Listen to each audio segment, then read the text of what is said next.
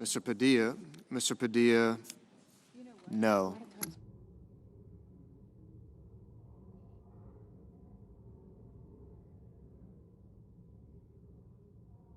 Mr. Mullen. Mr. Mullen, aye.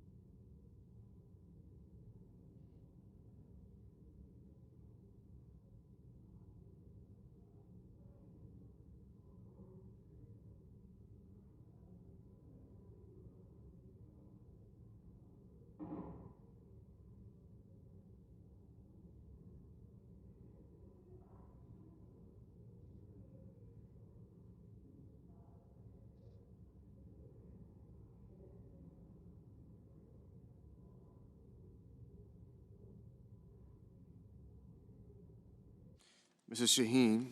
Mrs. Shaheen, no.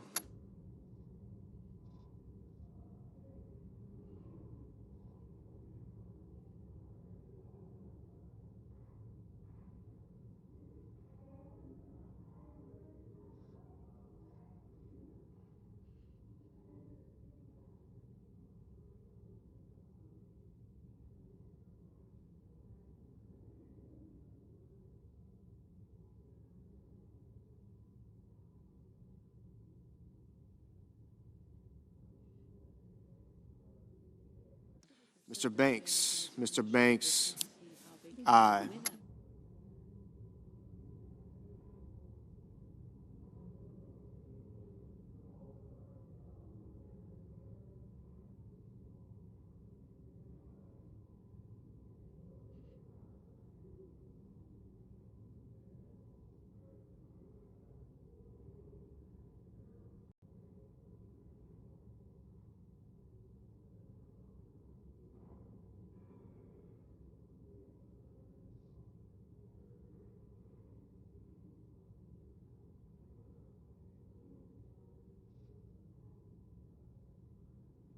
Ms. Klobuchar. Ms. Klobuchar, no. Mr. Moran.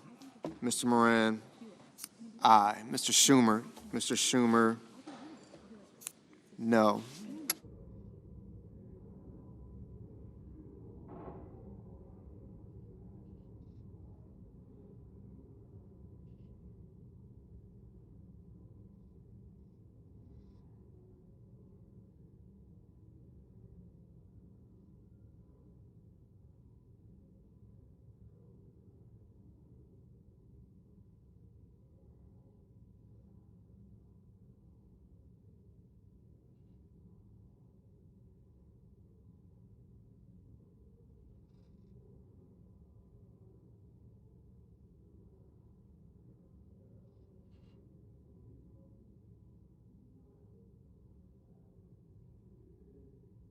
Mr. Bozeman. Mr. Bozeman, aye.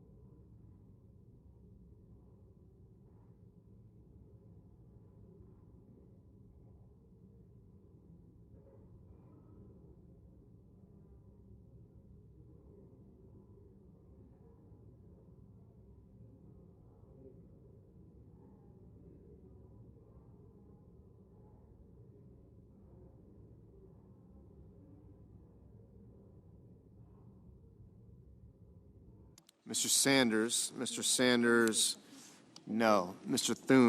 Thune, aye. Mr. Cotton, aye.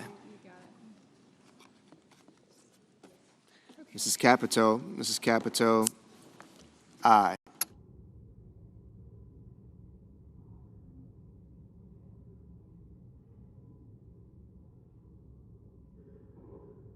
Mr. Markey,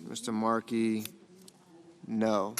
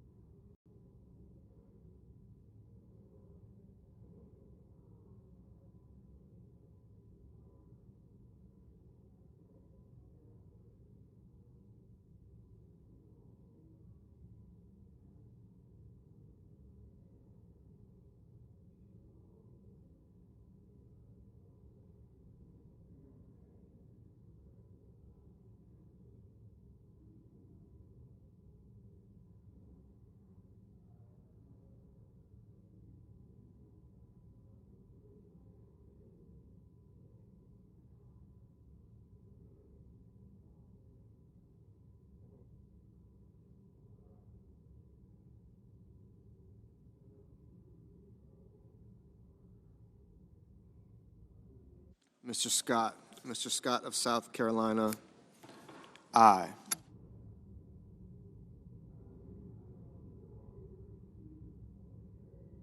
Mr. Barrasso, aye.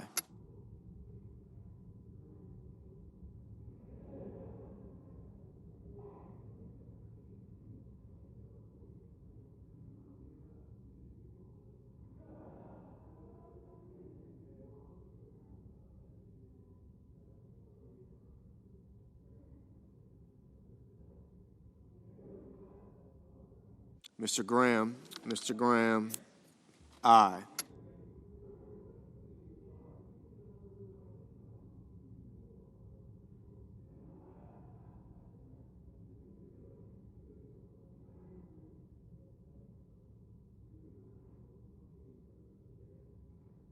Mr. Paul, aye.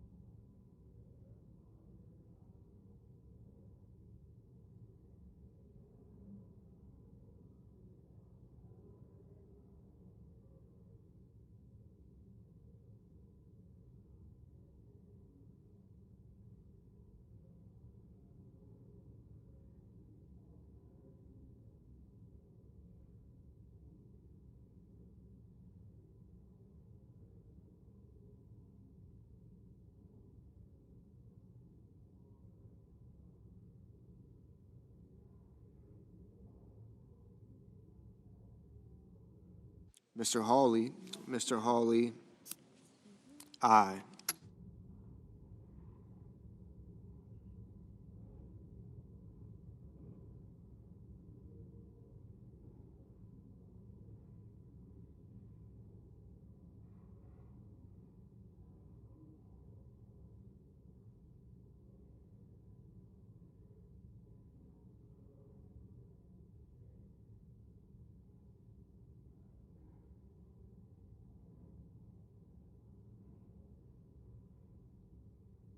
Mr. Young, aye.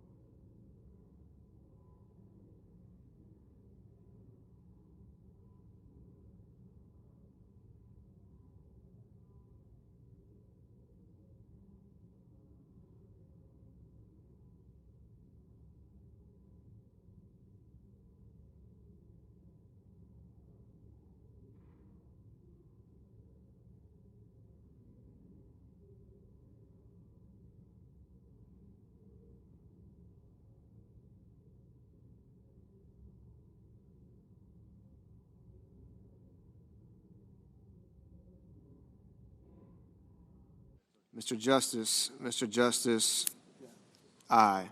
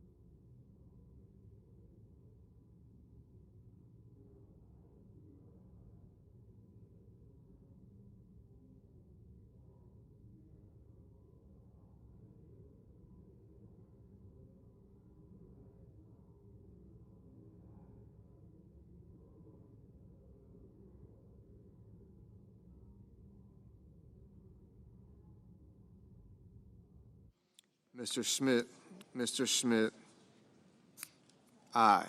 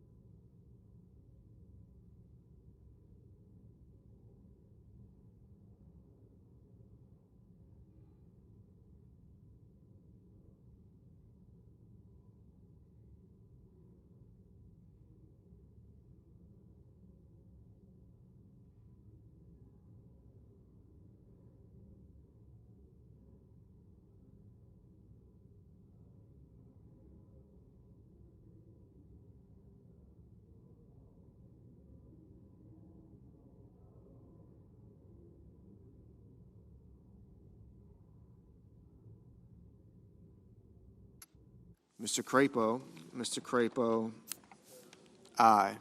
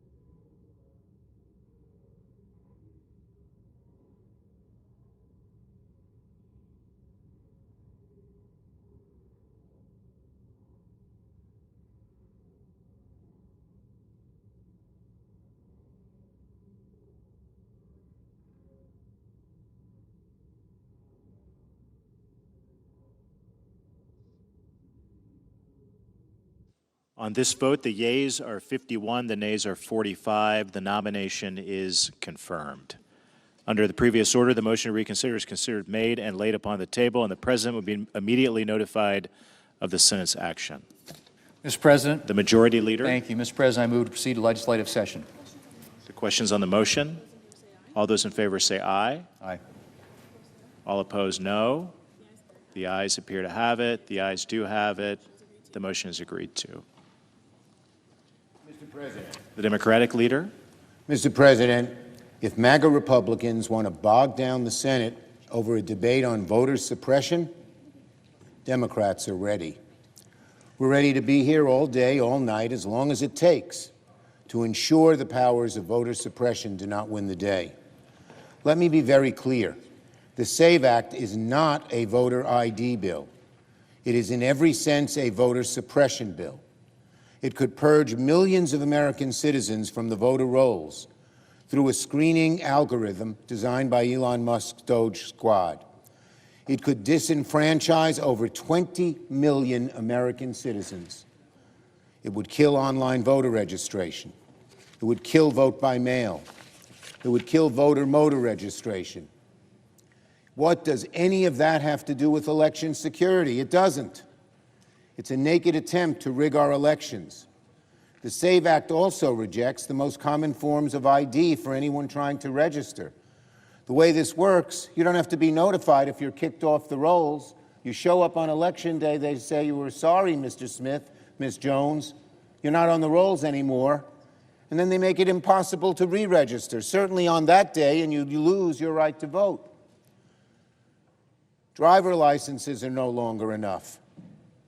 The most common ID forms for anyone to register are rejected in the SAVE Act for the first time in just about every state. Not even military IDs would be enough. Can you believe that? That would be radical. It would force Americans to register only in person, something only 5% of Americans do today. It punishes married women who change their last names. The SAVE Act is not about protecting the vote. It's in making it harder to vote and easier to steal an election. And we know what the deal is here. Donald Trump said, Republicans passed the SAVE Act, it guarantees his midterm. The senior senator from Utah says Republicans will lose power, likely for a long time if they don't get the SAVE Act passed. That's the whole game. It's cynical. It's beneath the Senate. It's beneath democracy. Senate Democrats will never let this rotten bill move through this body. I yield the floor. Leader. Mr. President, I understand that the Senate's received a message from the House to accompany S. 1383. The Leader is correct. Mr. President, I ask that the Chair lay before the Senate the House message to accompany S. 1383. Ask for the yeas and nays. Is there a sufficient second? There appears to be. The clerk will call the roll. Ms. Alsobrooks, Ms. Baldwin, Mr. Banks, aye. Mr. Barrasso,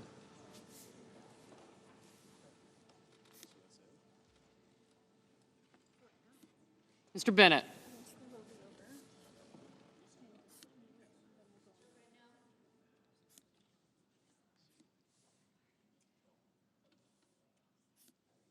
Mrs. Blackburn, Mr. Blumenthal, Ms. Blunt-Rochester, Mr. Booker. Mr. Bozeman. Mrs. Britt.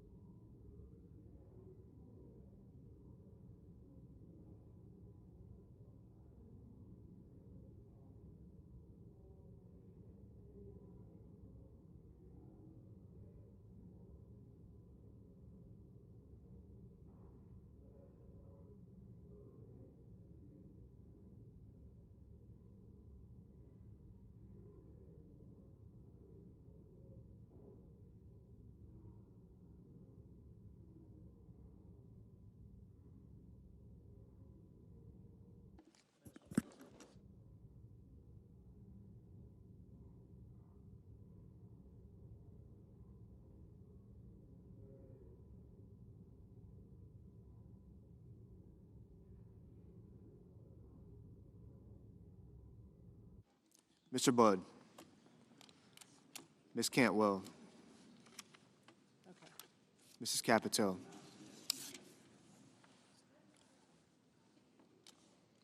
Mr. Cassidy.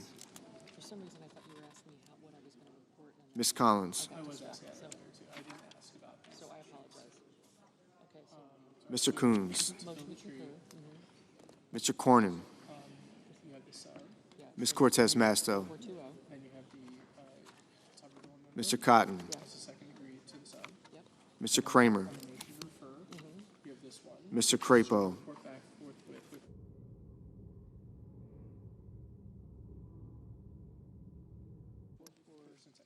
Mr. Cruz. Thank you. Mr. Curtis. Mr. Daines. Ms. Duckworth.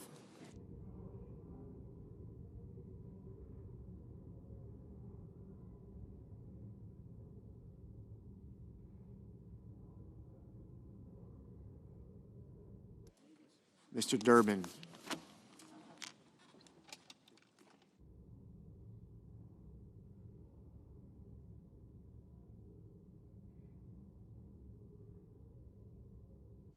Ms. Ernst.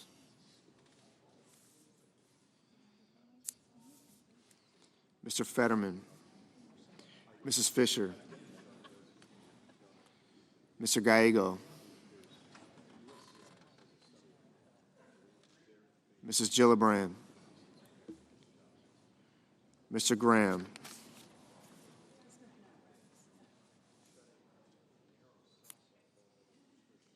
Mr. Grassley.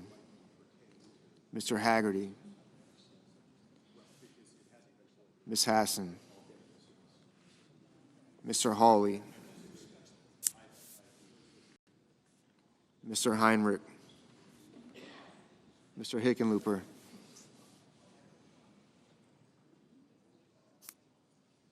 Ms. Hirono. Mr. Hoven. Mr. Husted. Mrs. Hyde-Smith. Mr. Johnson. Mr. Justice. Mr. Kane. Mr. Kelly. Mr. Kennedy. Mr. Kim. Mr. King. Ms. Klobuchar. Mr. Langford. Mr. Lee. Mr. Lujan. Ms. Lummis. Mr. Markey. Mr. Marshall. Mr. McConnell.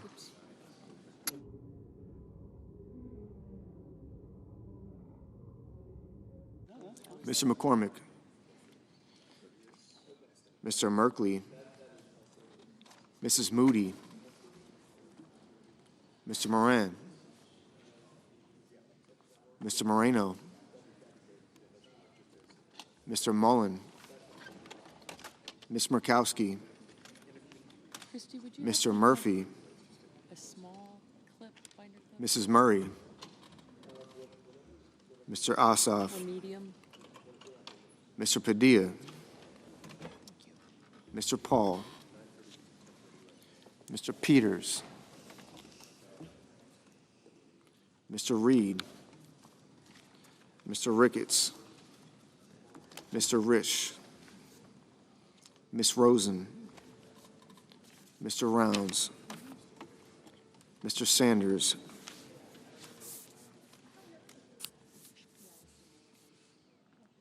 Mr. Schatz, Mr. Schiff, Mr. Schmidt, Mr. Schumer,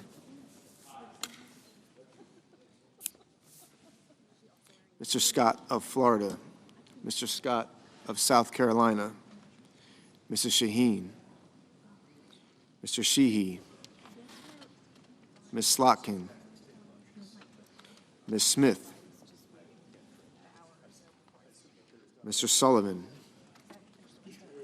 Mr. Thune, Mr. Tillis, Mr. Tuberville, Mr. Van Hollen,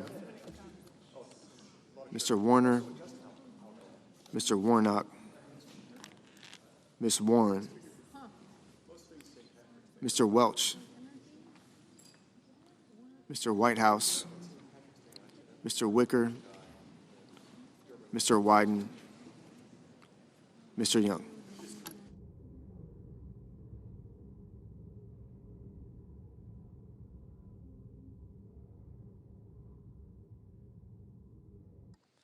Senators voting in the affirmative: Banks, Cotton, Crapo, Cruz, Lee, Moran, Paul, Ricketts, and Wicker.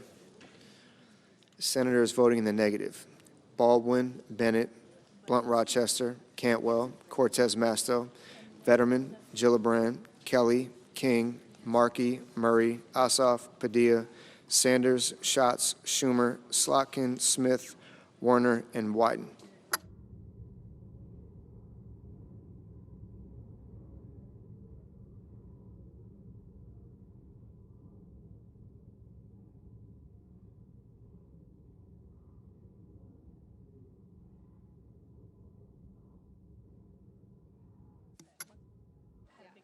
Mr. Thune, aye.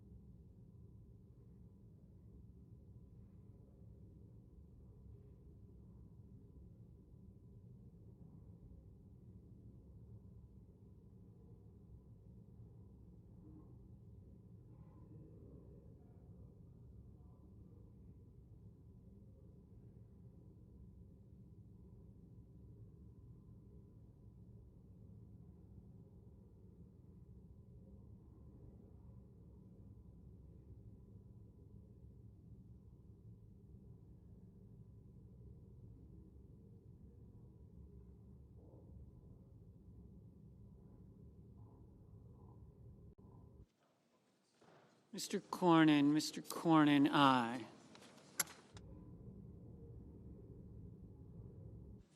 Mr. Heinrich, no.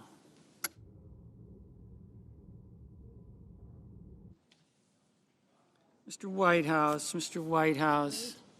no.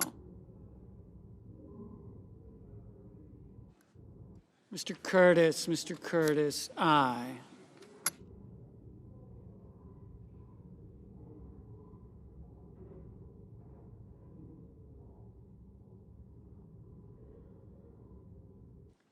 Mr. Rono, no.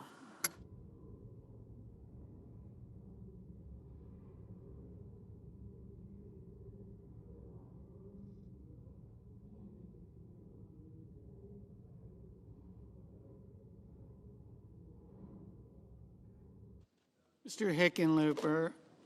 Mr. Hickenlooper, no.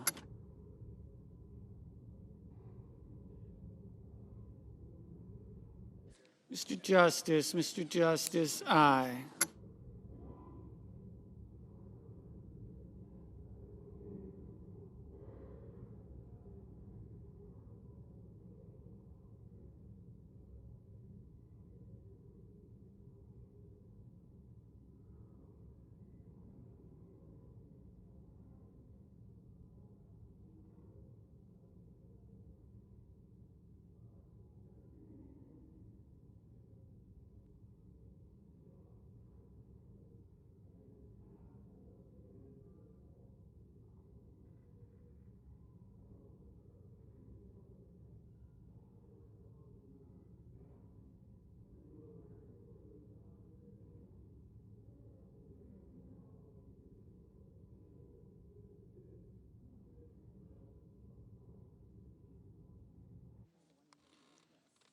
Mr. Merkley, no.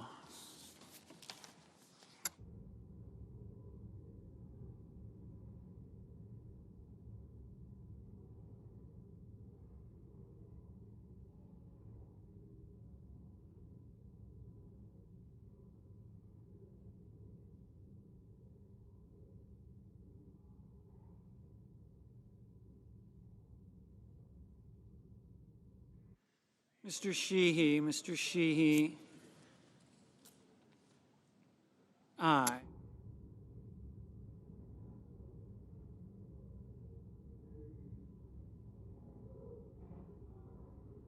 Mr. Murphy, no.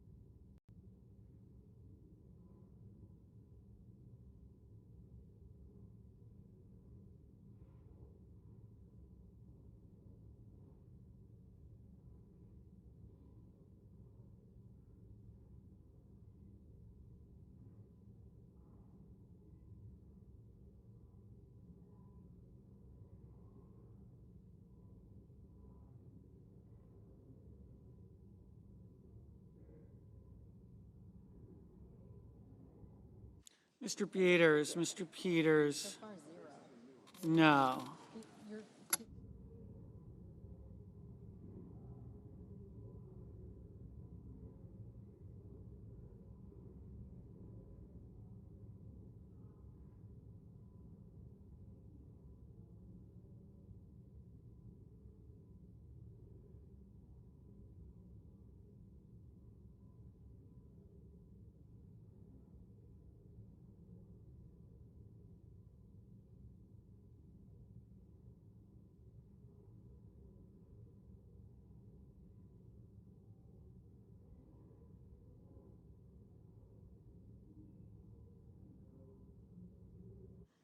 Mr. Lujan, no.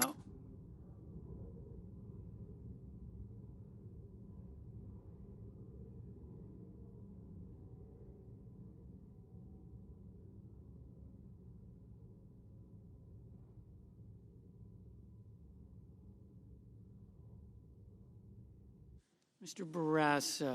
Barrasso, aye.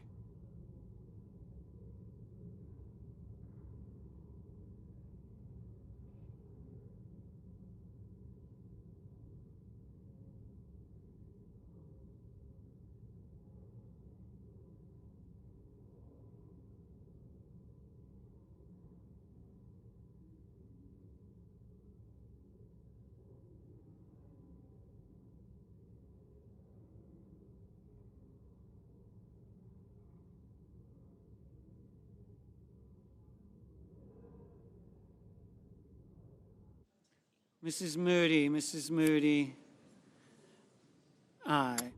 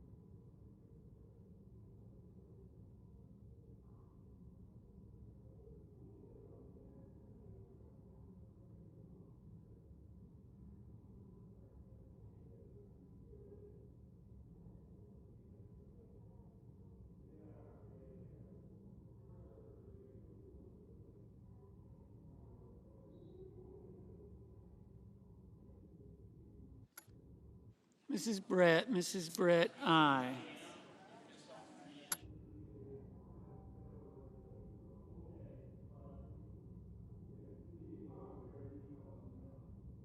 Mr. Young, aye. Ms. Lamis, aye.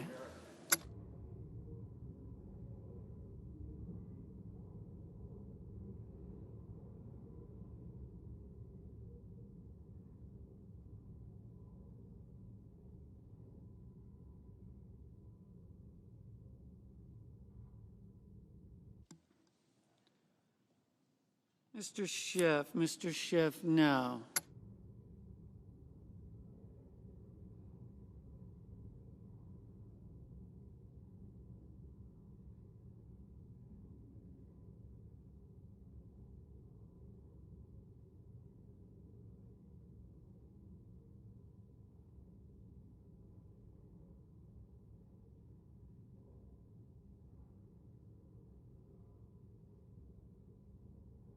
Mr. Haggerty, aye.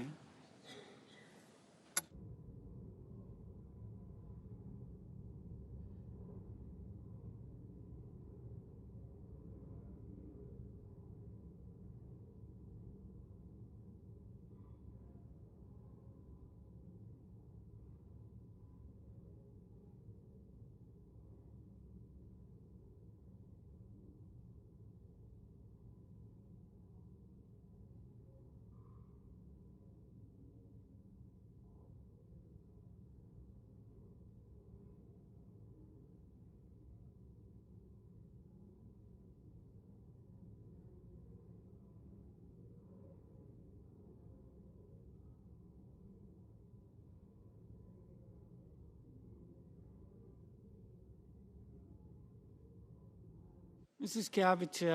Capito, aye.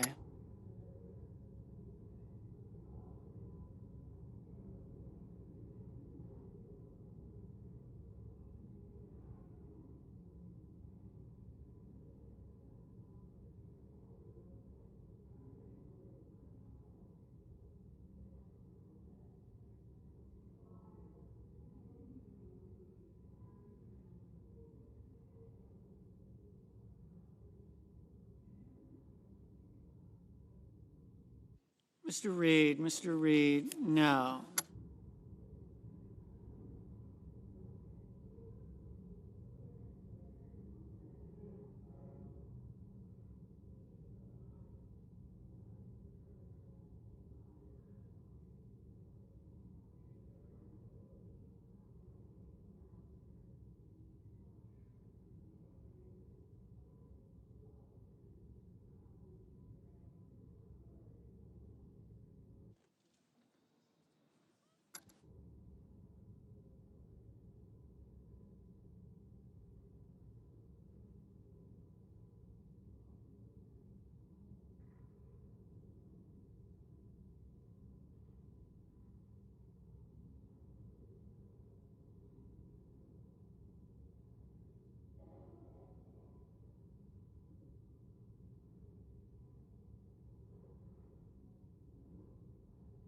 Mr. Kane, no.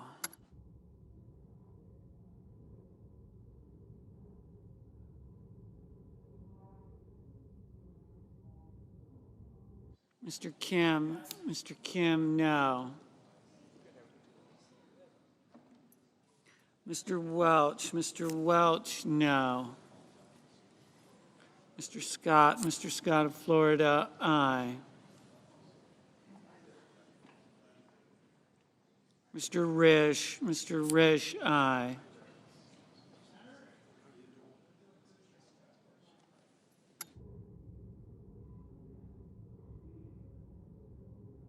Mr. Grassley, aye.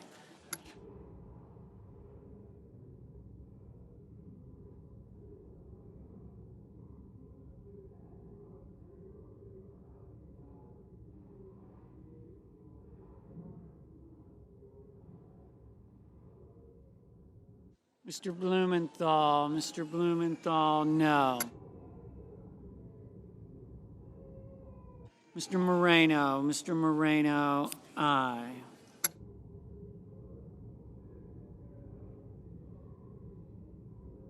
Mr. Mullen, aye.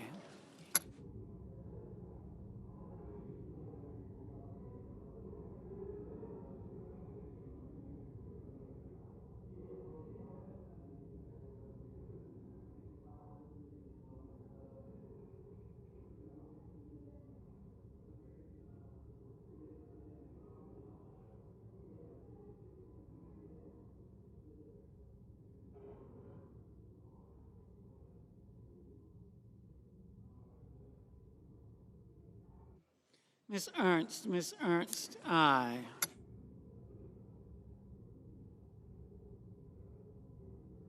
Mr.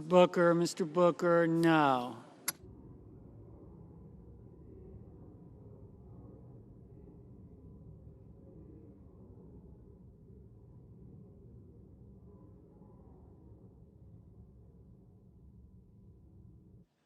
Mr. Durbin, no.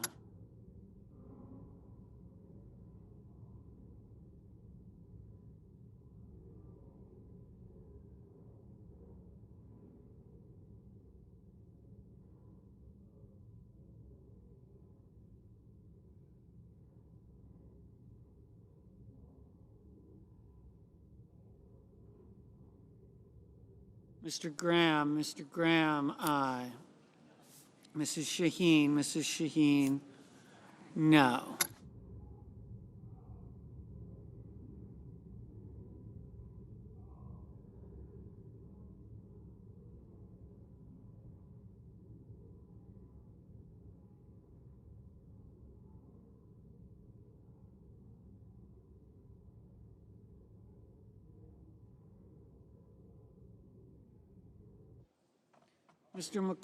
Mr. McCormick, aye.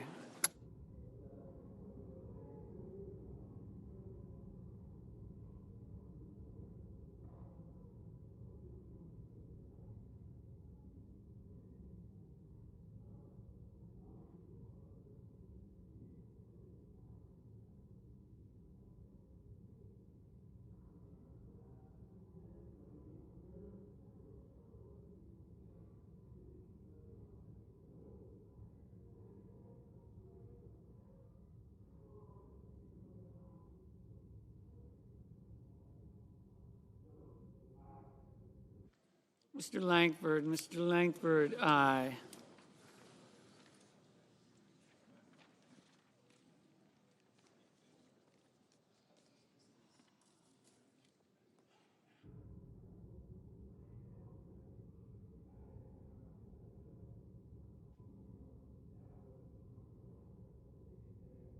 Mr. Gallego, no.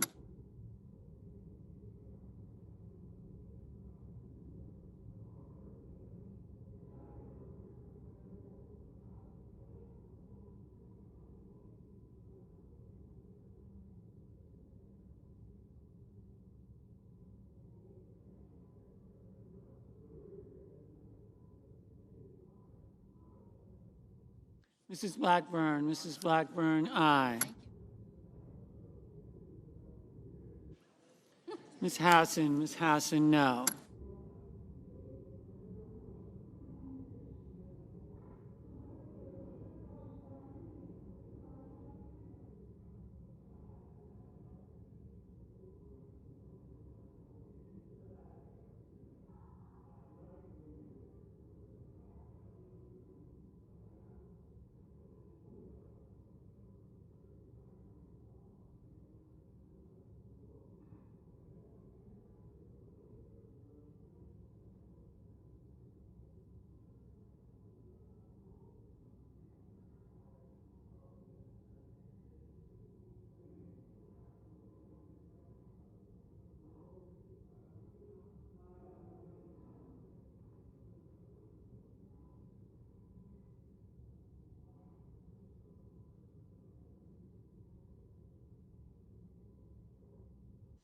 Ms. Duckworth, no. Mr. Cassidy, aye.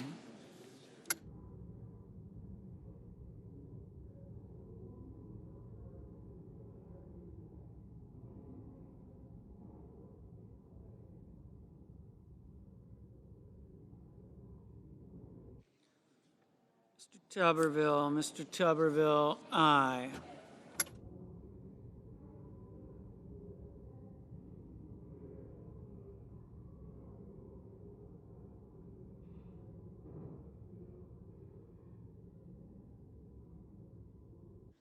Ms. Murkowski, no.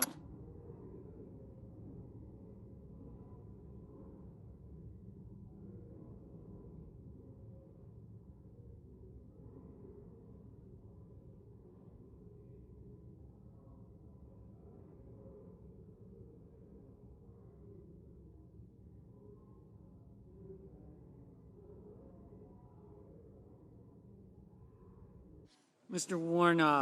Warnock, no.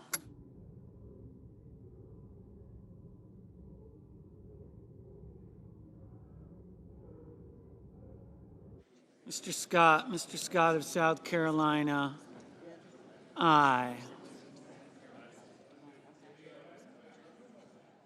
Mr. Husted, aye.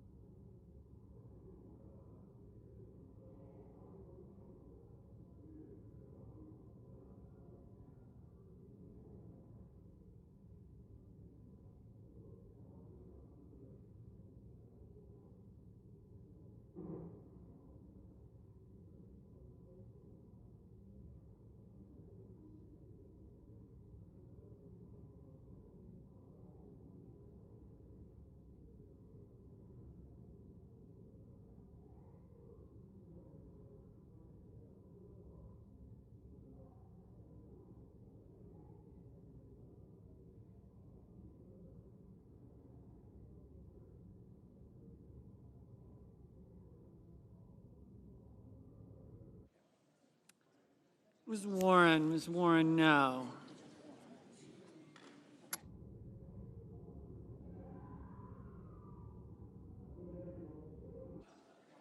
Mr. Johnson, aye. Ms. Collins? Ms. Collins, aye.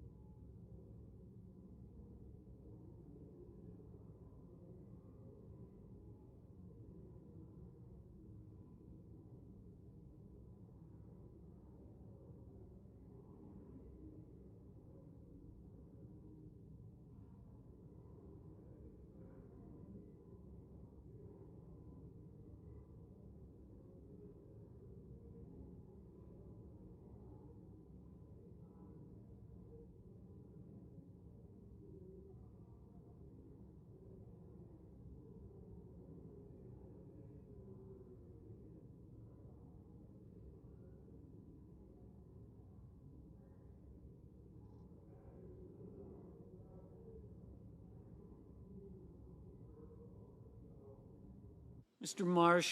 Marshall, aye.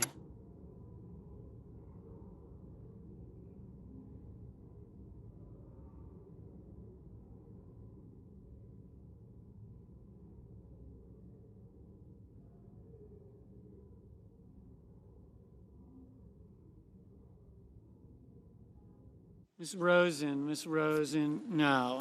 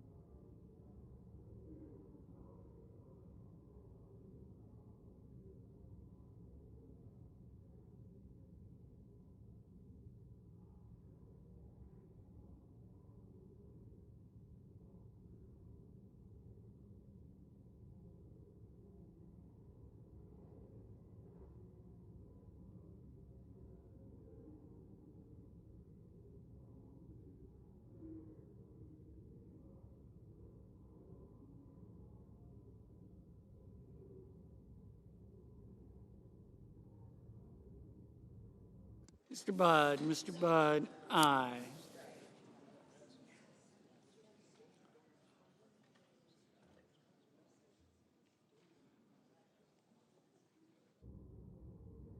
Mr. Bozeman, aye.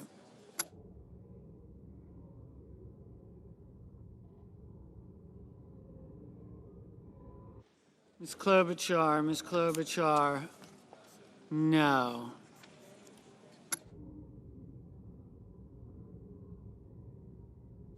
Mrs. Hyde Smith, aye.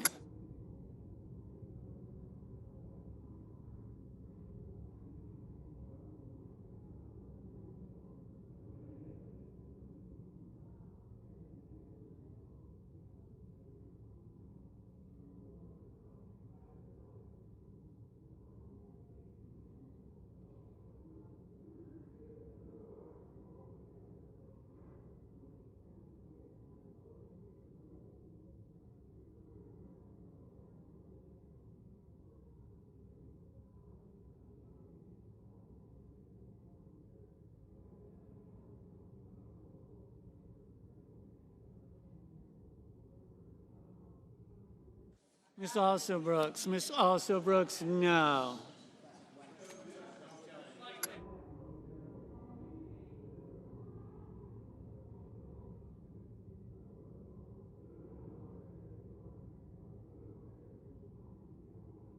Mr. Kennedy. 4420, the Schmidt Mr. one. Kennedy, 4420.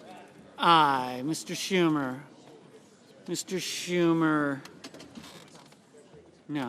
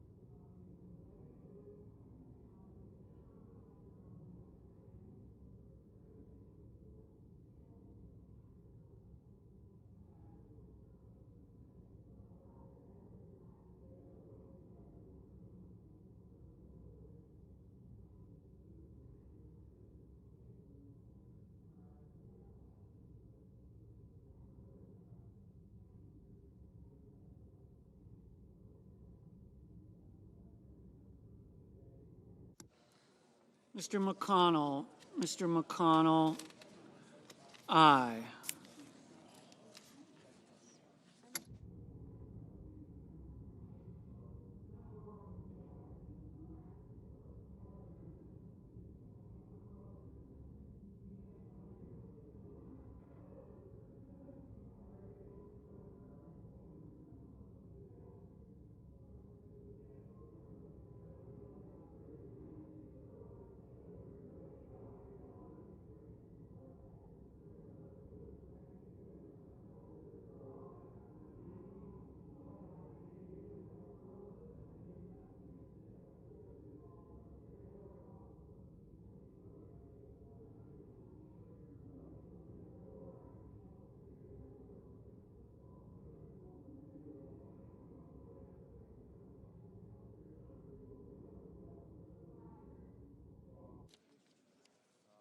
Mrs.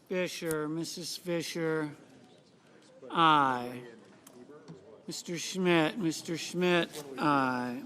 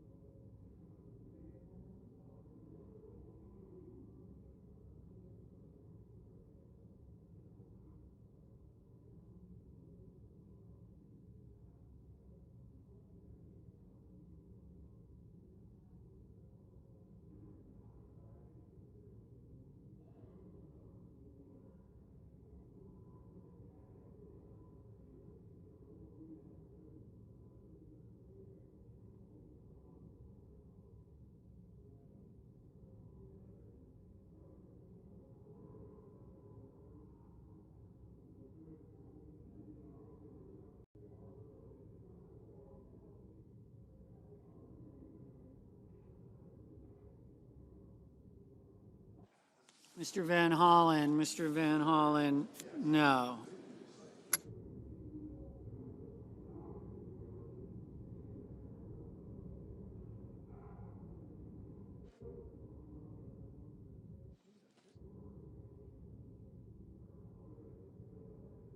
Mr. Coons, no.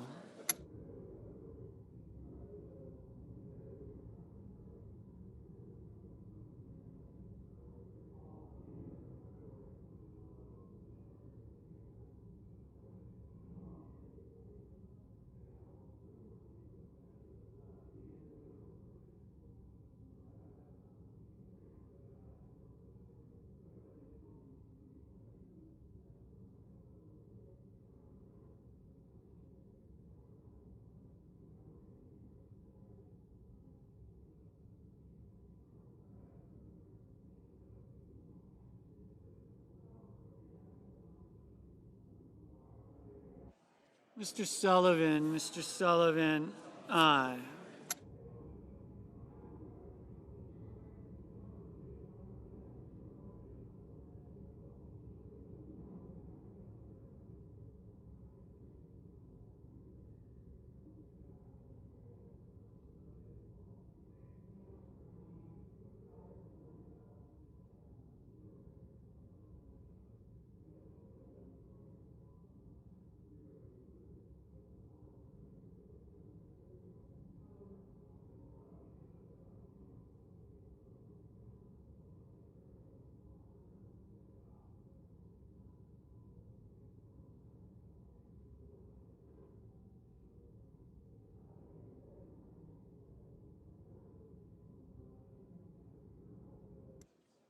Mr. Hawley, aye.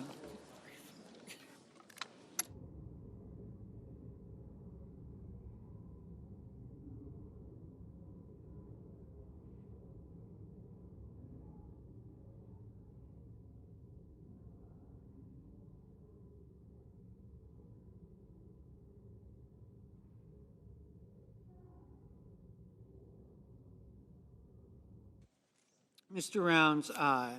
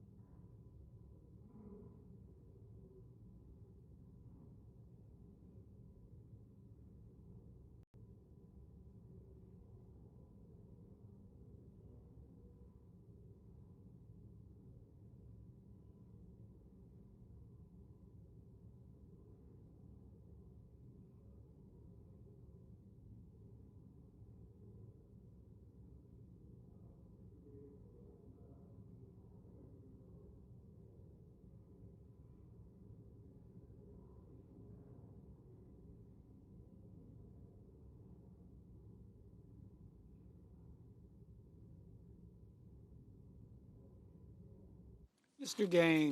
Daines, aye.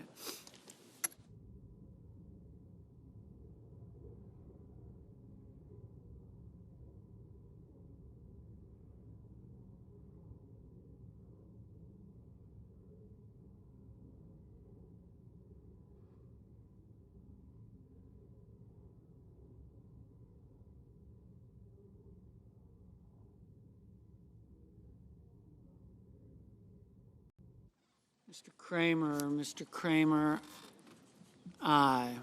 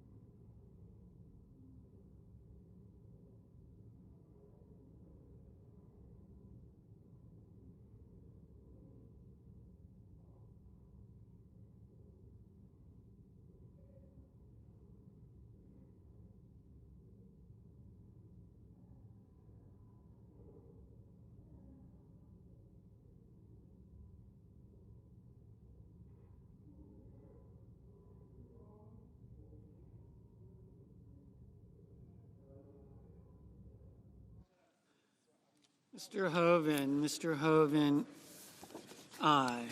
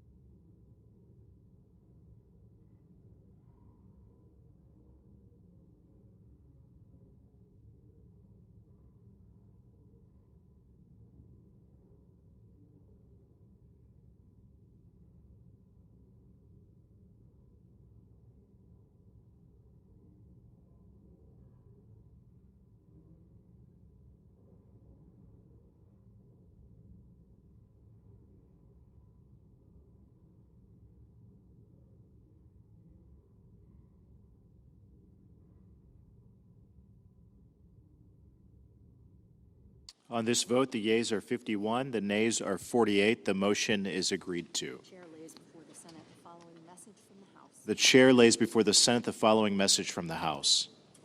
Resolved that the bill from the Senate S. 1383 entitled An Act to Establish the Veterans Advisory Committee and so forth and for other purposes do pass with an amendment. Mr. President, I move to concur in the House amendment to S. 1383. The clerk will report. The senator from South Dakota, Mr. Thune, moves to concur in the House amendment to S. 1383.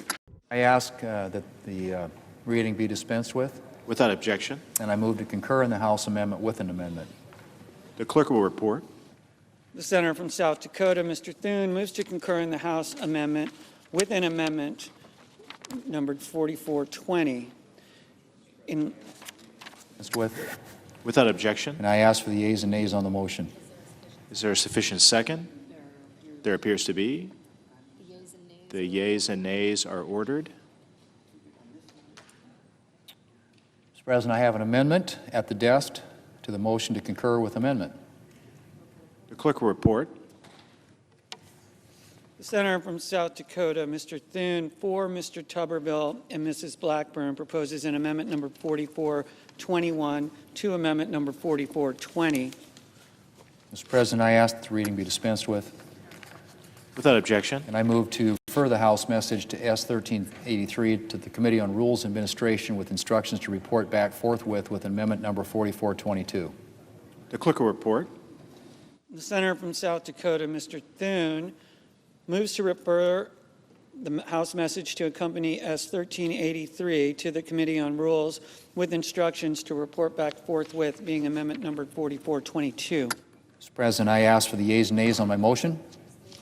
Is there a sufficient second? There appears to be. The yeas and nays are ordered.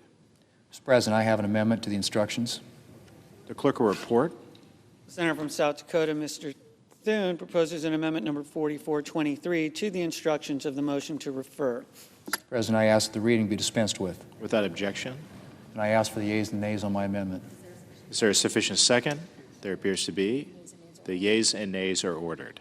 Mr. President, I have a second-degree amendment at the desk. The clerk will report. The senator from South Dakota, Mr. Thune, proposes an amendment number 4424 to amendment number 4423. Mr. President, I ask that the reading be dispensed with. Without objection, Thank you, Mr. President.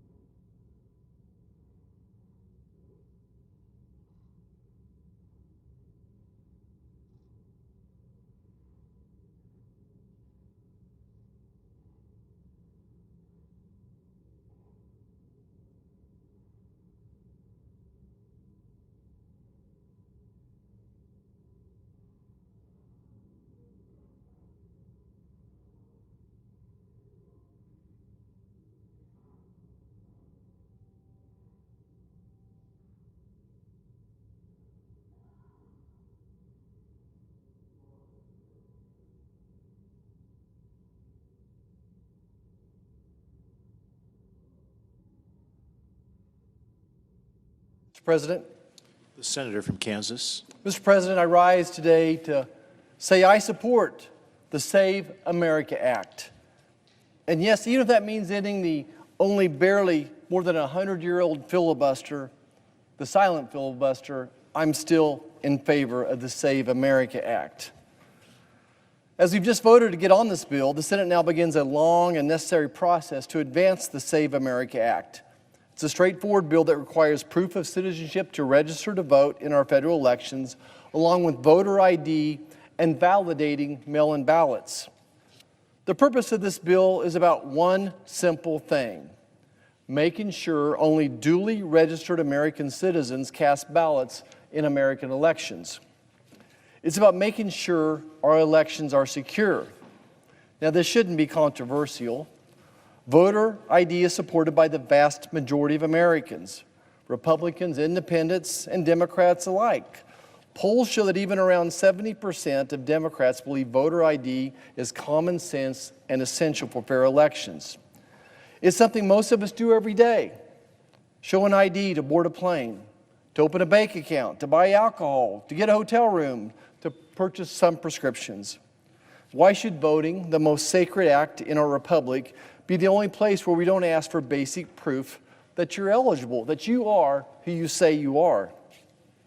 Yet here we are, instead of passing this with overwhelming bipartisan support, maybe even by unanimous consent, we're forced into a drawn-out battle because no one on the other side will join us. I thought a lot about this, Mr. President. You know what the real question should be? The real question that America should be asking their senator? Why won't just 10 Democrat senators cross the aisle and support simple voter ID? We shouldn't be having to have filibustering debates or 1,000 other rabbit holes we're about to go down. I would challenge those who, as Mark Twain once said, those who buy ink by the barrel, to ask my colleagues across the aisle, why won't you support voter ID? Now, my colleagues across the aisle, they're clever. They won't answer that question. They won't answer the simple question, do you support voter ID? They won't commit to that one issue. Instead, they're going to pivot. And they'll tell you what other part of the bill they don't like. They'll want to dive into parliamentarian procedures and Senate lore and traditions, but they won't answer that one simple question. Do you support voter ID? Just like 70% of your Democrat supporters do. And if we could start there, if we start there that we both agree that we need voter ID, agreeing on that one issue, then maybe we can piece together and compromise on the rest of the bill. But when you reject even something as simple as voter ID, we should continue to ask them, why won't you stand with the American people who want secure elections? Why won't you stand up and listen to the over 60% of Americans who are concerned about the integrity of our elections? Now, we all know that non-citizens aren't supposed to vote. It's already illegal. But without proof of citizenship at registration, we have no real safeguard. I can even hear President Reagan now, if he were here talking to the American people, trust but verify. And that's what we want to do. That's really what the Save America Act is all about. It fixes all these challenges. It requires documents like a passport or birth certificate with ID, documents millions of Americans already have or can easily obtain. It protects our elections without disenfranchising a single eligible citizen. Now, oh, by the way, to my colleagues across the aisle, if you have a concern or a better way to make our elections more secure and more fair, let's move forward. That encourages and empowers every legal citizen the opportunity to vote, then I'm with you. Let's work together to make our elections safe and secure. This isn't, to me at least, about politics. It's about principles. It's about fighting for the American people to deserve elections they can trust. It's about making sure that my vote counts and isn't canceled by an illegal vote. Our republic depends on it. When the people lose faith that their vote counts and only citizens decide our future, we risk everything our founders built. So I'll wrap up by saying I urge my colleagues across the aisle, listen to your constituents. Listen to the 70% of Democrats who support voter ID. Come across the aisle, let us pass the Save America Act quickly and get back to the people's business. The American people are watching. They want secure elections. They want us to protect this republic. Let's show them we can still work together on something so basic and so important. Thank you, Mr. President. I yield back. The senator from Tennessee. Thank you, Mr. President. I am going to have some comments on the Save America Act, and I think it's appropriate that we move forward on that legislation. First, I want to talk a little bit about what has happened with the Department of Homeland Security. We are 32 days into a shutdown at the Department of Homeland Security. That's a unpleasant thought for a lot of our citizens in this country. Think about our TSA workers and our Secret Service agents who are out there working without a paycheck. FEMA, the emergency management response, FEMA has been suspended as communities in Tennessee, I know Michigan, the East Coast, places where we've had these storms, they are needing FEMA and the help that is there. But no, because of the Democrats, the DHS is not funded. Now, the Cybersecurity and Infrastructure Security Agency, CISA, it's facing staff shortages, increasing risk of cyber attacks from foreign adversaries like Iran or the rest of the axis of evil, Russia, China, North Korea, and Iran. And that agency, people are not showing up for work. The Coast Guard, core operations of the U.S. Coast Guard have been disrupted. Maritime search and rescue, port security, patrols that stop drug traffickers. That has been disrupted. Why?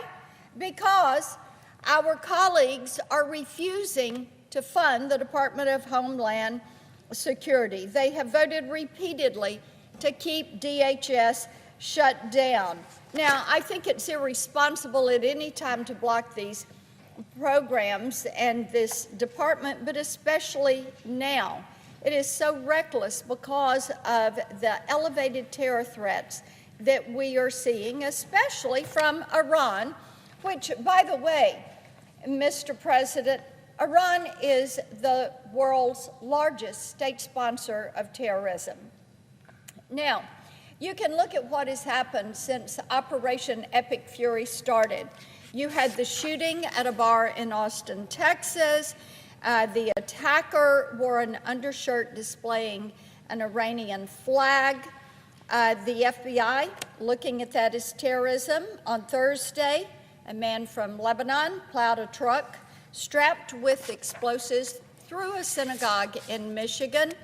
Same day, you had an immigrant from Sierra Leone who opened fire on an ROTC class at Old Dominion University, killing one person, injuring two others. And we had some students who were able to apprehend this individual. And the suspect was previously convicted of providing material support to ISIS, but he was released early in 2024 under the Biden administration. Now, last Monday, the Justice Department charged 2 men for allegedly igniting homemade bombs outside the mayor's residence in New York City, and that was an ISIS-inspired attack. Late last month, a federal trial started against a Pakistani national who was allegedly recruited by Iran to kill a U.S. politician ahead of the 2024 election. President Trump was a potential target. Now, it is important to note these are not isolated incidences. They are part of what we're seeing as a very unfortunate trend. Over the course of his administration, Joe Biden and his administration allowed at least 18,000 known or suspected terrorists to enter our country. They had that open border. They liked that open border. They were working overtime, trying to make illegal legal. And along the way, they let in 18,000 known or suspected terrorists. This does not include the more than 2 million gotaways that also came across that border without being apprehended. And I know that Homeland Security investigations are working overtime to find these individuals, to apprehend, detain, prosecute, and deport them, to get them out of this country. But there again, Homeland Security investigations have a limited capacity to work on these threats because the Democrats have chosen yet again to shut down the Department of Homeland Security. Now, one would think that addressing this issue would be important to them, but we think that they continue to say they want more restrictions on ICE. Now, what this is really about, Mr. President, is our friends across the aisle have promised their base, promised them, look, we're going to defund federal law enforcement. You leave it to us. We're going to abolish ICE. You leave it to us. We've got a plan. And their plan, it turns out, is to use not only the American people, but TSA agents, FEMA personnel, Homeland Security investigators, the Secret Service, the Coast Guard, as pawns in their political game, pure pawns. And some of the things the president has tried to work with them, they had agreed to a funding bill, then they changed their mind. And the thing that is so interesting about this, they keep talking about defund ICE, we need to defund ICE. ICE is funded through 2029. We did that in the working families tax cut. And what we have to look at is what the Democrats are doing is saying they would rather abolish ICE, open up our borders, and defund federal law enforcement than actually provide for the security of our homeland. Give paychecks that are earned. Give these paychecks to the TSA, to FEMA, the Coast Guard, and CISA. So I would encourage our colleagues to think about this and think about the danger and the risk that they are causing to our homeland, the stress that they are placing on TSA agents as they're trying to screen luggage to make certain that the flying public is safe. The inconvenience and the harm that is being caused to communities that really need FEMA to step in right now. And they need to think about the work that is being done in communities all across this country by Homeland Security investigations to apprehend drug traffickers, child predators, and to keep our communities safe. Now, the other thing that, and my colleague from Kansas had mentioned the Save America Act, which I'm delighted that we are finally on this bill. This is another area where we are watching the Democrats come full display of their loyalty to illegal aliens that are in this country. I mean, they are on it. Give them a choice between protecting the rule of law and protecting U.S. citizens. They're going to choose somebody illegally in the country every single time. That is really a disappointment to me, because the Save America Act is something that 83% of the voters in this country support, 83%. These are not my numbers. These are numbers from public polls. Anyone can go and look these up. Now, it is common sense that you are going to show a photo ID many times a day to prove that you are who you are. And it is common sense that everyone should show a photo ID when they go to the ballot box to cast that vote. Indeed, they should be a citizen and prove they're a citizen if they're going to register to vote, thereby protecting one person, one vote, protecting the integrity of our election system. This is a way that we help ensure that we preserve this system. You know, in Tennessee, where I reside, my state, my wonderful state, is ranked number one when it comes to election integrity. We make certain that our voter rolls are cleaned up. We make certain that voter ID is enforced. We have accurate registration lists and verification of citizenship. All common sense. If you're going to cast a ballot in our elections, be a citizen.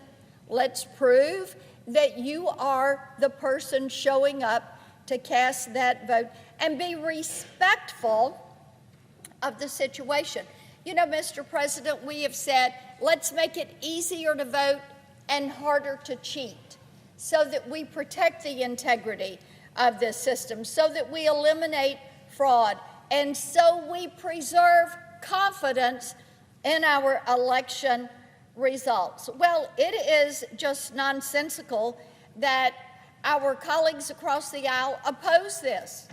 Can you imagine that? 83% of the American people say, you're right, let's show an ID, let's be a citizen if we're going to vote. But no, our Democrat colleagues oppose it. They want to make it easier for non-citizens to cast ballots. In fact, 14 states in this country, and by the way, these are overwhelmingly blue states, 14 states do not require any documentation whatsoever to go cast your vote. Can you imagine that? You just walk up, claim to be somebody, and you vote. But you look at states like California and New York, which are home to more than 3.5 million illegal aliens combined, and that's what you're seeing, making it easier to cheat, making it easier for non-citizens to vote. You know, I think that you look at these issues and you realize that our friends across the aisle, Mr. President, they might have been picking the wrong fight. People want DHS funded. They want the Save America Act passed. They want the integrity of our elections to be protected. And I think it is imperative that we come together on this floor and that we pass the Save America Act and make certain that we know who is voting and that they are a citizen. I yield the floor.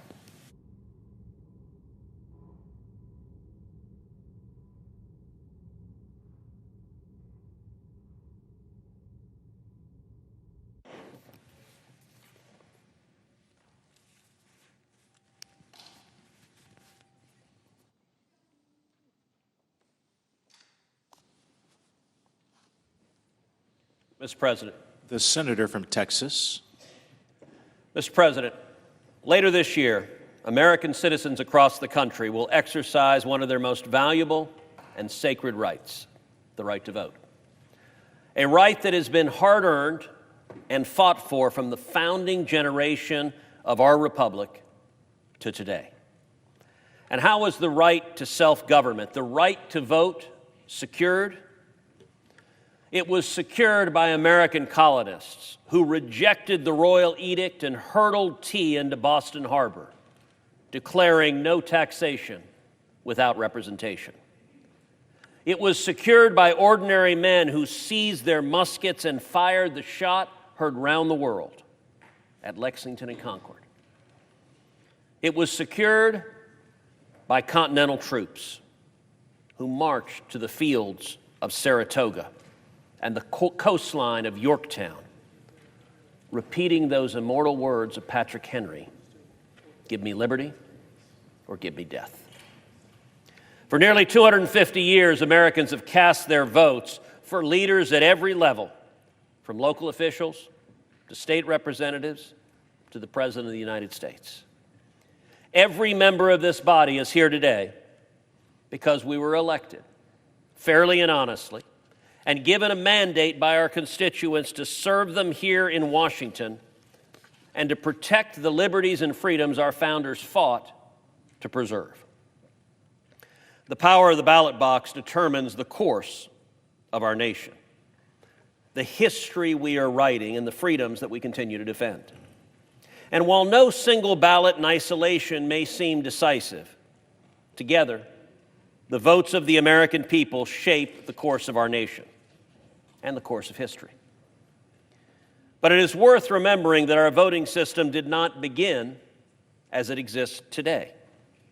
When this nation was founded, the right to vote was limited, and over time, through debate, sacrifice, a bloody civil war, and constitutional amendment, the right to vote was quite properly expanded.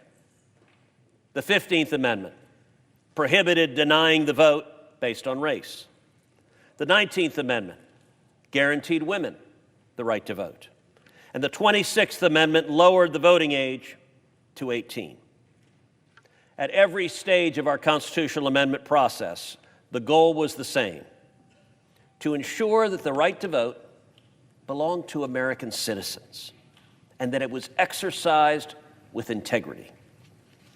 And while our system has evolved, one principle has remained constant. Elections reflect the will of the American people. For a right so sacred, for a privilege so hard fought, it is shocking, it is tragic, how neglected and vulnerable the protection of our elections has become. That is why I'm here today on this very floor, urging the members of this body to pass the Save America Act. It says that when you register to vote in a federal election, you must provide proof that you are a citizen of the United States, and you must provide photo ID to vote. In simple terms, that's it. This is not some radical, politicized, or weaponized piece of legislation designed to restrict Americans from voting. It is a common sense measure that protects the integrity of our elections by ensuring that American citizens and only American citizens are voting in them. Legitimacy in a democracy rests on two pillars. First, the mechanical integrity of the system to produce a valid result, and second, the public's confidence in that system. If either one fails, the system falters. If both fail, the system collapses. A system that cannot be trusted is a system that cannot govern. If you look around the world, between 2/3 and 3/4 of countries require some form of identification to vote. Why? Because it safeguards the integrity of their elections and reinforces public trust in their system. So it begs the question, why hasn't the United States fully embraced this standard?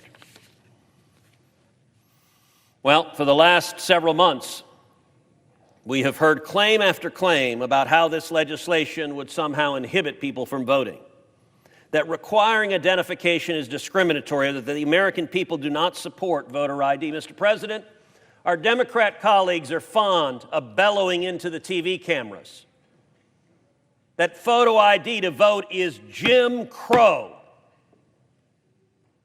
they tell us with mock earnestness.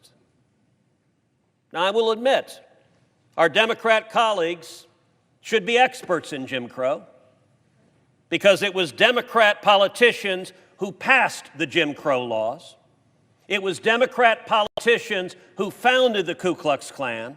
It was Democrat politicians for decade after decade who enforced discrimination, separate but equal, poll taxes, and a host of other laws designed to prevent African Americans from voting.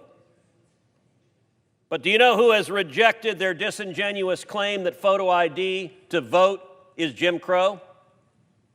The Supreme Court of the United States.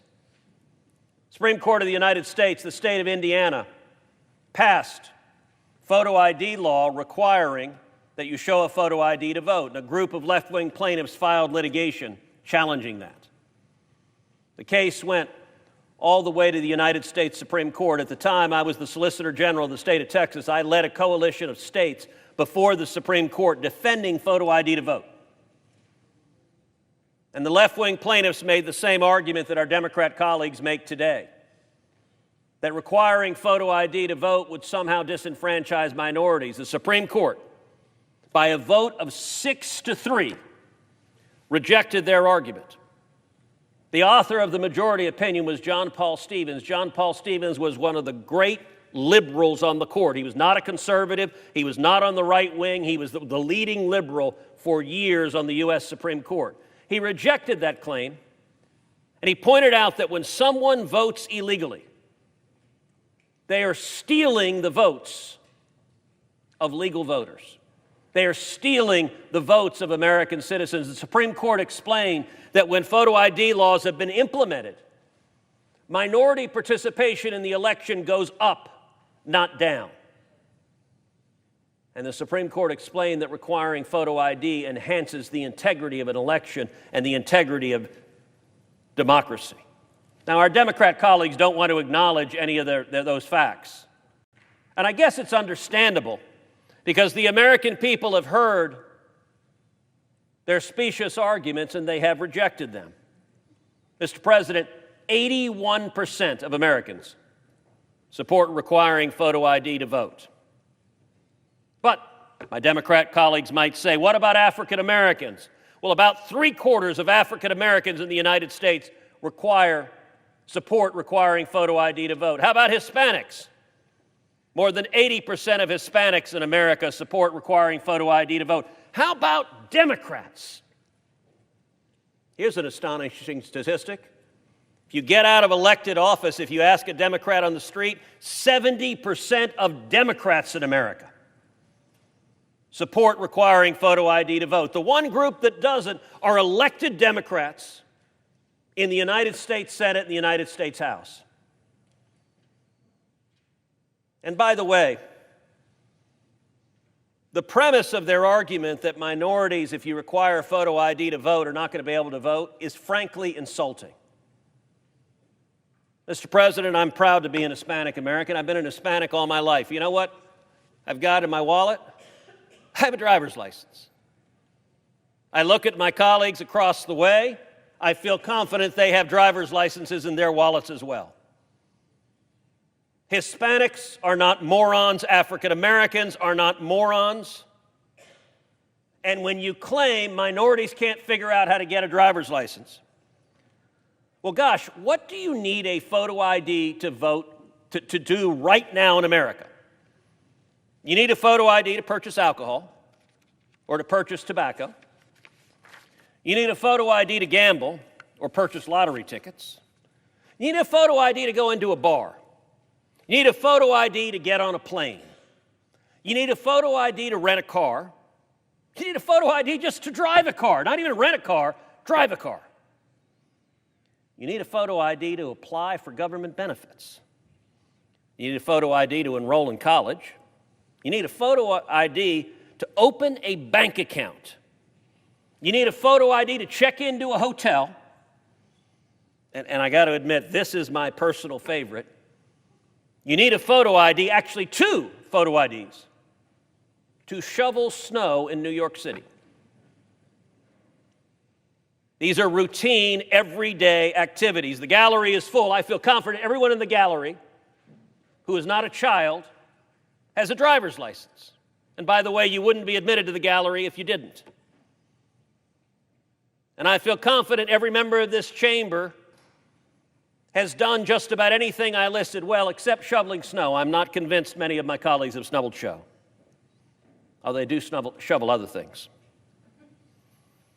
The question is not whether Americans are bright enough to obtain photo ID. We know they can, and we know they do. The real question is, why would we not require the same level of verification for something as consequential and vital as voting? Are our Democrat colleagues saying voting doesn't matter? Or is it something else? Voting is not just another everyday activity. It rolls around every year, a few years, and it is the vehicle that protects the principles of our republic and safeguarding what matters. This legislation is necessary because there are individuals and systems that can undermine confidence in our elections if proper safeguards are not in place. And one of the most apparent ways that we've seen is through the masses of illegal immigrants that our Democrat colleagues let in through open borders over 4 years. During the Biden administration, more than 12 million illegal immigrants flooded into this country, the vast majority through my home state of Texas. Now, Mr. President, understand that was not an accident. That was not something the Democrats could not stop. That was their desired outcome. How do we know that? Because the instant President Trump was sworn into office for his second term, illegal border crossings plummeted 99%. Overnight. The Democrats said, no, Joe Biden can't secure the border. He needs new legislation. We now know that was a lie. It was objectively false, and they knew it was false. Well, if they could have secured the border for 4 years, and they chose not to, they chose to let murderers into this country. They chose to let rapists into this country. They chose to let child molesters into this country. They chose to let gangbangers into this country. They chose to let terrorists into this country. We've had 4 radical Islamic terror attacks in the last 2 weeks. Why, Mr. President, would the Democrats choose to allow more than 12 million illegal aliens to invade this country? And I'm going to suggest the obvious reason. Because the Democrats look at those illegal aliens and they want them to cast vote for Democrats in federal elections. Why are the Democrats lined up and say, no, no, no, under no circumstances should we test to see if you're an American citizen. Under no circumstances should we require photo IDs. You know, there was one activist a few years ago who filmed himself going into a DC polling place. DC polling place said, sir, what's your name? And he said, my name is Eric Holder. Now, this activist was not the Attorney General of the United States at the time. But yet DC handed him a ballot and said, Mr. Holder, please cast your vote. The Democrats are lined up in this chamber because they want our elections to be insecure. They want voter fraud to be rampant and to be easy. Ask yourself, do the American people have a difficult time buying a beer? Do they have a difficult time getting into an R-rated movie? Do they have a difficult time getting on an airplane? Well, yes, because the Democrats have refused to fund the TSA, and so there are long lines right now. But the lack of a photo ID is not an impediment that stops people from flying. This debate is about something very simple. Do our elections matter? Does our democracy matter? And boy, Mr. President, I got to say, that is a phrase the Democrats love. That they are defending democracy. It's interesting, their voice usually drops an octave when they say that. They clutch their pearls. And that's just the men. Defending democracy is what they say. Ask yourself, why are they not concerned at all about 12 million illegals who they let into this country voting illegally? I'll submit, Occam's razor provides the simplest solution is usually the right one. The simplest solution is very clear. The Democrats in this body want illegals to vote for. They want power enough that they are more than happy to undermine democracy, to try to seize power. I get that from their personal self-interest, but it is not in the interest of the men and women they represent. It is not in the interest of the people of America. This bill is rightly called the Save America Act. And Mr. President, if we were voting on the merits of what was good for America, what was good for democracy, what was good for American citizens, the vote would be 100-0. Although I would note on the other side of this building at the State of the Union address that you were at, that I was at, we saw why our Democrat colleagues are so adamantly opposed to this bill. President Trump turned to the Democrats on the right side of the floor of the House, and it gave him an opportunity to demonstrate with absolute clarity. He said, if you agree, our first priority should be to fight for American citizens and not for illegal aliens, please stand. And every single Democrat in Congress remained seated. Not a one of them. I would note, as we're on the floor today, of the 47 Democrats in this body, only one is here on the floor. But a whole lot more were on the floor during the State of the Union, and every one of them chose to remain seated because they could not support the statement that we need to support American citizens and not illegal aliens. That's why they oppose the Save America Act, because they want to be handed power over this country by the illegal aliens they let into this country. That's why we need to save America. And it's why I urge every member of this body to pass the Save America Act. I yield the floor. Mr. President. Senator from Florida. Mr. President, I rise today to speak about something that unifies our country. Here in the Senate, often we talk about things that we disagree on. We're going to talk today about something that Americans agree on. The American people overwhelmingly want election security. They want our border to be secure. They want our election to be secure. They want to feel that their government is acting with integrity and fairness, and to have representative government that protects its people. I rise in support of the Save America Act. For many of us, this is a new fight. My good friend Senator Lee and I have been working to pass the Save America Act for years, because we know this isn't just about election security, it's about protecting the future of our nation for all American families. The Save America Act is very simple. First, you need 90 to vote. Second, you need proof of citizenship to register in our elections. These aren't controversial ideas.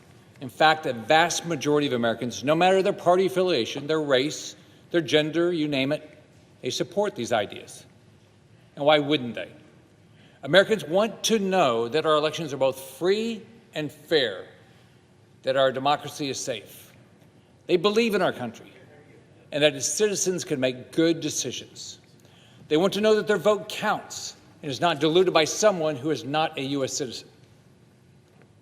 Americans deserve that, because this question cuts to the very core of who we are as a country. To survive, a republic needs its citizens to know and trust that their vote is secure, that their vote matters, and that they can trust the outcome. People have died for the sacred right to vote, and that sacred right should not be diluted by non-U.S. citizens. And if Americans can't trust their elections or who is legally allowed to vote in them, then they can't trust that their elected officials actually represent them. Yet somehow, congressional Democrats funded by George Soros and forever cowering to the radical left are ignoring the will of the American people. The minority leader tried to say this bill was a, quote, dagger at the heart of our democracy, even though the mayor of the largest city in the state he represents requires not one, but two forms of ID just to shovel snow.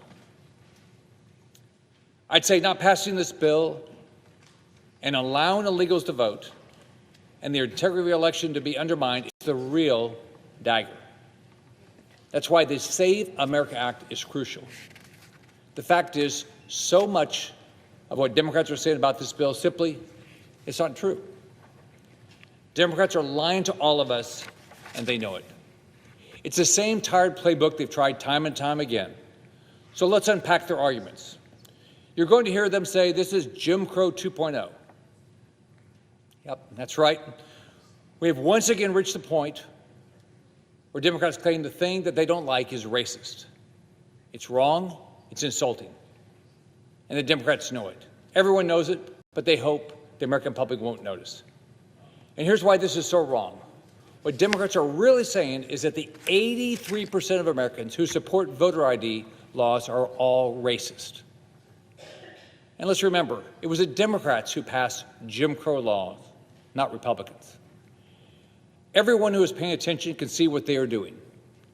Democrats are openly calling most of America racist, and the mainstream media acts like that's normal. But the Democrats' attacks on hardworking Americans aren't done. If they call us all racist, they double down and say the Save America Act is an attack on married women. There's been a lot of talk recently about what is fair to women in America. The Democrats have said that the Save America Act is bad for married women. Liberals have also claimed that biological women need to shut up and accept that biological men can compete against them, shatter their dreams, sometimes their bodies, and steal their championships. Democrats somehow say that's fair. But you're not fair to biological women. And the most deranged members of the radical left have now convinced Democrats in Congress that it's okay to tell little girls that God made them wrong, then allow the mutilation of their bodies before these children can truly comprehend or consent to the consequences of hormone therapy or gender reassignment surgery. Now, I'm not a woman. I can confidently say that because, unlike the Democrats, I know what a woman is. And I'm married to an amazing woman.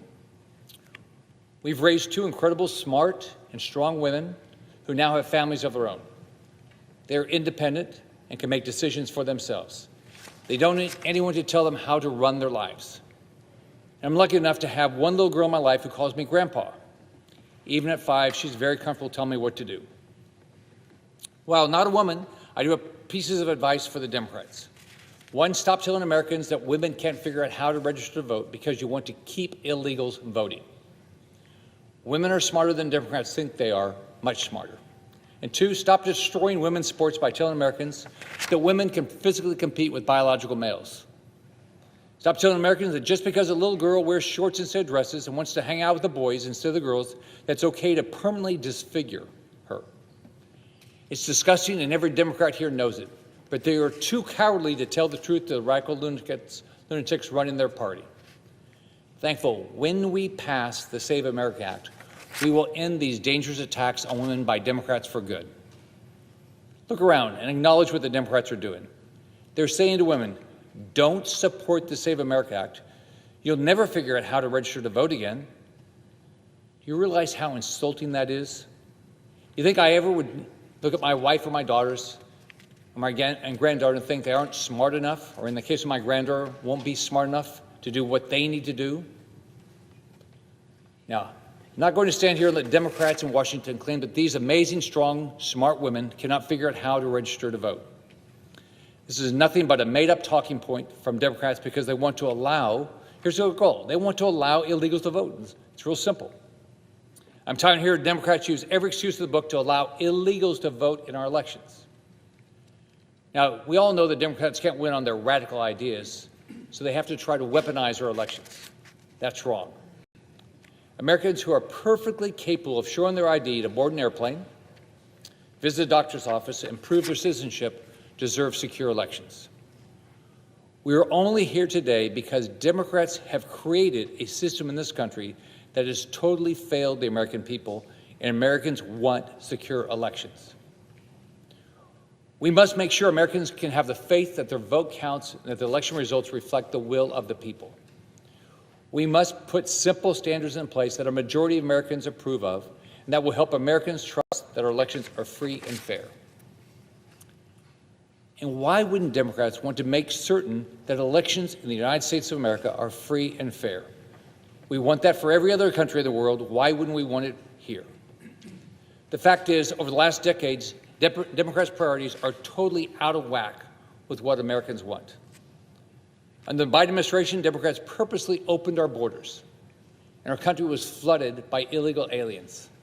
The same illegal aliens that Democrats are now putting above Americans as they do everything in their power to destroy this bill. Then, when Democrats saw how enraged the American people were about their wide-open borders and all the crime they were allowing in this country, the left claimed we needed new laws to fix it. As we all know, in the case of our border security, that was a complete lie. But for election security, we do need new laws because the ones we have aren't strong enough. And President Trump on his own can't secure elections. President Trump secured our border, and now Congress must secure our elections. The facts are simple. Illegal aliens should not vote in American elections. We know it's happening, and we must do everything we can to stop it. Democrats will say it's racism, but they say everything is racism when they don't like it. Is it racist that before I board a plane I have to show my ID? Is it racist that in order to buy certain medicines, apply for a job or a bank account, check into a hotel, rent a car, purchase a lottery ticket, order a drink at a bar, or get into the DNC convention, or shovel snow, for goodness sake, that we as Americans have to show ID? Absolutely not. And anyone telling you otherwise is lying. Here's my simple question for Democrats.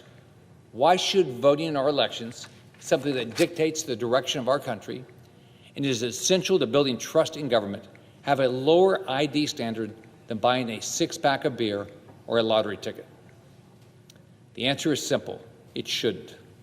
When the minority leader isn't calling minorities and women too stupid to show ID and register to vote, he's claimed that we can't pass this bill because President Trump is trying to rig the elections.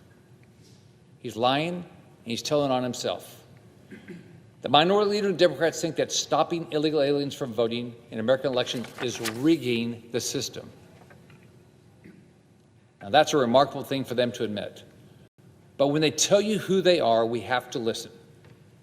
What's clear to me is Democrats don't think they can win. They don't think they can win unless we allow people who are not legally allowed to vote to cast a ballot.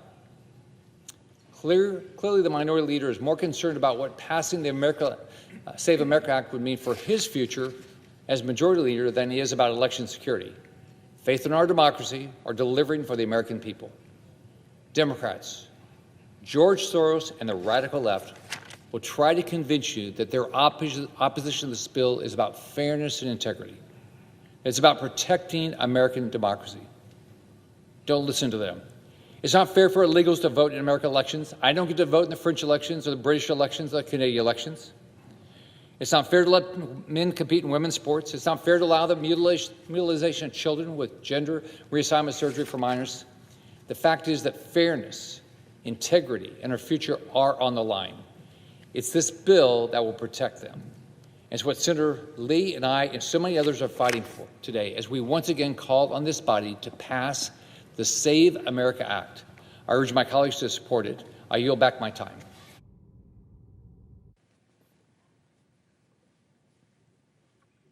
Mr. President. The senator from Montana. Mr. President, there's some issues we consider so logical and so obviously rooted in common sense that I got to believe the American people are sitting at home and wonder why Congress is even having this debate.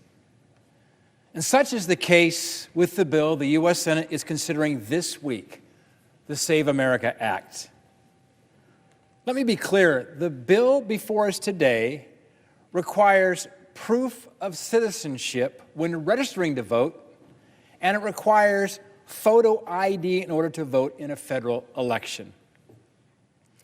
If you come to my office here in Washington, D.C., you'll see fairly quickly I'm an avid outdoorsman. There's a lot of hunting and fishing pictures on the walls that say a lot about the great state of Montana. As many know, Montana has some of the very best outdoor recreation in the country, even the world. Hunting, fishing, backpacking, you name it. I remember growing up in Montana, my grandpa and my dad had a fly rod in my hand when I was still a little boy, before fly fishing was cool even, back in the early 70s. I remember fly fishing before Brad Pitt discovered it with Robert Redford and made the movie A River Runs Through It. And do you know, if you want to fish in Montana, if you want to fly fish, if you want to get a tag to hunt, you want to shoot a mule deer or an elk or a whitetail, you know what you need to get a tag, to get a fishing license? You got to produce a valid ID. To go fishing, you need a license. And to get a license, you need a valid ID. Now, nobody has a problem with this when it comes to America's great outdoors. So why does the left protest so hard against ID requirements to vote? It is explicit law that only American citizens can vote. And all Americans have an ID or the ability to easily obtain one. The right to vote and participate in democracy is a core principle of this great country. It is what gives us our freedom.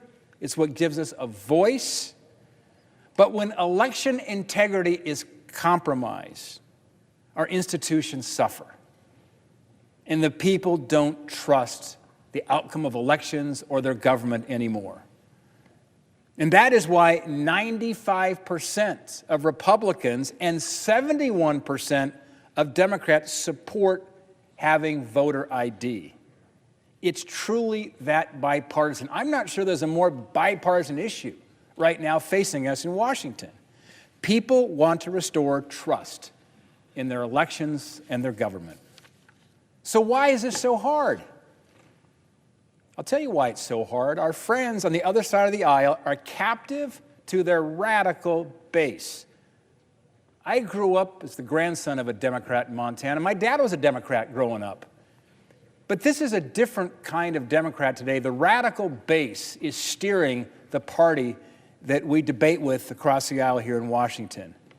Remember, under Joe Biden's border catastrophe, at least 10 million, and that's a conservative number, 10 million illegal aliens poured into the country unchecked. And in many states, these illegal aliens are eligible for driver's licenses, which makes it easier to illegally register to vote. And that's why you need to have proof of citizenship. That's why the Save America Act is so important. Requiring a photo ID is basic. It's common sense. It's non-controversial. It's time to get this done.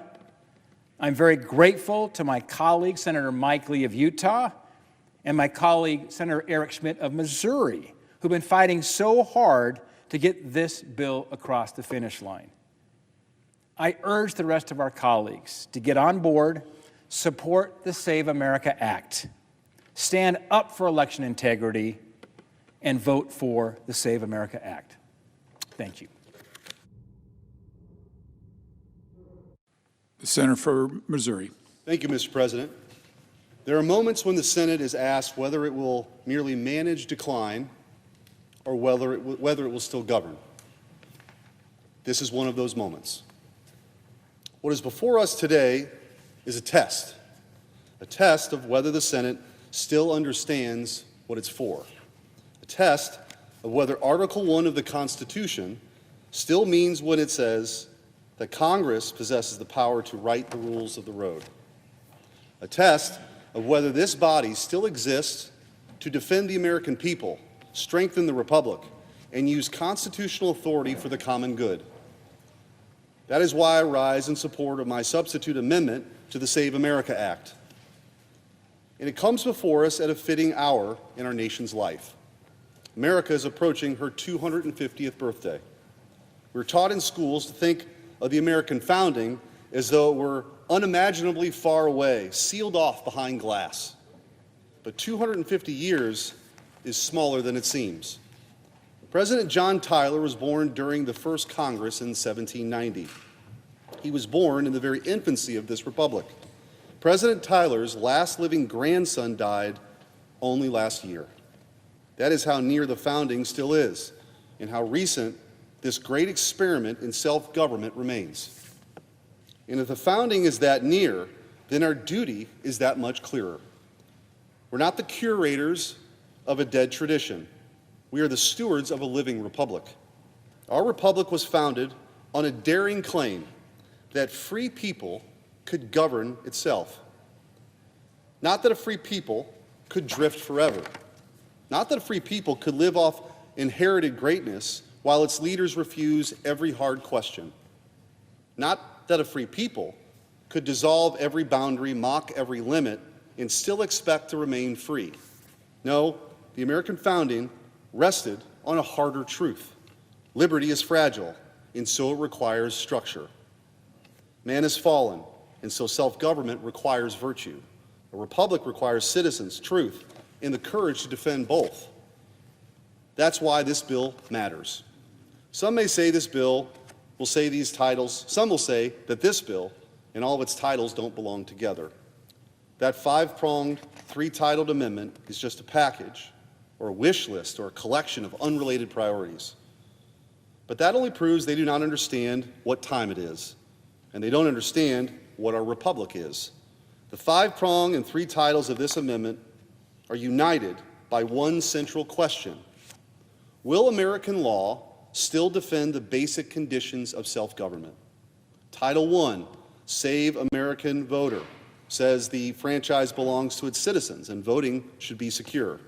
Title II, Save American Sports, says that women's sports exist for women and girls, acknowledging biological reality over a legal fiction imposed by elite ideology. Title III, Save American Children, says that children should be protected from irreversible harm, not handed over to the appetites, fashions, and confusions of the age. Citizenship, reality, responsibility. Those are the basic truths a nation must defend if it intends to remain a nation. Let me begin with Title I. A republic has the right to distinguish citizens from non-citizens. That should not be controversial. That should not even be difficult. The vote is not a global entitlement. The vote is not a participation trophy for anyone who happens to cross our borders. It is one of the central privileges and duties of political membership. If citizenship means anything, it must mean something here first. That is why requiring proof of citizenship to vote in federal elections is foundational. It is a minimum requirement. It is so common sense in a self-governing nation because a people that cannot say who belongs to the polity cannot remain a polity at all. The same is true for voter identification. We're told endlessly that asking a voter to identify himself before casting a ballot is somehow oppressive, somehow unreasonable, somehow outside the bounds of democratic decency. The American people know better. That's why over 80% of American voters support voter ID. Identity verification is ordinary, in every serious sphere of life. We require it for small things, for lesser things, for trivial things. There's nothing wrong with requiring lawful voters to identify themselves before participating in the elections of those who will govern the United States of America.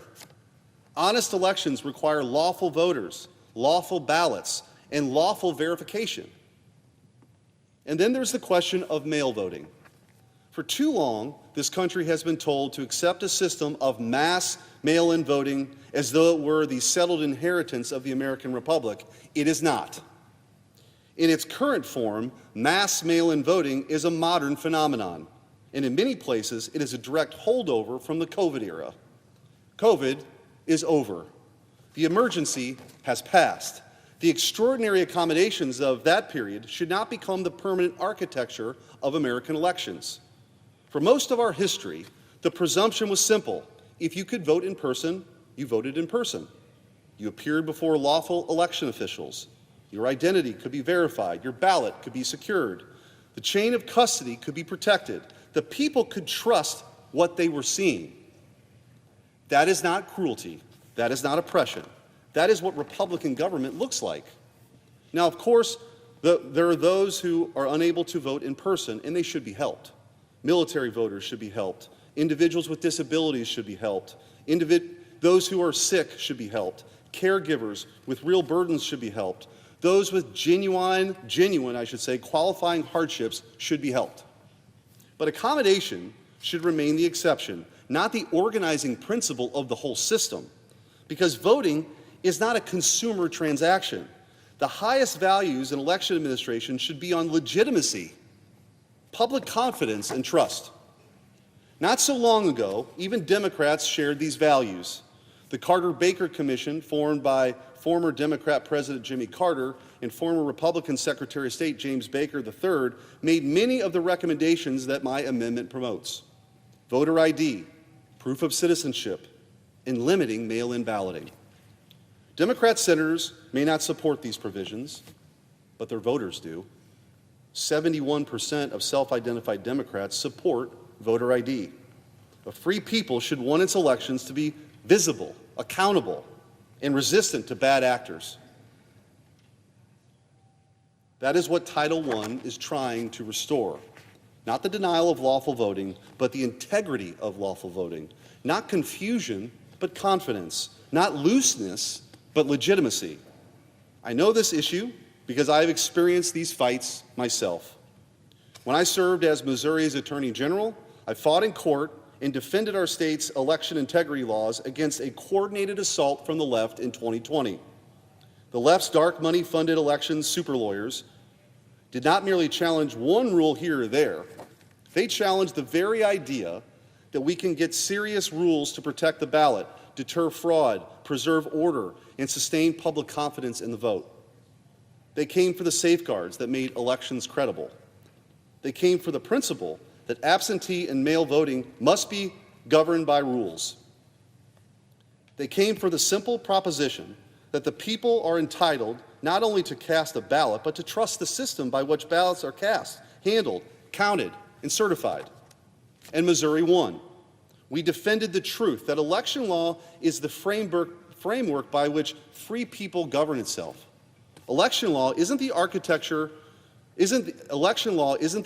inconvenience to be brushed aside whenever the left sees a tactical advantage. We defended the proposition that deadlines matter because finality matters. We defended ballot security because legitimacy matters. We defended verification requirements because public trust matters.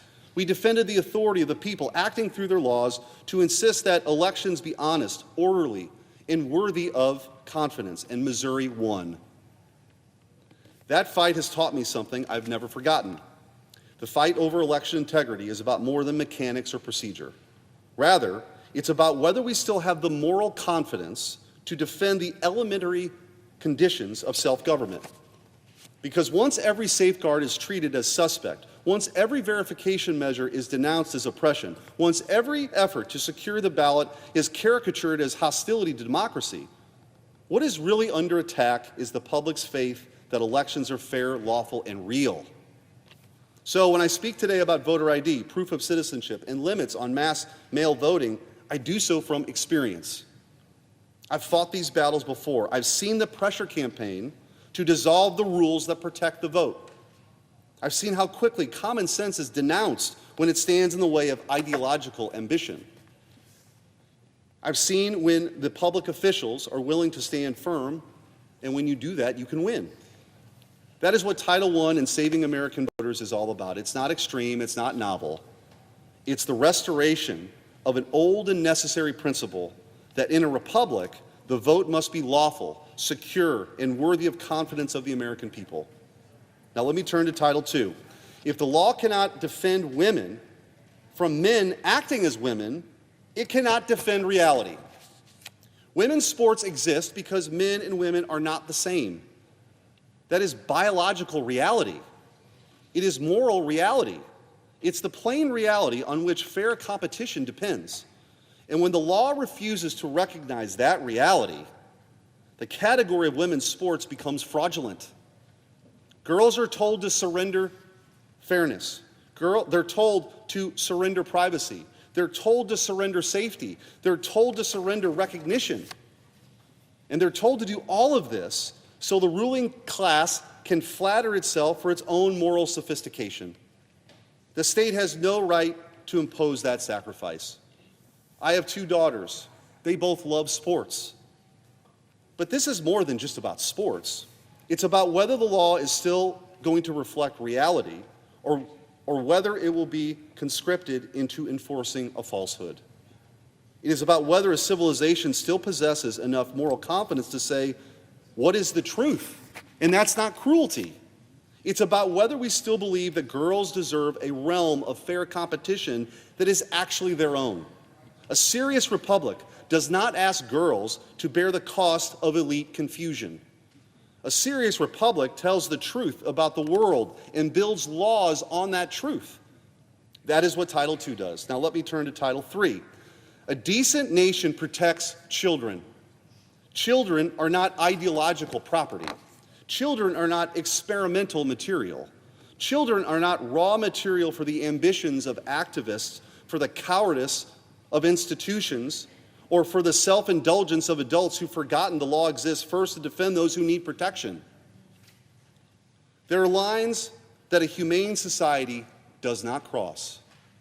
Irreversible medical interventions on minors for ideological ends are one of those lines. A child in distress needs guidance, protection, patience, love, stability, truth. A child in distress does not need a civilization so morally exhausted that it answers confusion with scalpels, sterilization, and permanent medicalization. The burden of uncertainty should favor preserving the child, not fundamentally remaking the child. Too often our ruling class have preferred euphemism to honesty here. We're told this is compassion. We're told this is care. We're told that the enlightened position is to ratify distress with irreversible harm. It is not compassion to mutilate what cannot be restored. It is not compassion to medicalize what may pass. It is not compassion to turn children into lifelong patients before they're old enough to understand what is being taken from them permanently. That is not mercy. It is cruelty masked in liberation. A republic worthy of the name protects children from adult passions, from ideological capture, and from the fashionable madness of the age. That is what Title II is trying to do. And that's why these 3 titles belong together, because this amendment is more than a list of 80-20 issues that the American people are demanding. The Save America Act is the defense of the elementary truths on which Republican life, small r, still depends. America belongs to its citizens. Men and women are real. Children should be protected from permanent harm. If a nation will not defend these truths, it will not defend truth for very long. If a nation will not defend these boundaries, it will not keep any boundary for long. And that brings me to this chamber itself. Americans still love Mr. Smith Goes to Washington for a reason. They love it because they still want to believe something about this institution. They want to believe that the Senate, a uniquely American invention, can be used for the common good. They still want to believe that conviction can defeat cynicism. They want to believe that a man can come here and fight for his country rather than merely manage its decline. Well, here's our chance to prove that hope is not foolish. The Senate is not a museum. It is not a visiting angels retirement village for proceduralism. It is not here merely to confirm nominees, pass omnibuses, and fund the legislative achievements of long-dead men while the living nation loses confidence in its own government. The United States Senate is here to legislate in defense of the American people. The Senate is here to draw lines. The Senate is here to make judgments. The Senate is here to govern. So the question for this chamber is really simple. Are we here to govern or merely preside? Are we here to act for the people or simply explain why action is impossible? Are we here to use power rightly or merely to congratulate ourselves for the restraint while the country pays the price? Because the stakes here are plain. We see distrust in elections. We see the collapse of moral clarity. We're seeing girls told to accept injustices as progress. We're seeing children offered up to the altar of extreme ideology. We're seeing a governing class that refuses to draw any line until the line has already been erased. And republics don't usually fall in one dramatic stroke.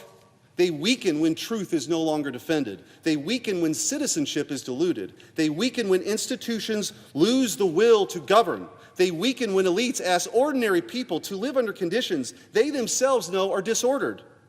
They weaken when men without chests hold positions requiring virtue and enterprise. That is what this debate is really about. It's about whether the country still defends first principles. It's about whether the Senate understands what time it is. It's about whether constitutional power can still be used for the common good. And as America approaches her 250th birthday, that question becomes even more urgent. A republic approaching its quarter millennium should not be content merely to remember greatness. It should show that it still knows how to govern itself. It should show that it still has the strength to defend citizenship. It should show that it still has the courage to defend women. It should show that it still has the decency to defend children. Article 1 is supposed to be the branch of action. This body exists to do more than simply fund legislative achievements of long dead men. The legislative power exists to make judgments, draw lines, and defend our country. The Senate should prove that it still understands that duty. So pass this bill to restore integrity to federal elections. Pass this bill to defend women and girls. Pass this bill to protect kids. Pass this bill to show the American people that we can still act in the defense of the American people. Pass this bill because these are common sense reforms. Pass this bill because Americans are tired of being told that their most basic moral instincts are somehow beyond the pale. Pass this bill because a nation serious about the future doesn't apologize for governing itself. Pass this bill because America at 250 should be more than some commemoration. It should be a renewal. The age of excuses should end. The era of drift should end. The Senate should act, and the Save America Act should pass. Mr. President, I yield the floor.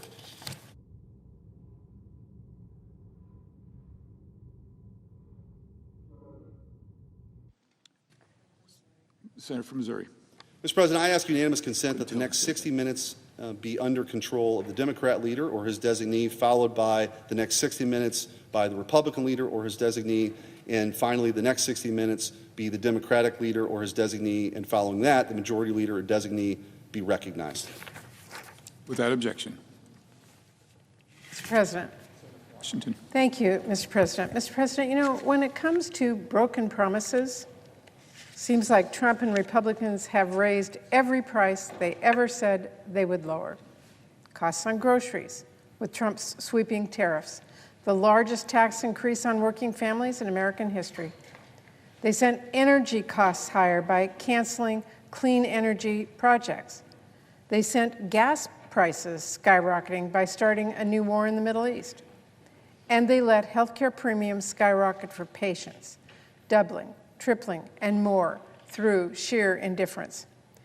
And now, desperate to avoid the wave of angry voters who Republicans had promised lower prices and no new wars, Republicans are even going to raise the cost of voting, because their Save Trump Act would nickel and dime Americans who are just trying to vote, but have to slog through one new Republican roadblock after another. Under a Republican's bill, one of our citizens' most basic freedoms now comes with a price.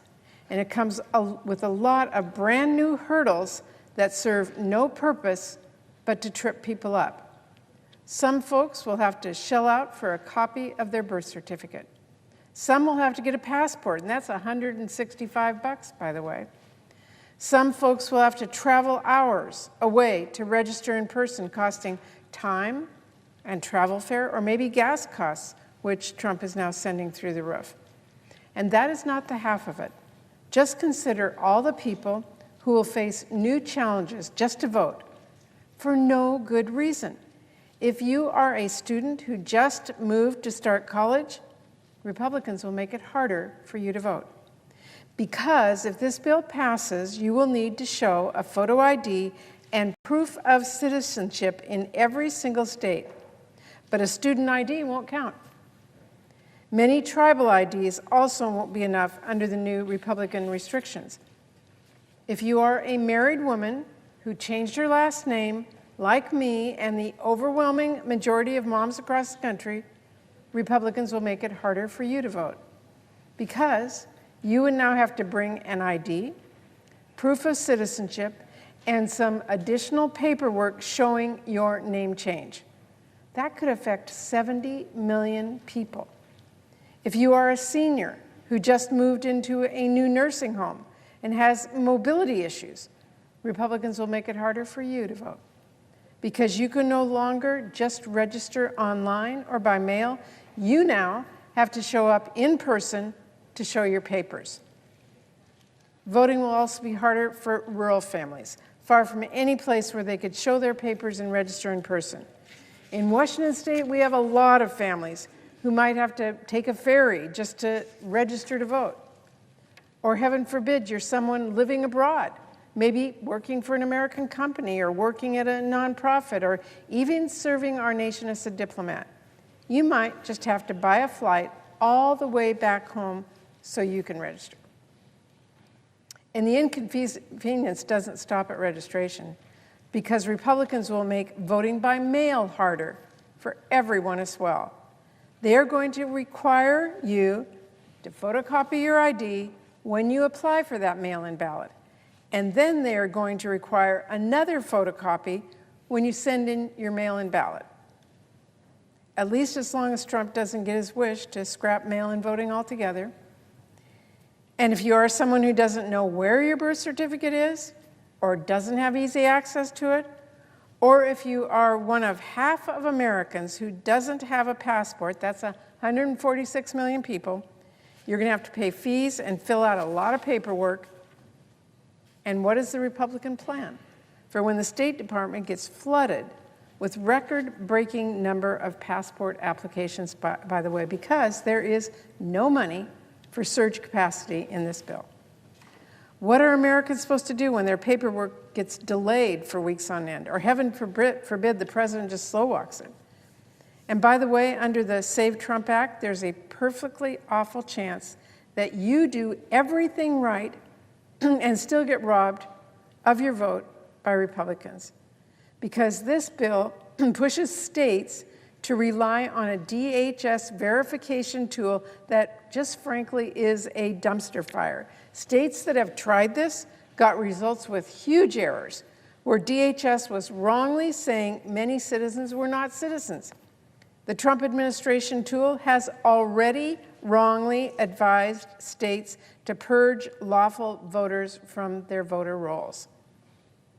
But the biggest problem with this bill goes to its roots, because the biggest problem is that Republicans' whole premise is built on a lie. Trump has been lying for years now about our elections, lying about winning in 2020, lying about winning in states like California, lying about crazy conspiracies that have been debunked time and time again.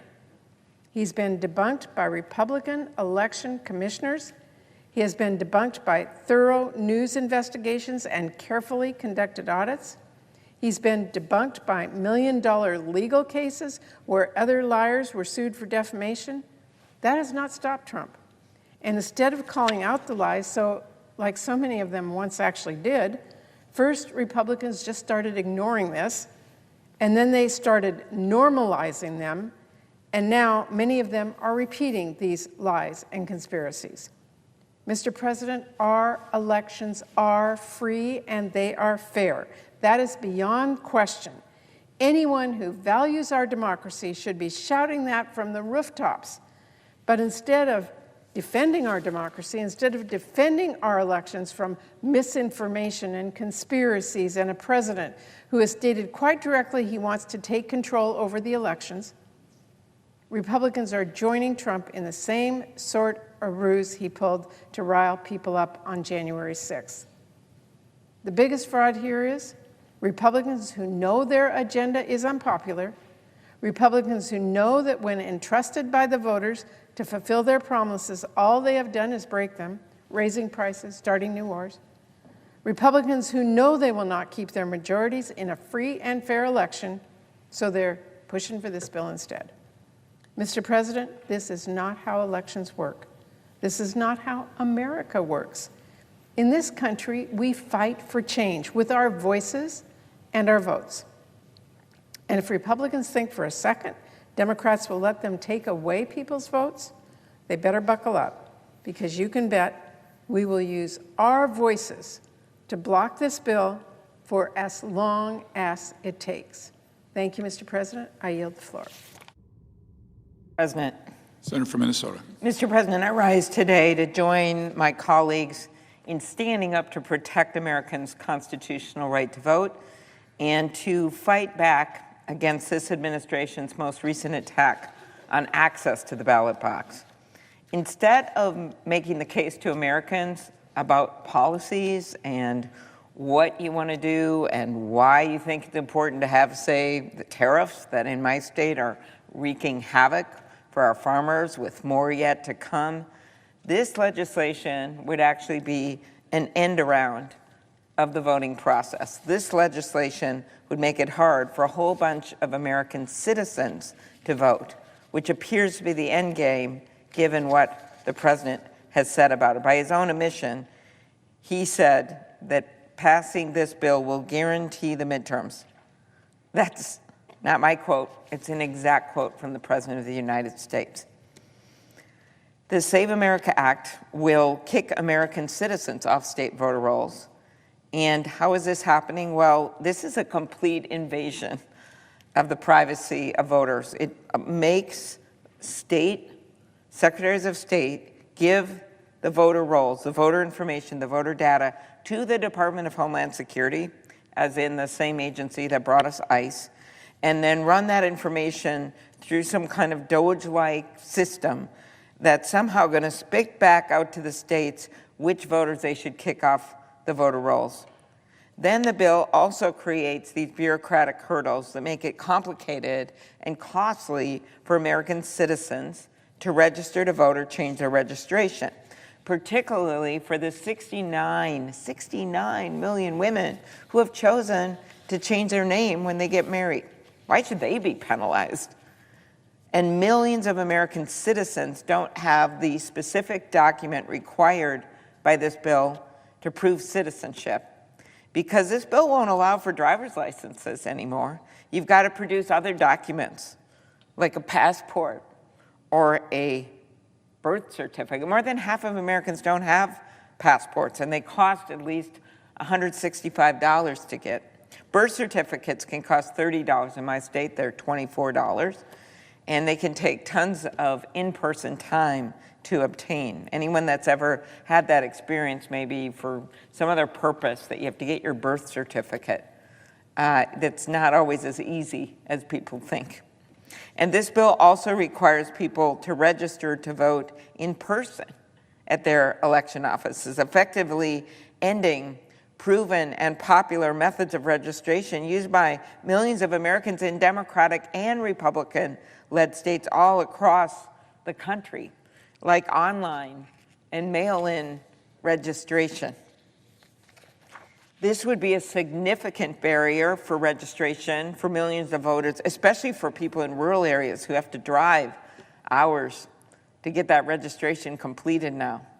Rural Americans in many places would be forced to travel an average of about 4 hours round trip, And some voters in Alaska and Hawaii would be forced to take a flight just to register in person. This bill creates chaos, but maybe that's not the motivation of some of my colleagues. But I do believe it's the motivation of the president, who basically said, quote, "It will guarantee the midterms." It's designed to make it harder for American citizens, certain American citizens, to vote. It's designed to undermine mail-in voting and lay the groundwork for this obsession that the president seems to have with banning mail-in voting, while in some states it is actually the prevailing way that people vote, including a number of red states, as the presiding officer is aware. Because the administration can read the polls, they see that there is major concern in Americans with high costs. So instead of maybe passing a different bill, which we could call the Save America's Money Act, which would be doing something about these gas prices when we know what's happened now, gas prices are up 30 or 40 dollars a barrel, $30 to $40 a barrel. And every $10 an increase for a barrel of oil is a $450 a year increase for the average American family. For the second time ever, the average price of diesel has reached $5 per gallon. Look what's happening with groceries. Electricity prices up an average of $110 last year on Americans' bills. Healthcare costs continue to skyrocket. So there's things we can do. We've got a bipartisan housing bill we just passed the Senate that need to get passed in the House. We have some permitting bills. I was long a supporter of Senator Manchin's proposals on permitting. We could get that done. We should be adding energy to the grid. This idea that somehow we're going to think that North Dakota wind is bad in a pretty red state and then ban grants that would have brought that wind, which was good for North Dakota and Minnesota, to Minnesota with a power company in northern Minnesota. That's one of the grants that had gotten singled out and I think has just recently gotten released. All that stuff are things that we could do to help Americans with their costs. So we should be working on the Save Americans Money Act instead of this. So I urge my Republican colleagues to change course and stand with us and stand up for the fundamental right to vote. That always used to be bipartisan. And the idea that you're going to make all these people re-register or register with a expensive passport or birth certificate, that they can no longer use their driver's license, that their private voter data is sent to Homeland Security to go through some Elon Musk designed computer system, is not what people want in this country right now. Thank you, Mr. President. I yield the floor.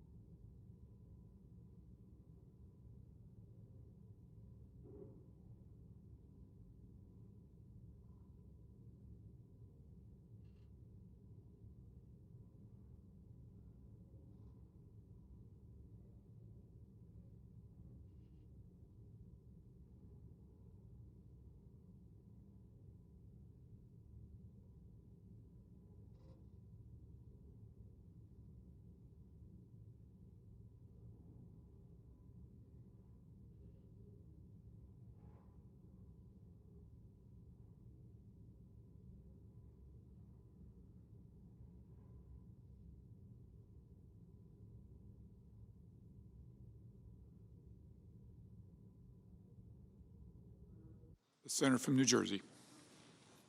Mr. President, the average price of a gallon of gas in New Jersey right now is $3.68. A month ago, it was $2.94. In that month, we've started a war with Iran, a war that this administration doesn't have a plan to end, a war that has cost 13 American lives and has injured hundreds of others. That is putting America's reliability as a partner further in doubt and driving up costs across the board at a time when costs are already too high for most Americans. Now, what are we doing about this crisis and trying to address it? What are we doing to drive down the costs that the American people are demanding that we take on? What are we doing to make it easier for Americans to pay their bills and to be able to provide for their families?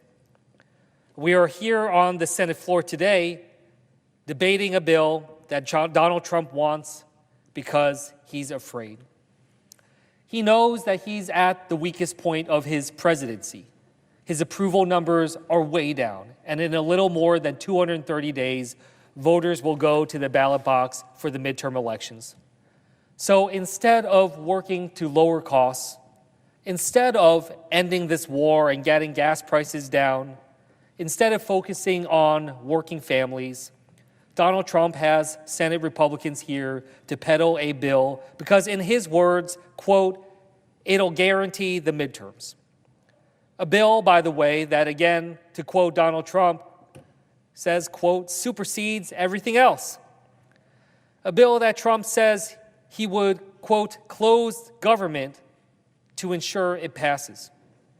So clearly we see something that is not that what the American people want to see get done, not of benefit to the American people at a time when they're demanding that we take on high costs of living, but instead something that's good for Donald Trump. So while you're cutting back on driving because gas prices are skyrocketing, and you're seeing prices at the grocery store go up because it's a lot more to transport food, and you're rethinking that vacation because the CEO of Delta just said airline tickets are about to go up too. Donald Trump and congressional Republicans are focused on passing a bill that, again, drives up your cost. The Save America Act is an awful bill, and I'll talk a little bit about this bill in a moment. But what this bill represents at its core is Donald Trump's extreme agenda when it comes to elections. It's an election that is built to, in Trump's own words yet again, quote, guarantee the midterms. Said that Democrats won't be able to win for 50 years if this goes through. He is saying the quiet part out loud about why he is doing this. And that's because his agenda has three core tenets. Number one, let the billionaires buy the elections. Number two, let politicians pick their voters. And number three, price people out of voting. Now let's start with the insane amount of big money in our politics today. Now, according to a report last year by the Brennan Center, the amount of dark money spent in federal races in 2024 was nearly $2 billion. That is hard to imagine, just unfathomable amounts of money being poured into our elections right now. It is nearly double what it was just 4 years prior in 2020. Now, that dark money represents a real threat to the integrity of our elections. A report published last month by the Campaign Legal Center highlights the way that the super rich can use our weakened campaign finance laws to basically bribe public officials. The report exposed the story of a man named Velutini, a Venezuelan billionaire who was charged with criminal bribery and was later pardoned by Donald Trump after his daughter gave $3.5 million to a Trump-supporting super PAC. These kinds of straw donor actions can take place when we have a campaign finance system that has been built for corruption. That's exactly what we're seeing. A system working exactly how it's supposed to, which is marginalizing the American people and average working families and lifting up the power of billionaires and corporations. It's a system that has been built so billionaires can buy the candidates they want And if they get into trouble, they can buy themselves a get-out-of-jail-free card, literally. If my colleagues are concerned about election integrity, getting $2 billion of dark, corrupt money out of our system would be a good place to start, and I think you would find bipartisan support to be able to take that on. Now, the next place is getting rid of a system that Donald Trump has supercharged, where politicians get to pick their voters, not the other way around like the Constitution says it should be. Gerrymandering has never been weaponized like what we're seeing right now under the direction of Donald Trump. He's so afraid of losing the House of Representatives that he's threatened members of his own party who didn't want to go along with his plans. Just a few months ago, he targeted Republicans in Indiana, saying that, quote, anyone that votes against redistricting will be met with a MAGA primary. So we have a system championed by Donald Trump that lets billionaires buy the elections and politicians pick their voters. So where does that leave you? Where does that leave the American people? Well, if this bill passes, it'll make it harder for people to be able to vote. It'll make it such that they have to pay for a constitutional right of voting, which is so sacred to our democracy. Voting shouldn't cost people extra money. It shouldn't require you to be able to have a poll tax. For millions of Americans, they'll need to potentially scramble to get a new form of ID. Now, maybe my colleagues will say, oh, just go get a passport. Well, look, a new passport costs $165, and to expedite it in order to vote costs much more than that. And we need to be able to deliver that quickly, so that's an added $22 on top of that. That's nearly $250 for your right to vote. That's nearly $250 when this administration has hurt our ability to get health care, be able to fill our tanks with gas, to be able to get groceries. They've made it more expensive across the board, and they've given massive giveaways to those at the very top. This bill will make it harder for married women to vote if their current legal name doesn't match the name on their birth certificate. How does that make sense?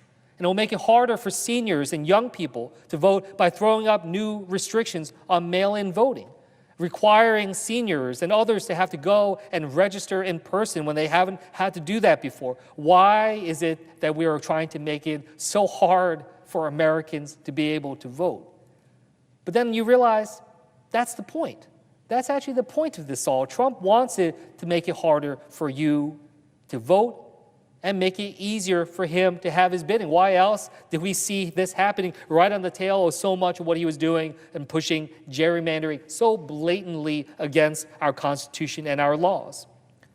Trump wants to make this more expensive for Americans to vote because that makes it easier for him and his supporters and his donors to be able to buy their way to power. He wants congressional Republicans to cease doing anything else and pass this bill so he can, quote, guarantee the midterms. Well, that's not what the American people want. They want a choice. It is their choice. They are supposed to be in the driver's seat of their democracy. The American people want our election to be secure. I want our elections to be secure. I want to make sure that voters can have full faith in our electoral process. I've been fighting for years to get dark money out of our politics, to reverse Citizens United, which I believe is going to go in the history books as one of the most dangerous moments of our democracy that has unleashed a torrent of dark money and problems and this nightmare that we're seeing ourselves in. I've been fighting to end the practice of letting politicians pick their voters since my first day here on the House side, and I even stood up to my own party in New Jersey by suing to fix a broken ballot that let power players pick candidates, not voters. This is not about partisanship. This is about delivering for the American people and preserving their ability to be able to drive our democracy. We have real work that we can do to make our elections safer, get rid of this dark money, and make sure the voters get to pick their politicians. But that's not the bill that we have before us. That's not the bill that Donald Trump is pressuring my colleagues here to push through. Instead, this bill is a distraction from Donald Trump's failures and a desperate attempt to compensate for the power he sees slipping away right between his fingers. We can't let him do this. We can't let him distract us from the real problems our constituents are facing today. $3.68 a gallon in New Jersey for our gas. Let's put an end to this distraction. Let's stop doing Donald Trump's bidding to hold on to power and do what we're supposed to do, which is focus on what the American people want, which right now is so clearly about lowering prices that they see skyrocketing every single day. That's what we're here for, and that's what they want us to do. Thank you. I yield back. Senator from Virginia.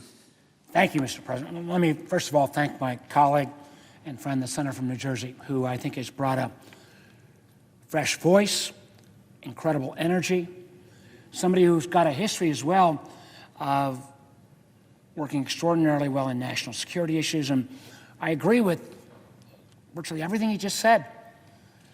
This is a bit of a distraction. And I think part of the reason it's a distraction, Mr. President, is that at the end of the day, this president has frankly refused to acknowledge that the American people's will in 2020 was not to rehire him.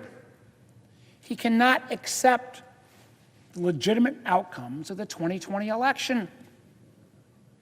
Despite officials from his own administration calling the 2020 election the most secure in American history, the president continues to promote unsubstantiated claims of voter fraud.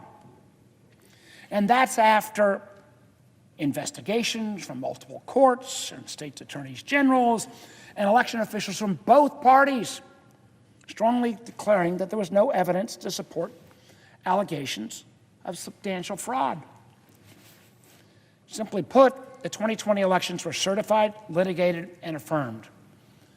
And tomorrow we're going to hear from some of the intelligence officials as our committee takes on the worldwide threat assessment, where unfortunately senior intelligence officials seem to be still focusing on relitigating the 2020 election rather than making us safe for 2026 and 2028.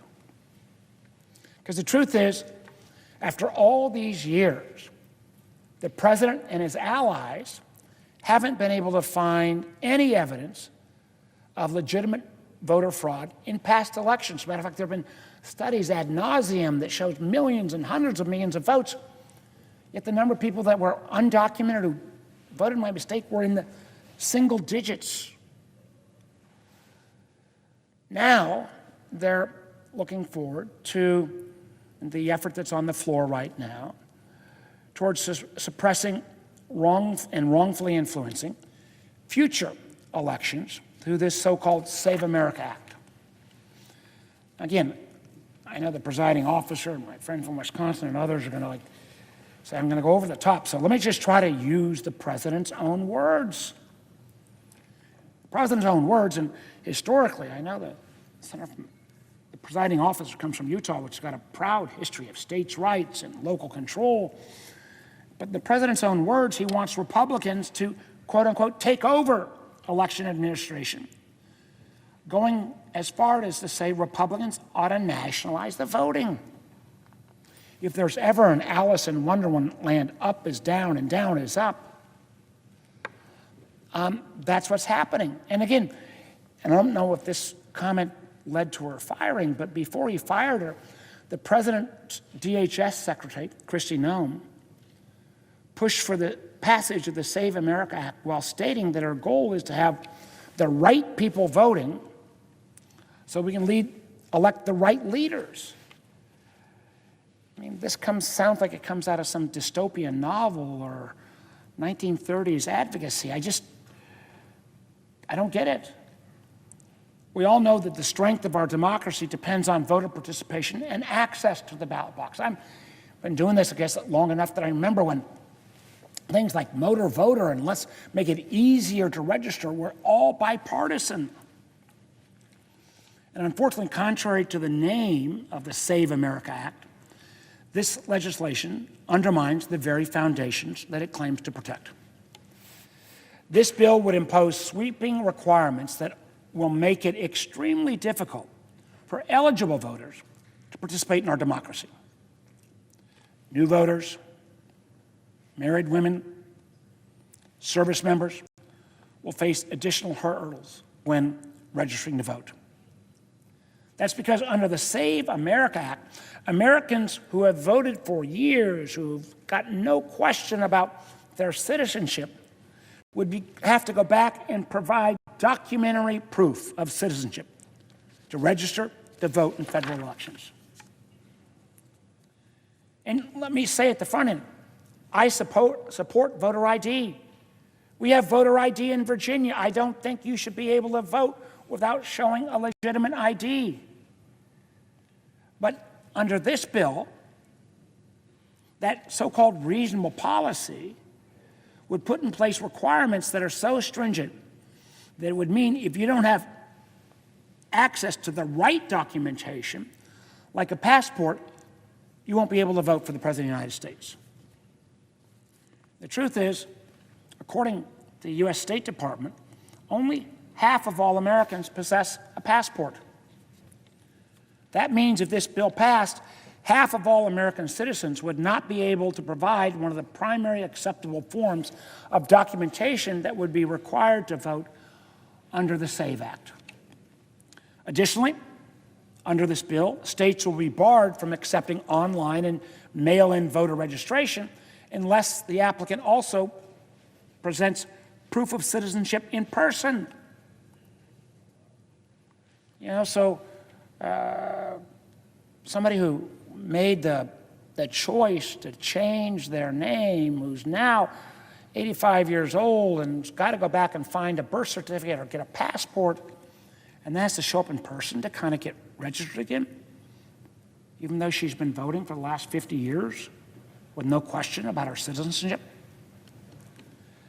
This effectively, frankly, guts online and mail-in voter registration process that are available across many states, creating, I think, an unnecessary burden for all voters, particularly rural voters, senior citizens, and individuals with disabilities. And disproportionately, I see my friend from California here, it has been states in the West, whether it is Oregon or California or Utah, that have used these tools to get more people involved.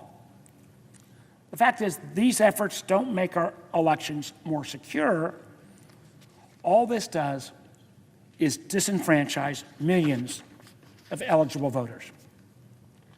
You know, my view is the goal of the SAFE Act is more about cutting out voters and suppressing the vote than it is about saving anything going forward. Now, we're having this debate, and we're going to probably go through lots of procedural antics that most folks won't understand. I just wish that my Republican colleagues would come back to what I think we should be spending all our time on. If we're going to spend all night, let's focus on funding TSA, FEMA, CISA, the Coast Guard. And frankly, I believe we need to fund all the folks at Customs and Border Patrol who aren't assigned to Interior immigration enforcement.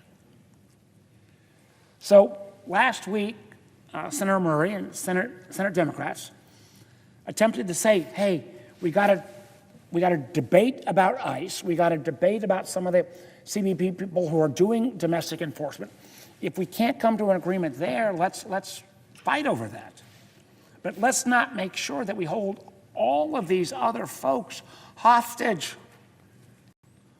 Unfortunately, my colleagues, Republican colleagues, blocked 5 separate bills offered by Senate Democrats that would fully fund all of the components of DHS. And particularly, I think about our hardworking TSA officers who, thank goodness, you know, they did get a paycheck on March 12th with a partial paycheck, but now they're going unpaid. And the amazing thing is,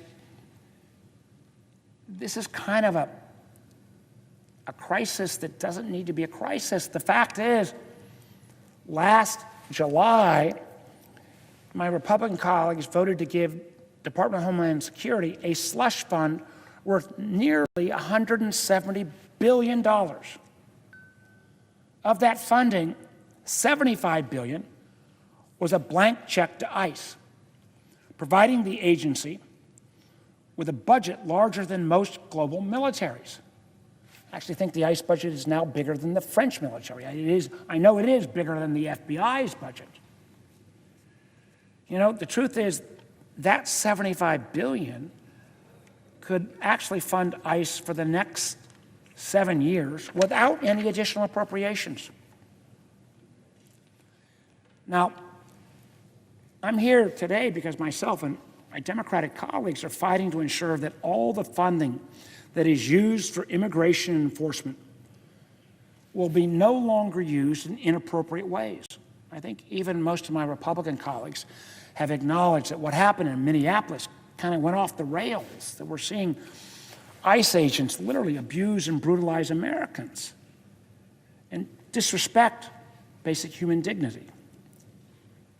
You know, the unfortunate thing is, under this administration, ICE has been turned, frankly, into kind of a secret police that I believe has waged enormous violence against Americans.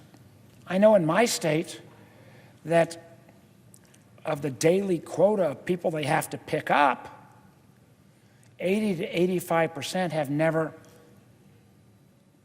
violated any other law than coming into the country, and most of them are going through an amnesty process that was set up.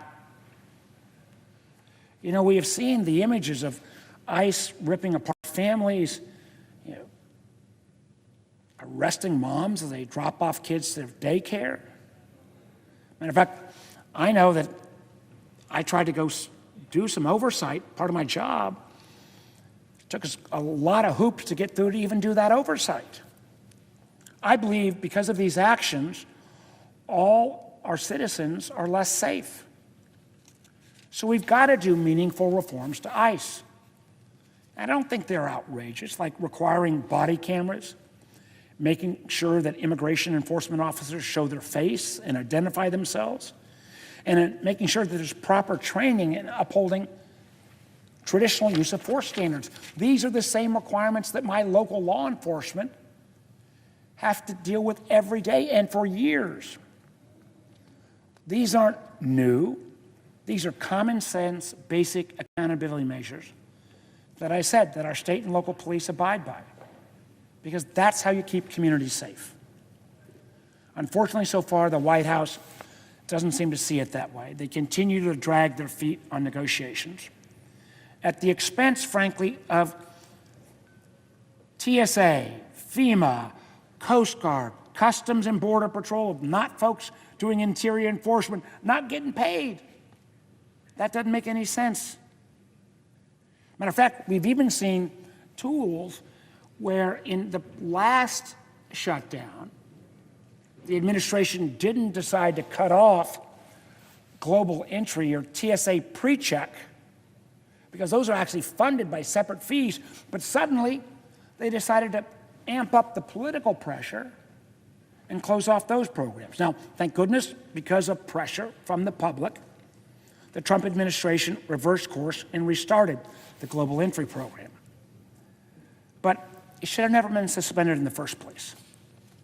You know, we got to get these folks paid. Take yes for an answer. Take yes for an answer. As I pointed out earlier, $75 billion for ICE. You know, it's not going to stop. We've got to get the reforms in place.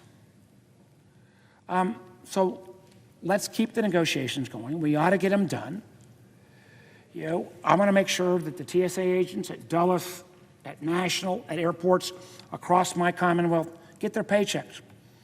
As a state on the ocean, I want to make sure that Coast Guard gets their paycheck. We've been hit hard by Hurricane Helene. I want to make sure FEMA gets funded. And CISA, the cybersecurity agency, one of the things that guards against foreign malign influence, which has been decimated by this administration as we go into an election season where I extraordinarily fear foreign interference. Close to 50% of the personnel have been cut and eliminated. So we can do better. We must do better. We can debate the SAVE Act, which I think is, again, about voter disenfranchisement, not voter safety or integrity.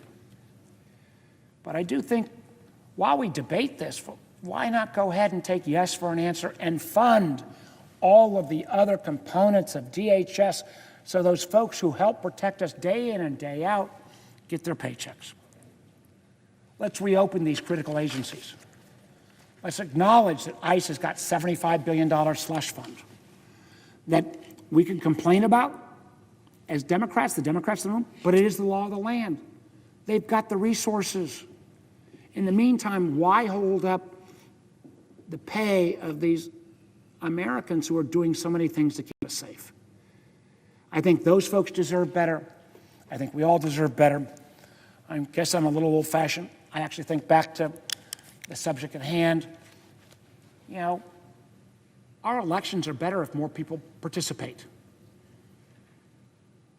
I'm welcome to have more folks participate. Citizens participate. Citizens participate. Unfortunately, this SAVE Act cuts back on a whole lot of Americans that will be disenfranchised simply because, oh my gosh, they did the radical thing of changing their name when they got married. Or, oh my gosh, they were willing to join our military. Or, oh my gosh, they're aged and they think, you know, they don't want to spend $150 to get a passport. Our country deserves better. Thank you, Mr. President. And with that, I yield the floor.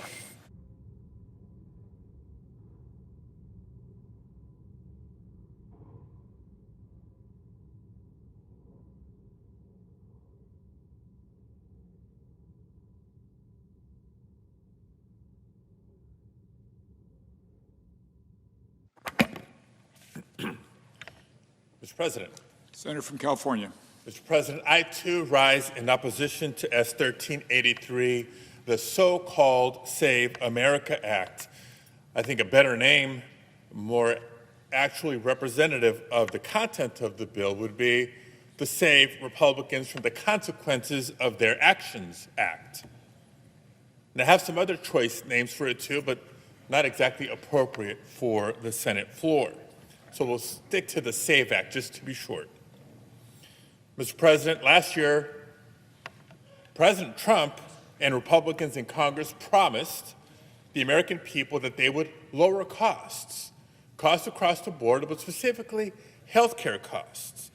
If you recall, just a few months ago, they promised to do something about the 15 million people that were being kicked off their health insurance when they failed to extend the Affordable Care Act tax credits. They failed on that promise. The administration's war on clean energy has driven electricity prices up 13% since Trump took office. So much for all of the above energy strategies, so much for energy dominance. The price of oil is up 40%, and gasoline is up 25% and rising in these few short weeks since Donald Trump initiated an unauthorized war on Iran. That's the largest single month increase in gas prices since Hurricane Katrina, just for context. Now, I don't need to tell you all that many people are struggling with the rising cost of rents or their mortgages, while the Speaker of the House reportedly told House Republicans that the president thinks, quote, no one gives a bleep about housing. Well, President Trump, listen to this. 76% of renters and non-homeowners asked in a recent poll by the National Association of Realtors that they don't think they'll ever be able to afford to buy a house. This Senate at least passed the bipartisan Road to Housing Act last week. And if our colleagues in the House got their act together, that bill has the potential to do a whole lot of good. In addition to health care and housing, Congress urgently needs to act and deliver long overdue disaster assistance for California and a number of other states and regions affected by disaster this last year. So there's a lot of truly pressing issues for us to be focusing on and taking action on right now. But are we addressing any of those on this to-do list this week? No, not even close. Instead of focusing on the affordability crisis or trying to save us from endless wars, Senate Republicans are once again doing Donald Trump's bidding. This time, they're making his conspiracy-fueled election takeover bill their top priority. Now, since we've launched into this debate over the bill, we've already heard all sorts of debunked lies and misinformation and misrepresentations repeated over and over again by our Republican colleagues. So let me make a few things very clear. First of all, no, this is not a simple voter ID bill. The latest version of the SAVE Act is a Trojan horse, actually. It's a voter suppression bill filled with poison pills and designed to change the rules of the election as we're in the middle of primary election season already and the November election on the horizon. And for what? For partisan political gain? The president himself has said that if this bill passes, Republicans, quote, will never lose a race. For 50 years, we won't lose a race, end quote. The lead sponsor of this bill in the Senate has stated, quote, Republicans will lose power, likely for a long time, if we don't get the Save America Act passed, end quote. Colleagues, it doesn't get any more obvious than that. And here's how it works. The voter ID rhetoric is actually a bait and switch. The SAVE Act does not allow Americans to use their driver's licenses or other common forms of ID to register to vote. That's right. The SAVE Act does not allow Americans to use their driver's licenses or common IDs to register to vote. The SAVE Act would require a passport in order to vote, something that half of Americans don't have. Not to mention the $165 it costs and a 4 to 6 week wait time to get one. And if you're one of the 148 million Americans who does not have a passport, but you're otherwise eligible to vote, you'll need to, maybe dig through the attic or call your parents to try to find your original birth certificate. That's if you still even have it. According to one survey, there's an estimated 21 million people who lack access to these documents. That's a big chunk of the electorate. And if you're one of the 69 million married women who chose to change your name when you got married, tough luck. Your name doesn't match your birth certificate anymore, even if you can find the birth certificate. So now you have to jump through additional hoops and bring your birth certificate and your marriage license to the election office. That is your recourse. Because just to make this even more of a burden, the SAVE Act mandates that you bring these documents, and let me quote from the bill, in person to the office of the appropriate election official and sign an affidavit. That's what the text of the bill says. And as a result, millions of women are going to face additional barriers to the ballot than their spouses have to face. Why does anybody have time for that? Some evening after work? Maybe on a weekend? That's assuming elections offices are open in the evenings and on weekends. So more than likely, someone's going to have to take time off of work to register to vote or renew their registration.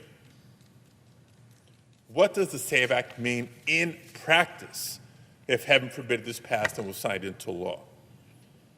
Bottom line is the complete elimination of voter registration as we've known it for decades. The voter registration drives that we see in communities and on college campuses, gone. Online, voter registration or mailing in a voter registration card, which you sign under penalty of perjury, by the way, gone. Motor voter. Do you remember that element of the 1993 National Voter Registration Act that was passed with overwhelming bipartisan support of Congress, creating an opportunity to register to vote when you're doing your business at the Department of Motor Vehicles? That too, gone or thrown into chaos. It seems like the goal is actually very, very clear. Let's eliminate opportunities for people to register to vote and have their voices heard in the elections. Now, all of that was in the original SAVE Act, which thankfully this Senate had the good sense to not even take up. But this new version of the bill that is now before the Senate, we know was rushed through the House of Representatives and now seems to be rushed through the Senate without a single hearing. And this version is even worse. How can it get worse? Folks, you're going to love hearing this. This bill mandates that all 50 states share their confidential voter roll information with Trump's Department of Homeland Security. That's right. Let me say that again. Every state would be required to hand over confidential voter data to Trump's Department of Homeland Security, which, by the way, does not run elections. If they have any role in elections, it's to assist state and local governments with cybersecurity, but they're backtracking on that responsibility. By the way, this is the same Department of Homeland Security which has been found in violation of 200 court orders since December alone, just in Minnesota alone. And this is who the SAVE Act would entrust to take over voter list maintenance for every state in the nation? For what purpose?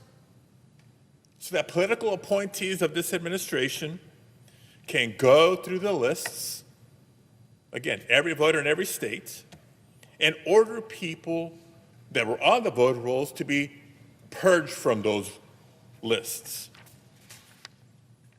This isn't a hypothetical, folks. The fact is they're already test driving this power with states who are choosing to cooperate. At least 12 states have provided the full statewide voter registration lists, including driver's license information and Social Security information. They either did it voluntarily or they succumbed to the political pressure by Donald Trump. And the results of this demonstration should alarm all of us. ProPublica, the Texas Tribune, and other sources have found that rather than identifying non-citizens on the rolls, DHS is sending back to the states false positives, directing people to be removed from the voter list who are actually United States citizens and eligible to vote. That's right. This lawless and incompetent DHS is already trying to purge thousands of eligible Americans from the voter lists. And if this bill were to pass, it would supercharge those efforts with actual congressional authorization. Is that what your goal is? Is that what you intend to do? Not on my watch. Not on my watch. But there's even more troubling provisions in this voter suppression bill. If you listen to Donald Trump, or better yet, just check the White House website. It says, and once again I quote, "no mail-in ballots," with only a few very narrow exceptions. So this bill would also ban no excuse absentee voting, which is widely used in 28 states across the country. And according to reports, President Trump himself has voted by mail. Over 48 million people voted by mail in 2024. That's about 1 in 3 voters across the country, or ballots cast across the country. And let me be clear about something. This is not a blue state versus red state dynamic. The list of states that have no excuse vote by mail include Alaska, Florida, Idaho, Iowa, Kansas, Maine, Montana, Nebraska, North Carolina, North and South Dakota, Ohio, Oklahoma, Pennsylvania, Wisconsin, and Wyoming. But sadly, too many Republicans simply cannot admit that Emperor Trump has no clothes when it comes to elections. Why are we doing this? I got to suspect that there's two primary reasons for this voter suppression effort. First, because President Trump and the agenda that this Republican majority has supported has been so bad, not just so unpopular, but so harmful to American families that they're trying to limit who can have a voice in the midterm elections. The second, clearly, is Donald Trump's obsession with the big lie and his refusal to accept the fact that he lost the 2020 presidential election.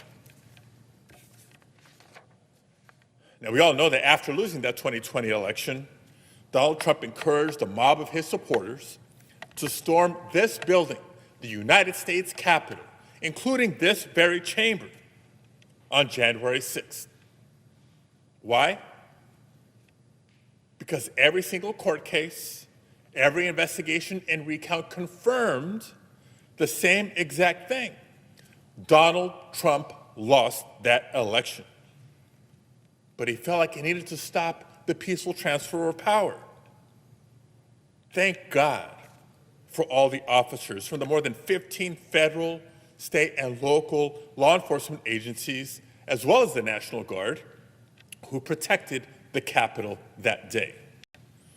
And I'm grateful, I hope we're grateful on a bipartisan basis, that we have a plaque commemorating their heroism finally hanging in the Capitol. But here we are 6 years later, and Trump is as obsessed as ever with vengeance, pursuing vindictive prosecutions of his perceived enemies, seizing ballots in Georgia, because I guess he's still trying to find those 11,870 votes, sending subpoenas for the 2020 Cyber Ninjas audit. Yes, the one that found that Joe Biden won Arizona by even more votes than originally thought. So make no mistake, the SAVE Act isn't about protecting our elections, it's about attacking them. Mr. President, as you can tell, I'm strongly opposed to this anti-voter bill, and I will do everything in my power to defeat it. And no, I'm not alone. Senate Democrats will fight this voter suppression bill tooth and nail, day after day, night after night, for as long as it takes to protect our democracy. Thank you, Mr. President. I yield the floor.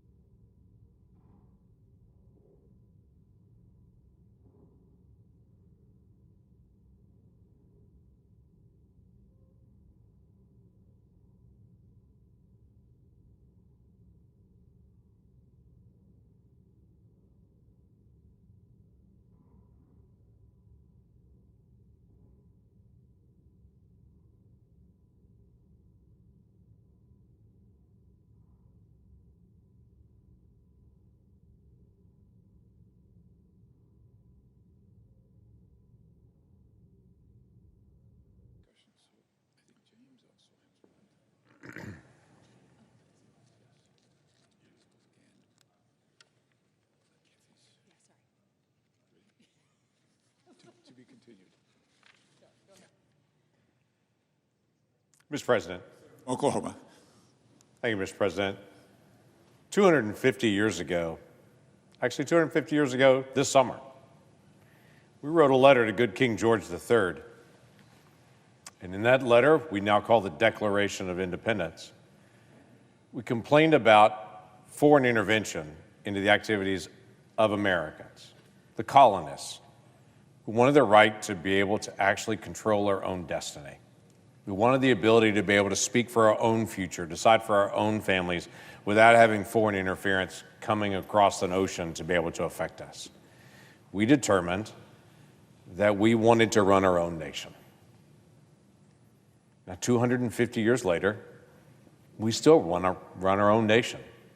We want to make our own decisions without foreign interference, without anyone stepping in and telling us as Americans who we're going to be and what we're going to do. We disagree with each other enough. We don't need individuals from the outside coming in and expressing their opinion. We handle this as Americans.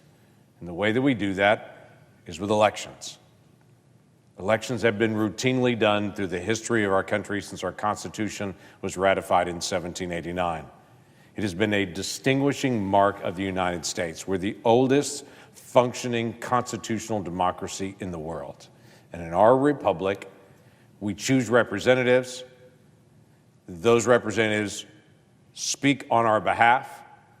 And if we decide we don't like them for whatever reason, we choose different representatives. But we, as Americans, choose our own path through our own elected officials.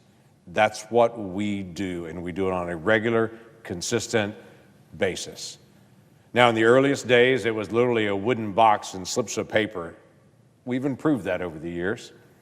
Step by step, decade after decade, we've done elections a little bit differently.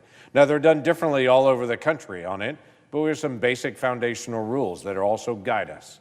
We choose our own leaders, but we do it the right way. Wasn't always that way.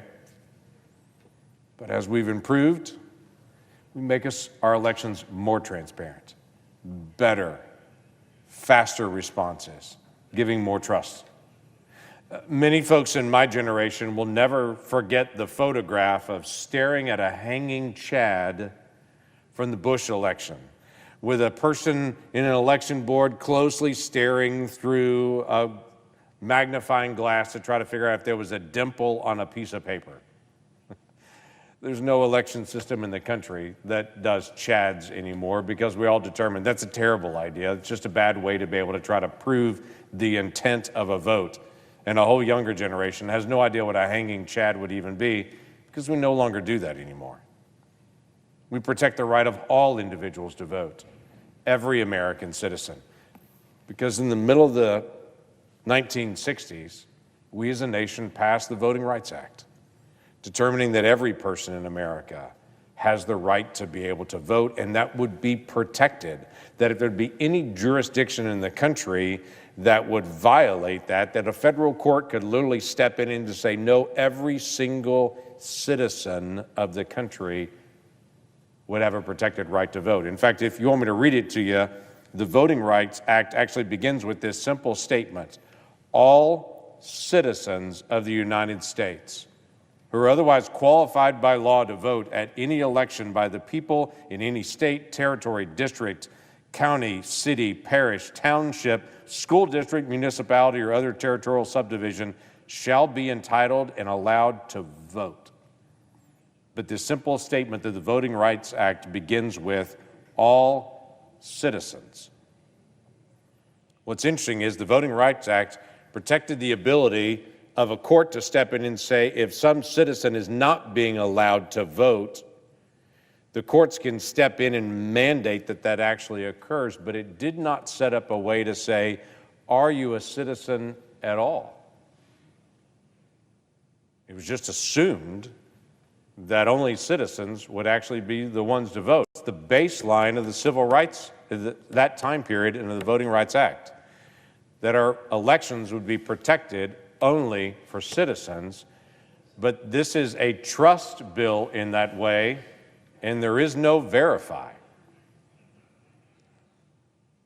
What we as Republicans have brought and brought out of the House and brought to the floor of the Senate is not a trust bill, it's a trust and verify bill.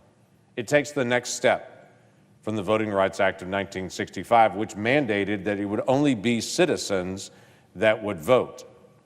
In fact, there was a penalty actually established that if you're a non-citizen, you get up to 5 years in prison if you vote in a federal election. That's a big deal. The challenge is we have no way to be able to track it. That doesn't actually occur at any point. So we want to just be able to bring in most basic thing that all Americans all can agree on, we would hope. That only citizens of the United States would be able to vote, and that before you register to vote, we would have some way to be able to show you actually are a citizen. That, as the Voting Rights Act of 1965 said, that all of those American citizens have a protected right to be able to vote, and they can choose to, hopefully they do, or not. That's up to them as an American. So let me walk through this a little bit. The first thing I wanted to be able to say is thank you to the state election board folks and all of the state election officials and the poll workers that work for every election all across the country. We lose track of this at times.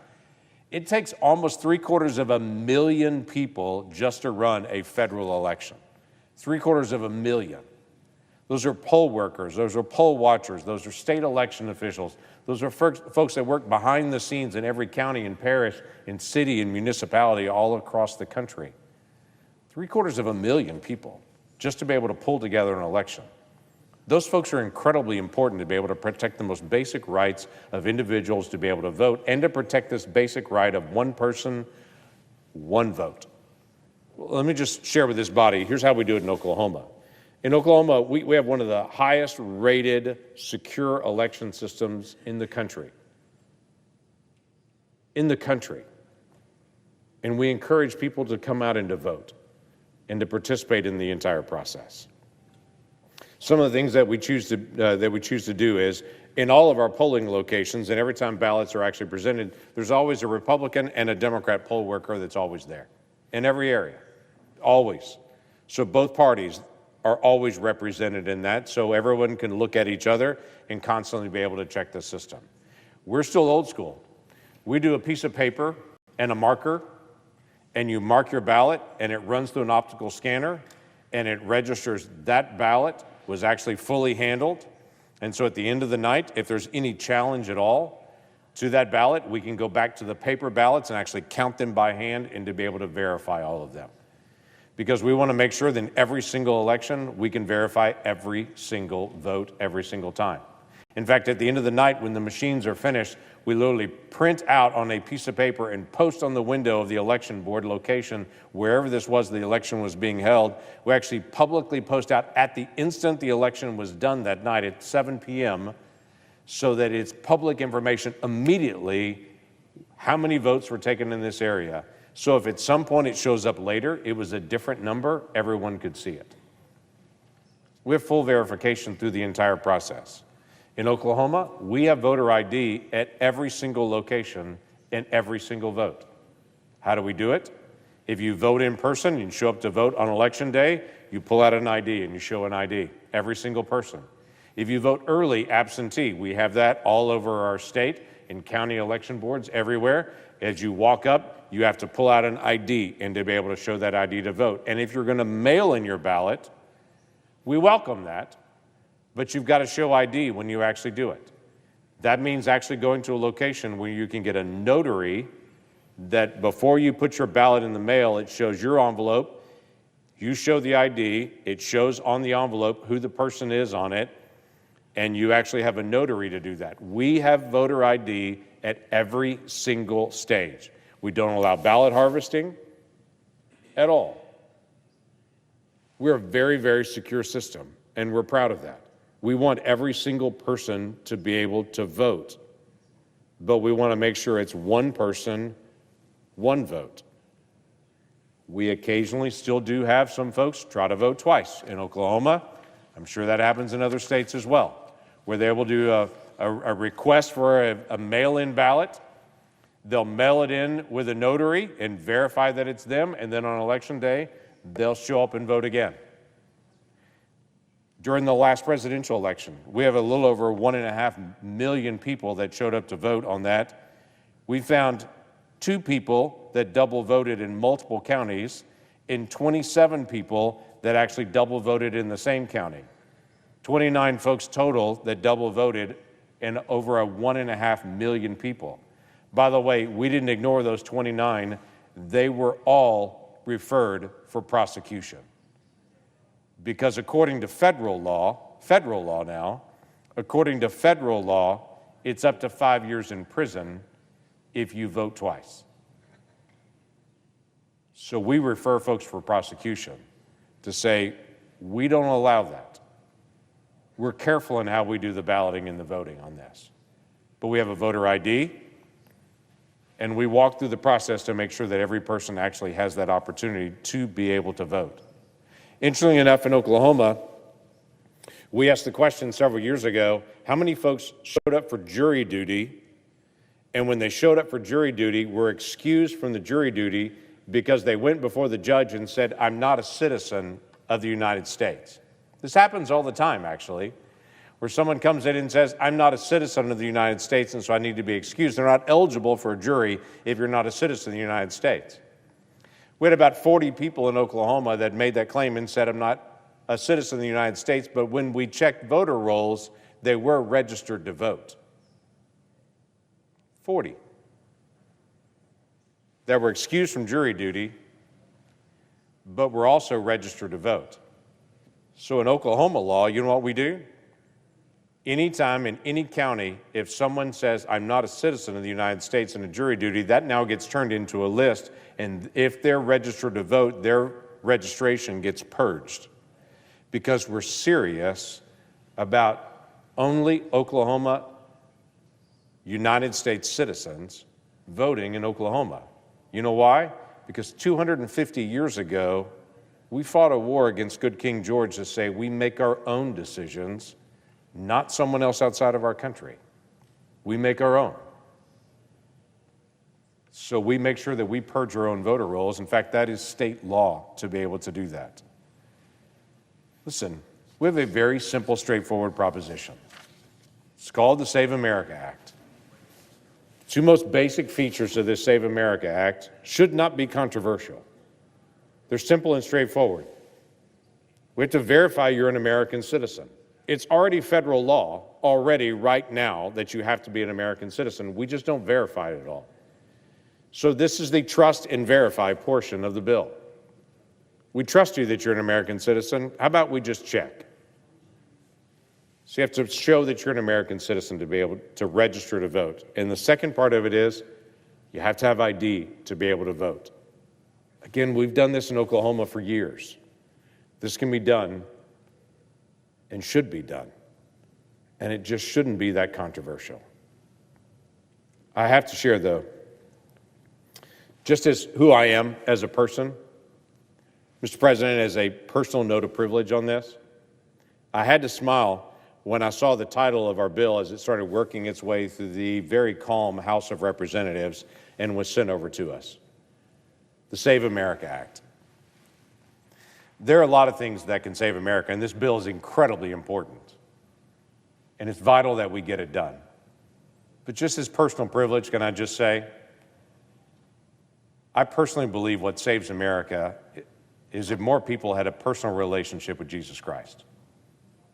I think that'd be the greatest thing ever to be able to save the nature of our country. Our country's becoming incredibly divided and angry. People are mad and screaming at each other and don't even know why anymore.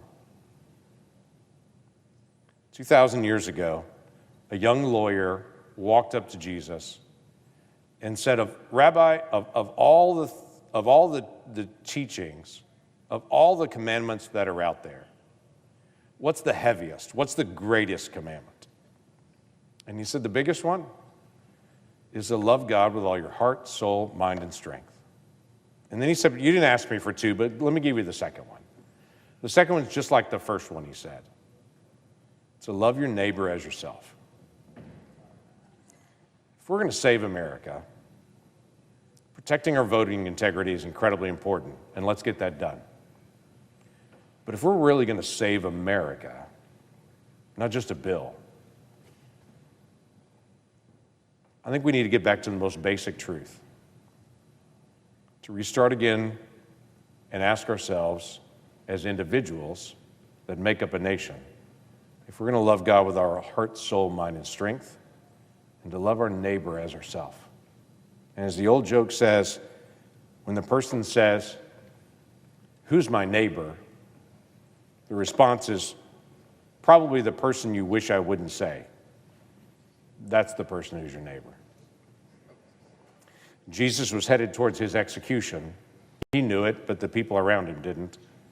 And he was heading through Jericho, and as he approached Jericho, there was a tax collector there. His name was Zacchaeus. He was up in a tree because he was a little guy, because he wanted to see Jesus come by. Now, he was a wretched guy who had stolen from a lot of people in town, and everybody knew it. When Jesus saw this wretched guy, he looked at him and he said, "Why don't you come down? I want to spend some more time with you." And the one person in town that everybody thought Jesus would ignore, Jesus actually pointed him out and said, "I want to spend more time with you." And at the end of the conversation, everybody looked at him and said, "Why did you spend time with that broken, depraved person?" And Jesus responded, "Because I came to seek and to save what was lost." That's why. Just a personal privilege. If we're going to talk about saving America, maybe we should start with our own souls. But in the meantime, as we contemplate that as individuals, why don't we just do the most basic thing? Why don't we verify that only American citizens are voting? Because we all know it's happening. I just told you stories from my own state. Why don't we just verify as we go through the polls to increase the trust of all Americans for our election process? I'm looking forward to the debate on the floor this week, and for folks to have the opportunity to be able to talk this through. This is something important that we need to be able to finish, and it's something strongly the American people are supportive of. Mr. President, I yield the floor.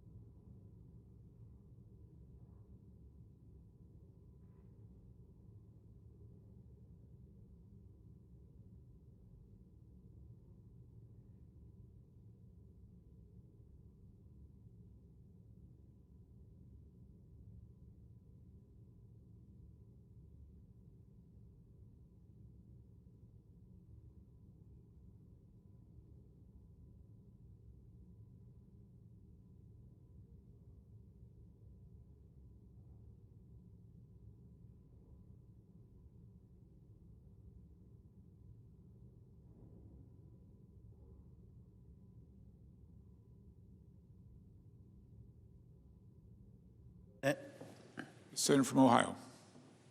Thank you, Mr. President. I come today to request a pause in the political discourse of this chamber for a moment of reflection. As those both in this chamber and across the nation know, last Thursday, March 12, 2026, an American KC-135 refueling aircraft went down in western Iraq. The crash claimed the lives of the aircraft's 6 crew members. I would like to take a moment of the Senate's time this evening to honor 3 of Ohio's favorite sons, the airmen who were serving in the Ohio National Guard with the 121st Air Refueling Wing at Rickenbacker Air National Guard Base in Columbus. And listening to my colleague, Senator Langford, I will say this, quote a passage from John 15:13. "No love has no one than this, to lay down one's life for his friends." Let me first speak of one of Ohio's favorite sons, Captain Curtis J. Angst. was 30 years old from Wilmington, Ohio. He was a KC-135 pilot with 10 years of military service. He graduated from Wilmington High School in 2014 and enlisted in Ohio's Air National Guard a year later. He earned a degree in aerospace engineering in 2020 from the University of Cincinnati. His family states that his commitment to his country was matched only by his devotion to his wife, Mary, and his passion for music, traveling, and the outdoors. His family stated that, quote, "Those who knew Curtis remember his steady kindness and the joy he carried with him everywhere he went. His constant smile and instantly recognizable laugh made people feel welcome, valued, and part of something bigger." Another family member described Captain Enk's life as one defined by service, generosity, and a genuine love for people. The Air Force says he logged 880 flight hours, 67 of which were in combat. He was promoted to captain just last November. He earned multiple honors, including the Air and Space Achievement Medal and the Meritorious Unit Award. He will be missed by his wife, Mary, his parents, and many more friends and family. Master Sergeant Tyler Simmons. See them all pictured here. There's Curtis. There's Tyler. Master Sergeant Tyler Simmons was 28 years old from Columbus, Ohio. He was a 2015 graduate of Eastmore Academy on Columbus's east side, where he was his high school's quarterback. He loved football and was a loyal fan of Texas Christian University, TCU. His service began in April 2018. His father said that Sergeant Simmons loved airplanes and always had plans for joining the Air Force. His unit commander reports that Sergeant Simmons has been posthumously promoted from tech sergeant to master sergeant. He was a musician and played both the viola and violin in his high school. Amazing talent. His family says he loved to roller skate. Tyler loved his family, but was particularly fond of his grandmother, Bernice, who at 85 years old is described as his confidant and workout buddy. Tyler's smile could light up any room. His strong presence would fill it, his family says. His mother said he loved serving in the military and that he was born for it.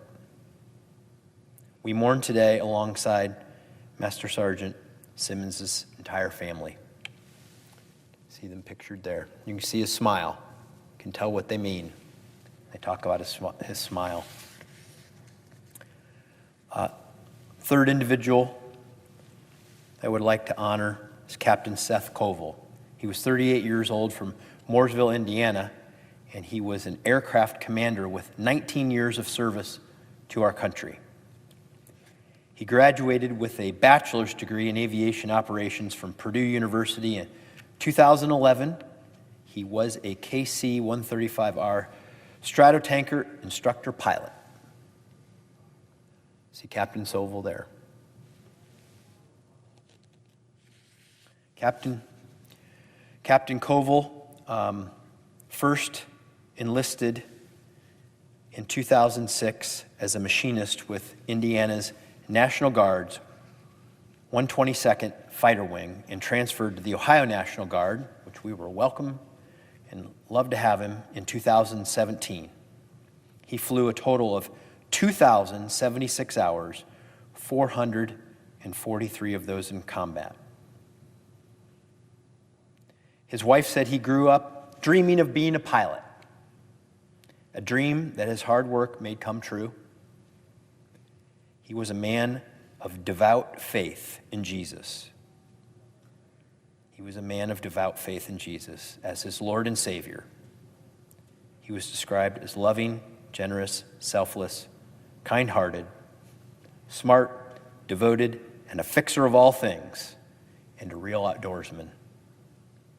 His loss is one mourned by many, but most of all by his wife Heather, his son, and countless other close family members and friends of Captain Seth Koval. See our three heroes right there.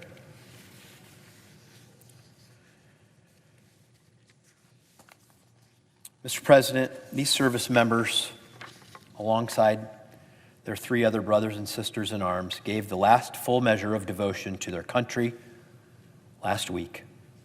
I thank my colleagues for hearing their stories this evening, for honoring their service, and for celebrating their lives, and for mourning their loss alongside a grateful nation.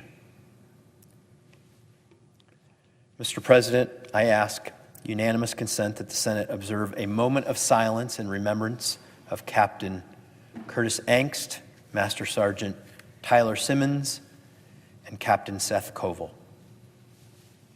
Without objection.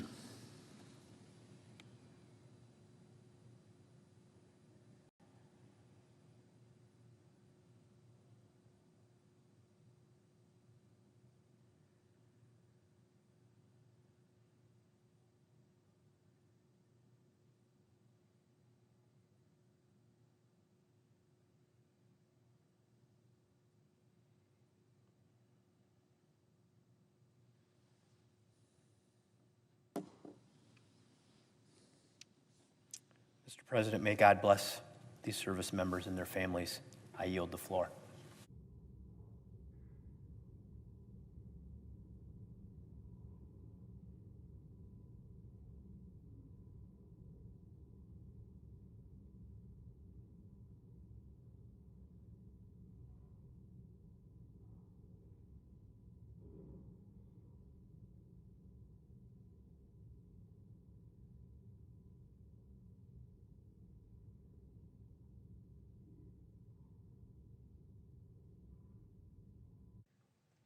Mr. President. The senior senator from Ohio. Mr. President, I'd like to echo my colleague's sentiment. I think he said it beautifully and perfectly. I think he honored these three brave soldiers really well. I would like to, of course, join him in recognizing Captain Seth Koval, Captain Curtis Angst, and Master Sergeant Tyler Simmons, who made the ultimate sacrifice for the United States of America and gave their lives to our country.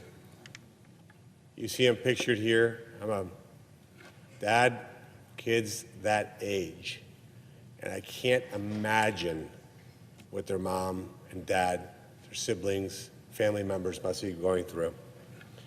But Mr. President, it's far too easy for us to take the blessings of freedom and liberty for granted here in America. We are lucky to live in a stable democracy.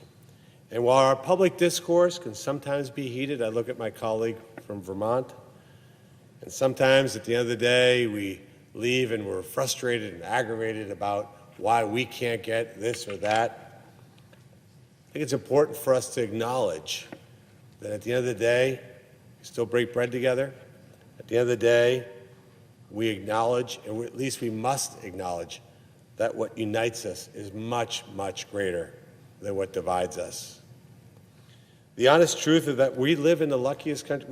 We're absolutely the luckiest people on earth to live here in the United States of America. We enjoy the blessings of liberty every day. But on days like today, it's important for us to remember why we can live with these liberties. And it's because of the selfless sacrifice of young men and young women, but in this case, 3 young men that gave their lives for that. They signed up, as my colleague from Ohio said, without hesitation. They served honorably and with incredible sacrifice they gave the ultimate to this nation. These three Ohioans were the most courageous and selfless individuals of our great nation. They were in the National Guard not for fame, not for fortune, but because they always felt ready to be called on to protect and defend our great nation.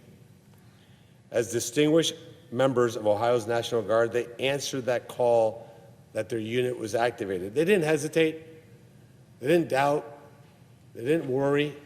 They were ready to go and serve, not for themselves, for all of us, every single one of us. It's their sacrifice that allows us to debate the issues of this democracy every single day. So, Mr. President, when the Senate concludes its business today, and each of us goes our own merry way, and we sleep in safety and peace, let us not forget that there is a soldier in some distant corner of the world standing watch on our behalf, looking out for us. And if their families are anything like my family and like my wife, there's a mom waiting by the phone, hoping and praying that they never get the call that these three soldiers' families got. As we think of those young airmen, Captain Kova, Captain Angst, Master Sergeant Simmons, who put their lives in harm's way for this country, let us remember these words from the Air Force Chaplains Corps Book of Prayers. And I quote, "Our Heavenly Father, it is in this hour of stunned grief, our first reaction is silence. But in our silence, as many airmen before us have done, we turn to you and ask for your presence and reassurance and guidance." My colleague, Senator Houston, and I have put together a resolution honoring the families. We will file that tomorrow in the United States Senate. We will also fly to Dover Air Force Base to pay our respects for the airmen in person. And I think what all of us have to do in a moment like this is understand that the issues that we debate here every single day in this hall that will live well beyond any of our lifetimes, that existed well before any of us walked the earth, that we have the humility to understand the weight of our decision making. That while, yes, sadly, by the way, politics always plays a role in a political environment, that we take note of how everything we do affects many, many American families. And I would ask that in this moment where we're debating a lot of issues, that we just take one step back and realize with deep humility the responsibility we should all feel for these families. That when we see these young men, we realize that decisions made here in Washington, D.C. carry enormous weight.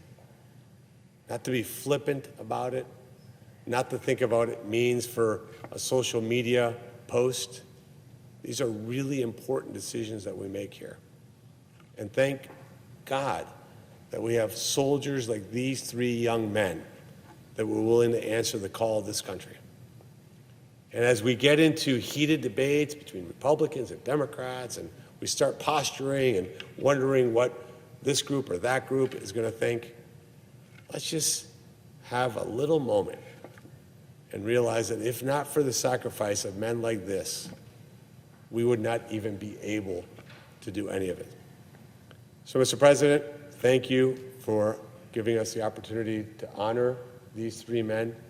Hopefully what this does is it adds, during this week that's obviously going to be contentious, a moment of self-reflection and humility for this chamber that I think is so desperately, desperately needing. And to the mom and dad of these three young soldiers, I can't even process what you're going through. I can't even imagine the emotions that you're feeling. And just know that America is grateful beyond words for the sacrifice that your heroic sons made. And with that, Mr. President, I yield the floor.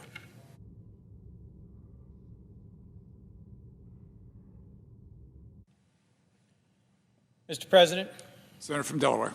Mr. President, I'd like to begin by referencing the remarks of my colleague from Ohio and expressing my gratitude for the service and sacrifice of the airmen lost in action over Iraq recently. As many know, Dover Air Force Base in Dover, Delaware, is where the remains of every American who falls in service to our nation overseas first returns to our soil.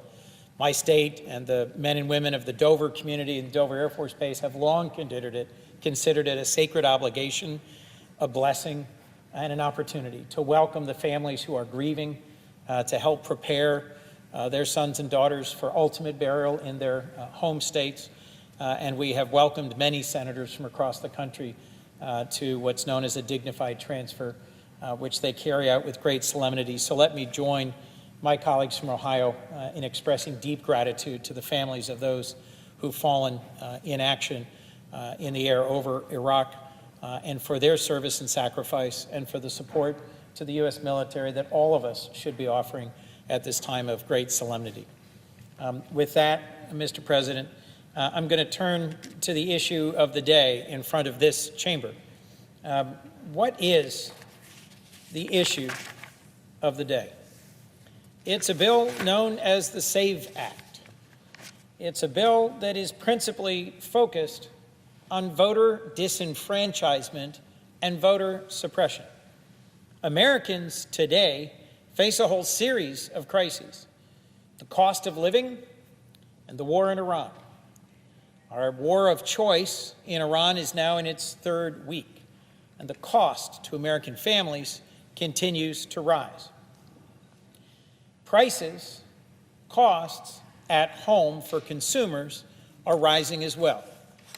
I just checked a few minutes ago, and a month ago in my home state of Delaware, a gallon of gas was $2.87. Today, it's $3.68. That's a 30% jump in just a month, the fastest increase in gas prices since the 1973 oil embargo. Nationally, a similar rise, $2.95 to $3.84. The larger point is most Americans know they're paying a lot more at the pump. They're paying more at the pump, and it's going to end up having all sorts of secondary consequences for costs. Because what passes through the Strait of Hormuz isn't just oil. It's natural gas, it's petrochemicals, it's fertilizers, it's helium. It's a whole series of things essential to our modern economy. We are on the verge of planting season. It will soon be spring.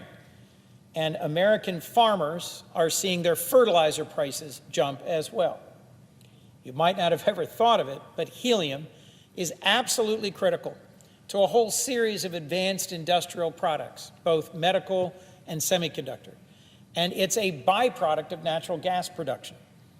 Most of the world's helium also passes through the Strait of Hormuz. And as I'm sure you've heard many times today on the news and on the floor, Iran has blocked the Strait of Hormuz, not for Iranian ships, not for allied ships going to China or to other countries, but for the United States and our allies. We've watched steadily in the last few years as our adversaries have come closer and closer together.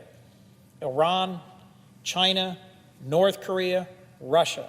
These four countries have deep and rapidly deepening partnerships in military security, in cyber offense, in support for terrorism throughout the world. And President Trump chose, to take us to war against Iran. Recent polling of Americans shows that by an 18 percentage point margin, the Americans polled actually think President Trump is focused on the wrong thing.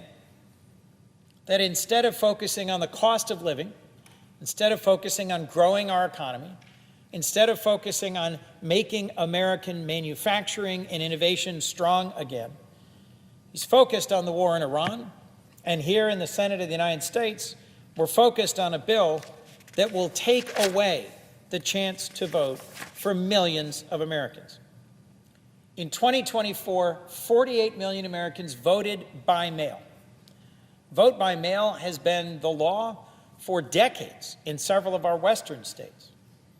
It's secure, it's been shown to be resistant to fraud, and it is a long-standing tradition in majority Democrat states. If the SAVE Act were to become law, vote by mail would end. 70 million American women would be disenfranchised by this law, including my wife and my mother, because their birth certificates and their current names on their passports and their driver's licenses are not the same. Like millions and millions of American women, they changed their name upon getting married. This law would require them to go through an expensive and complex process to restore their right to vote. And last, the mandated sharing of every state's voter rolls with the Department of Homeland Security for them to run it through some Doge algorithm and throw off the voter rolls millions and millions of Americans is a solution in search of a problem. The Heritage Foundation looked at the last 20 years of voting and found virtually no examples of those who are not here legally voting in American elections. That handful of examples is what is demanding that we pass today, that we focus today on a bill that we know would disenfranchise tens of millions of Americans. I think it is a profound misdirection of the time and energy of this body, when the number one issue that I'm hearing from Delawareans about is why are we at war in Iran? I don't really have an answer.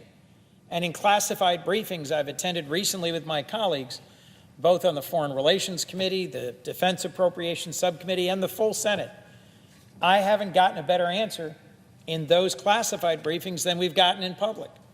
The military is focused on a few fairly clearly defined objectives. But the president and his so-called Secretary of War keep throwing out other goals, other objectives, regime change, ending any possibility in the future of any nuclear enrichment by Iran, stopping Iran's ability to project power influence in the region. Our core challenge is that President Trump has offered a maximum goal, overthrow the regime of a large and populous country that has, yes, a brutal and murderous regime that has suppressed its own people and spread terrorism throughout the region, but that is very powerfully ensconced. They are bombing them day after day after day. And unfortunately, what the Iranians are showing is that when we've pushed them to the wall and said we intend to overthrow your regime, they're unleashing everything they've got. I think President Trump learned the wrong lesson from killing Qasem Soleimani, the general in charge of the IRGC, in his first term. General Soleimani, an evil man whose passing I would not grieve for a moment, who had the blood of Americans on his hands. But when previous presidents considered taking him out, they were cautioned that Iran will strike back.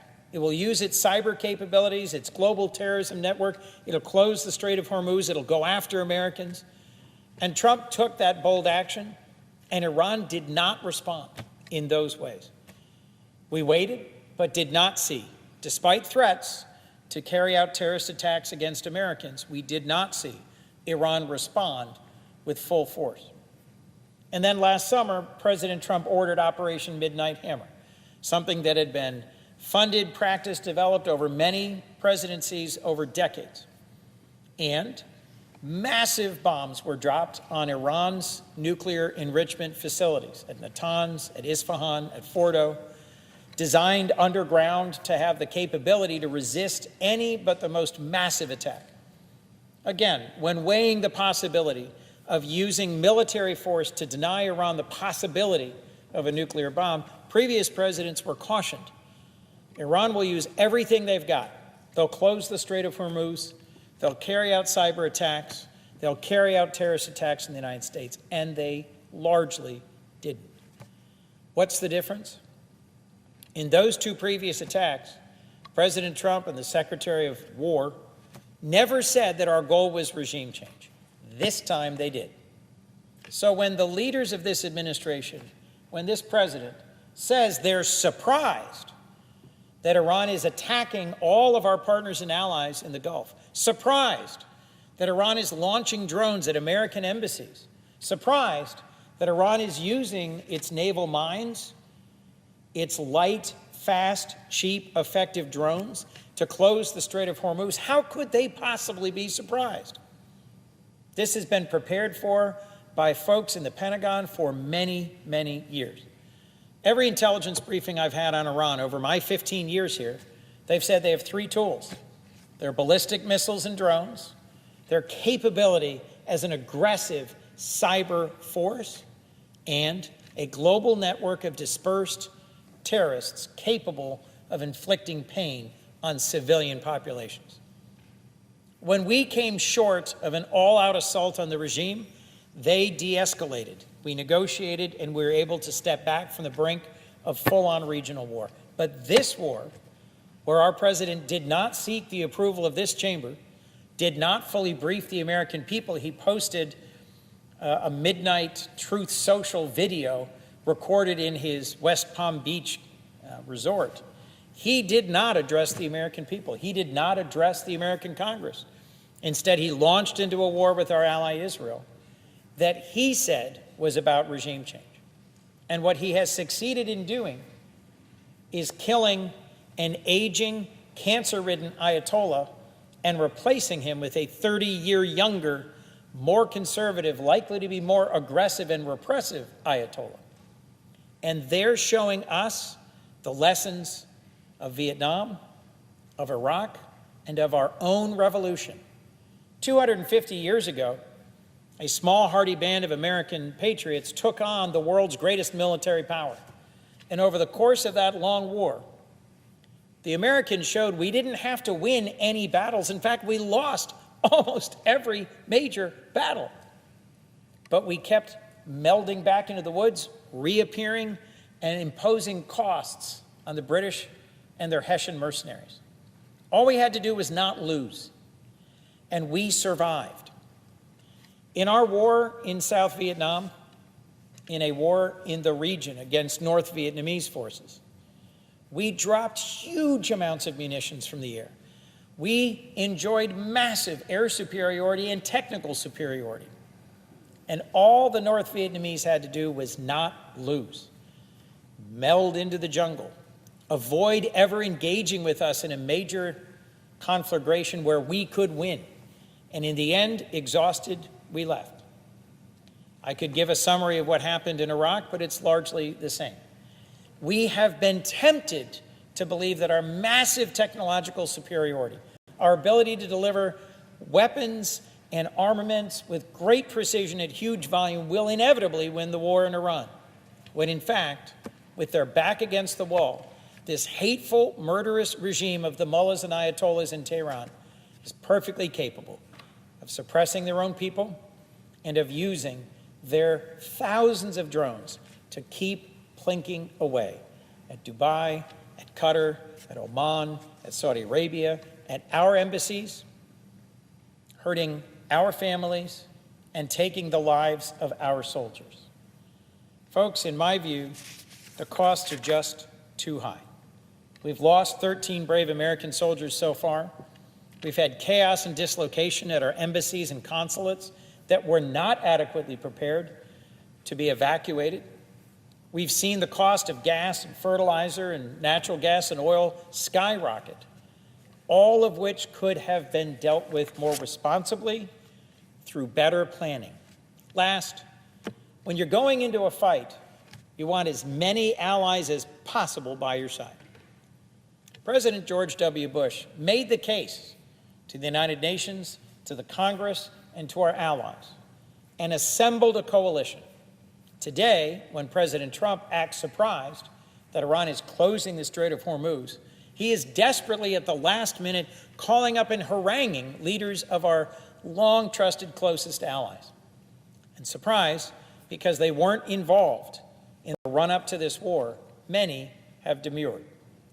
Then Trump commits again what I think is a horrible offense against our NATO allies. He said yesterday, NATO has never stood by us. I knew all along we couldn't count on NATO. Well, Mr. President, it was earlier this year that I led a bipartisan delegation to Denmark, at exactly the time that our president was threatening to extract Greenland from Denmark, either by force or by the use of tariffs against our closest NATO partners. And during that fight, President Trump said, "We never asked NATO for a thing, and they never did a thing for us." And Senator Tillis and I and our delegation went and laid a memorial wreath at the site where Danes remember the 52 Danish soldiers who died serving alongside Americans in Afghanistan and Iraq. It is not true that NATO has never come to our defense and NATO has done nothing for us.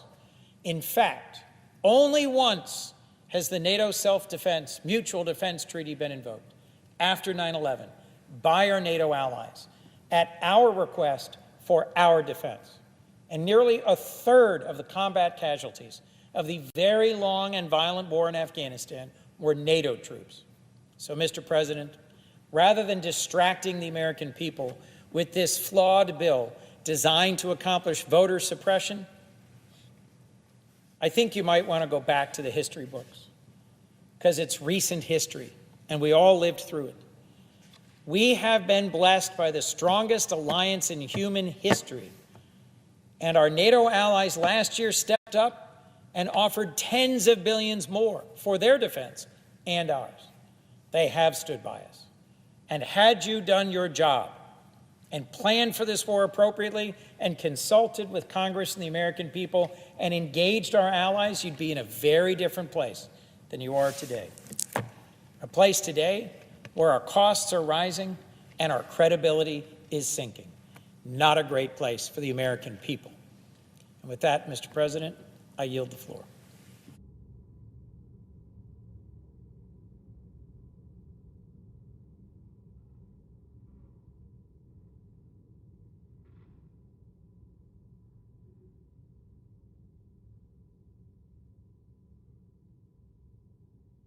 Mr. President, Senator from Vermont. I'd like to speak about the SAVE Act.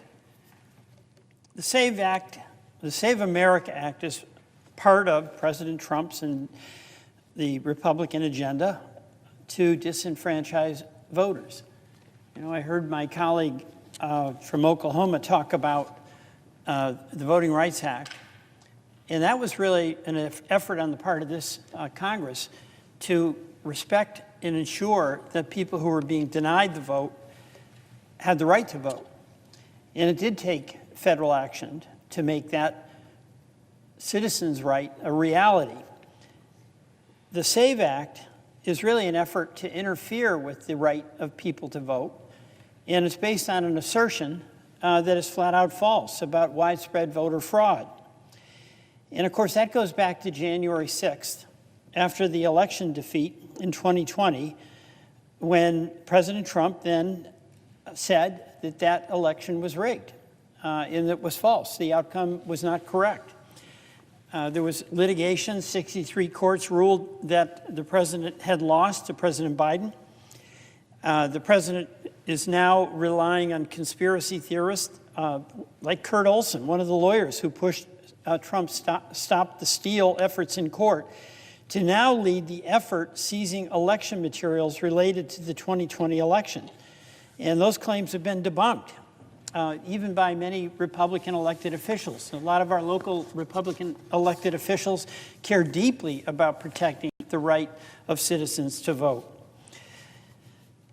Last month, President Trump said that the Republicans should, quote, take over the election administration in 15 states.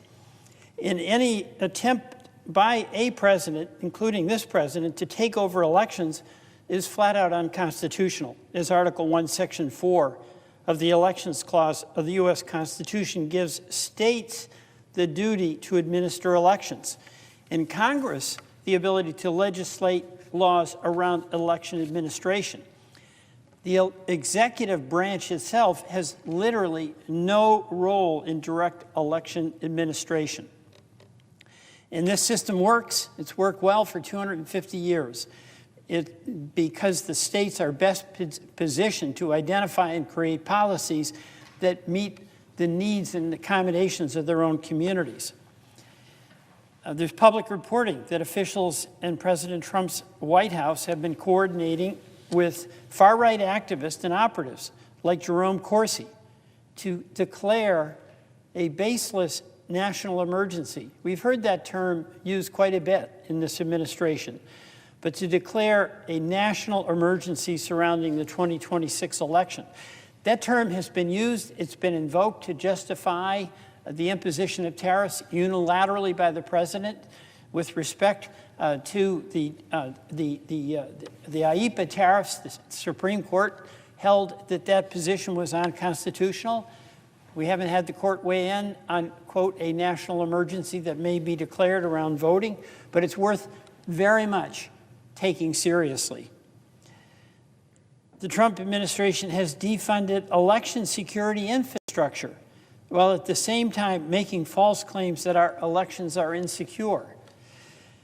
The administration has gutted the Cybersecurity and Infrastructure Security Act, known as CISA, which Congress created in 2018 to oversee programs responsible for securing our elections, like the cyber threat intelligence.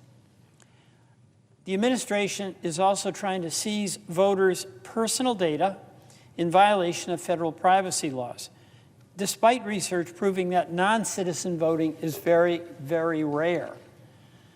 This is a concerted effort on the part of the president, whose ire over losing the 2020 election resulted in January 6th, and has also been a sustained campaign on the part of the president to insist that that election was bogus.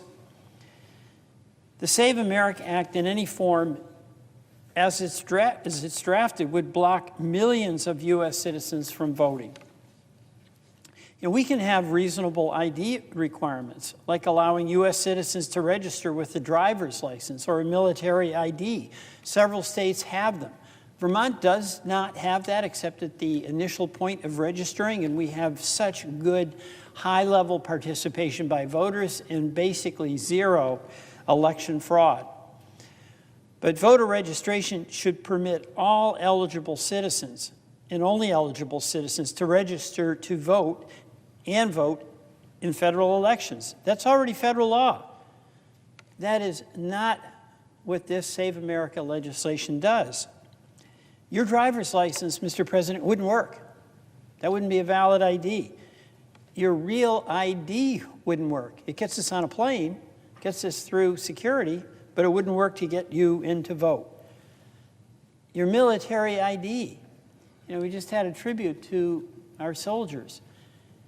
But our soldiers with that ID would not be allowed to use that to be able to register to vote. If your passport has your maiden name on it, as millions of American women's passports do, that won't work because it doesn't correspond to their married name. The list of acceptable identification under the SAVE Act to register to vote, such as passports or birth certificates, is stricter than many of the 36 states which do require some identification to vote. And therein lies the problem, because the more onerous you make this, the more difficult it is. A person who doesn't have a passport, doesn't have a driver's license, has to do something just for the purpose of voting. The fewer people are going to be able to do that. So here are some facts that we should not ignore. About 146 million Americans don't have a passport. In 2024, 153 million Americans voted. And by the way, passports are pretty expensive. A new passport is at least $165 for the passport application and the facility acceptance fee, or even more if you want it expedited. And approximately 69 million women have a birth certificate with their maiden name and not the name matching their identification, meaning their birth certificates would be insufficient identification for voter registration under this bill. How can we do that? to millions of American women. 11% of registered voters don't have access to their birth certificate. 52% of registered voters do not have an unexpired passport with their current legal name. And 9% of all eligible voters do not have or do not have easy access to documentary proof of citizenship. These details really matter. You know, it's not just the top line name, voter ID. It's what is in this legislation that limits what can be a legitimate voter ID for the purposes of voting. And even if voters were to provide documentary proof of citizenship, verifying the authenticity of those documents is an inherently complex task, when that election officials in motor vehicle departments often don't have the resources or training to perform. Mr. President, the Save America Act would disenfranchise Americans of all ages and races, but younger voters, rural voters, poorer voters would suffer disproportionately. Rural voters, and by the way, 60% of whom identify as Republican, would face some of the largest hurdles to showing up in person at their election office to register to vote. Many rural voters rely heavily on remote voter registration methods that would be effectively blocked by the Save America Act, such as registering to vote online or mailing in an application. And also, these voters rely greatly on mail-in voting. This has been an incredible convenience for voters and reliable. This would become much more difficult under this legislation with the need to scan and print out copies of their voter ID. And by the way, when it comes to seniors, nearly half of all seniors don't have a passport. The Save America Act would make it harder for Americans to register and vote in 2026.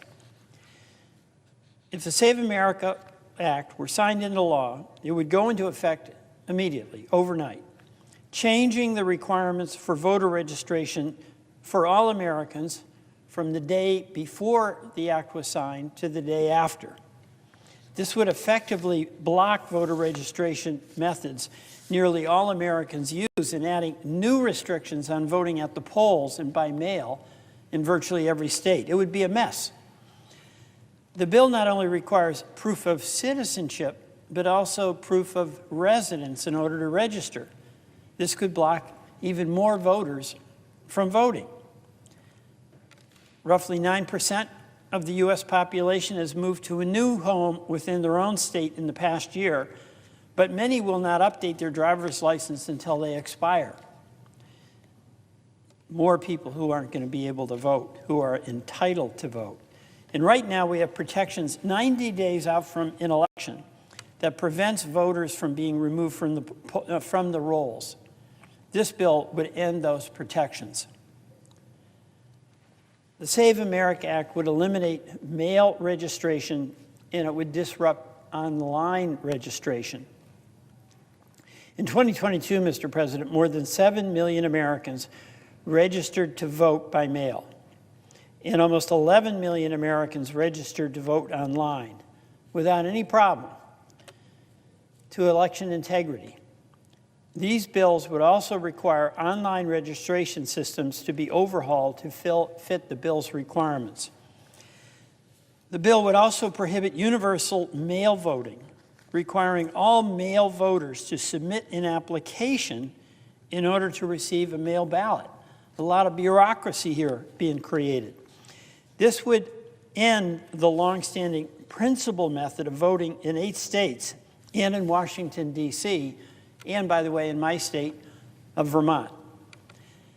The bill would require voters registering to vote by mail to submit documentary proof of citizenship, which states do not currently require. And by the way, that's without incident. Mail-in voting supports rural communities that local election administrators can't reach well. This is why several of my Republican colleague states in Nebraska, Idaho, North Dakota make mail-in voting possible for certain voters. Arkansas and Louisiana allow digital IDs as valid voter identification. Mr. President, the Trump administration has been on a furious effort to silence citizens and deny them our most fundamental constitutional right, the right to vote. The show your papers requirement is an attack on the freedom to vote. Congress should stand firm to protect the right of all of our citizens to vote and reject the Save America Act. Mr. President, I yield back.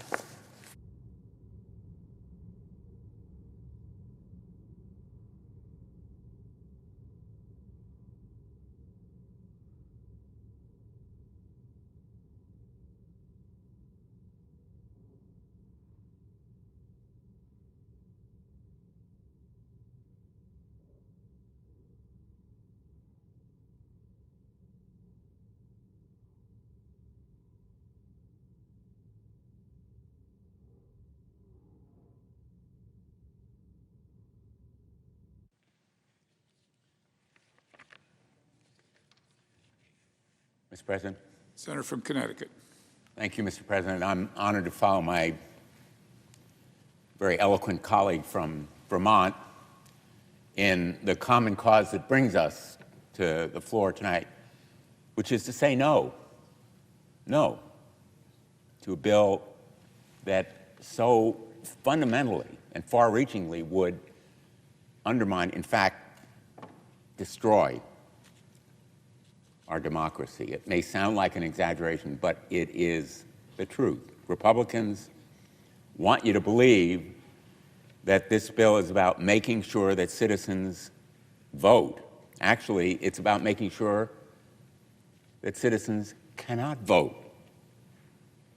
Trump and the Republicans can't win their policy decisions, so they must win by taking away the vote this November and for elections to come. And make no mistake, this bill will take away votes from millions of Americans. Literally, it will roll back the clock on the civil rights era, on decades earlier during Reconstruction, on the Civil War itself.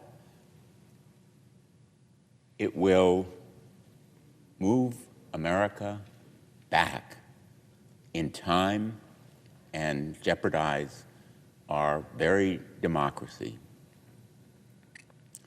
The simple fact is, 21 million Americans do not have the requisite documentation this bill requires to register to vote. Passports are expensive. A passport book costs more than $100. And birth certificates are not readily accessible to many, many people. I have to admit, I don't know where my birth certificate is.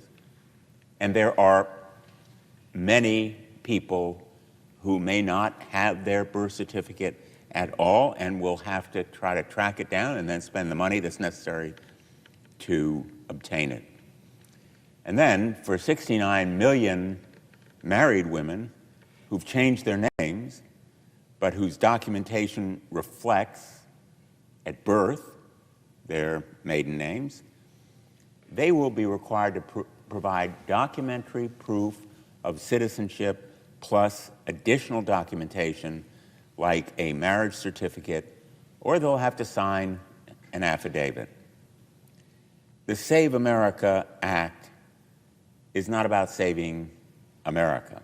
If it were, it would not make it harder for service men and women, our veterans and our military families to vote. Think of it for a moment. It fails to recognize military IDs as valid proof of citizenship.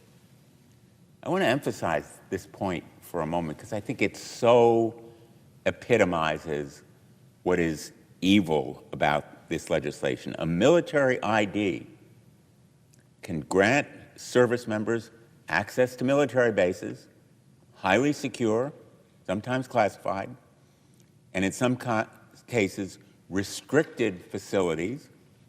But under this Republican proposal, it just isn't enough to allow those service members access to the ballot box, the foundation of democracy. They can go to bases, they can go to restricted areas, they can go to other kinds of military facilities, but they cannot go to vote. And it imposes burdens on service members abroad, including children of service members. It excludes them, military voters born abroad, and it imposes burdens on service members and military families stationed overseas, requiring in-person proof of citizenship at a government office in the United States when registering or updating voter registration. So in order to vote, they have to know about the law, then they have to make a trip to a government office, probably while they're on leave, limited amounts of time. They want to be with their family, and they have to spend additional time going to a government office to register to vote. These are men and women defending our right to vote, and this bill restricts their right to vote. The bill would also impose unacceptable barriers to voting for disabled veterans and veterans living in rural communities. It would require veterans to travel long distances simply to register or update their registration. And yet, for veterans with service-connected disabilities, mobility challenges, or limited transportation options, this requirement will create unacceptable obstacles for them to exercise their right to vote. Veterans, again, who serve and sacrifice for our country, who defend our rights and liberties, including the right to vote, would themselves effectively be denied that right. It's wrong. It's wrong morally. It's probably wrong constitutionally. Our service members, military spouses, and children and veterans sacrifice so much for this country. It seems unfathomable and unforgivable to make it harder for the military community to vote because of one president's vanity and vengeance and political gains and the effort to win elections. Senate Republicans make a lot of promises when it comes to our veterans and our military. They have the best rhetoric going.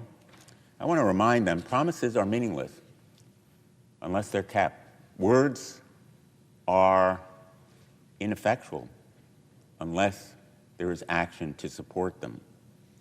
And while we sit here debating a bill that will make it harder for members of the military and veterans to vote, I want to remind this body that Senate Republicans continue to block the Richard Starr Act, the major Richard Starr Act, a bipartisan bill to deliver combat-injured veterans their full military pension. That's right. Republicans have blocked it twice just this year. Let's keep in mind what this legislation does and why it is supported by the vast majority of members of Congress and the people of the United States.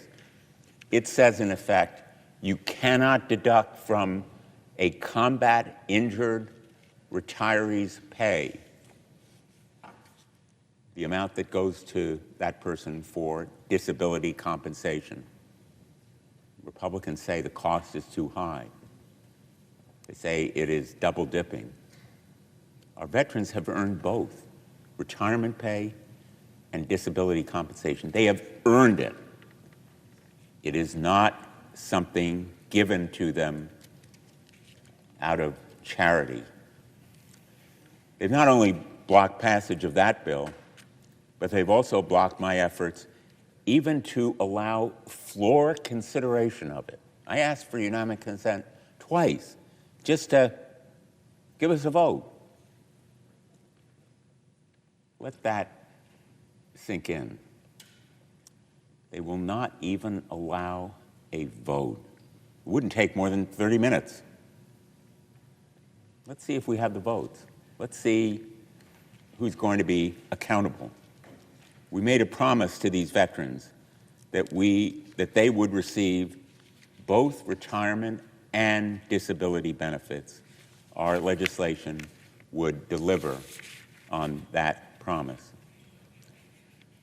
Republicans in leadership can't find the courage to give this legislation a vote, despite 77 members sponsoring it, both sides of the aisle, across the ideological spectrum, and yet they've found floor time to try to pass this mockery of a bill, to pass the Save America Act, a bill that will make it harder for our military and our veterans to vote.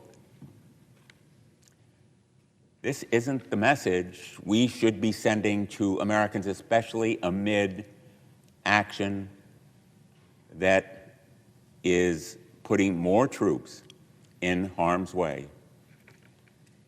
What a time. American troops deployed in kinetic action, in harm's way, and the Save America Act has a single, simple goal: turning away American voters at the ballot box, including our military and our veterans. We've seen this discouragement of voting time and again, sending Tulsi Gabbard to Fulton, Georgia, continuing the false narrative that somehow there was fraud in the Georgia vote, continuing the distorted message that there is voting fraud rampant in the nation.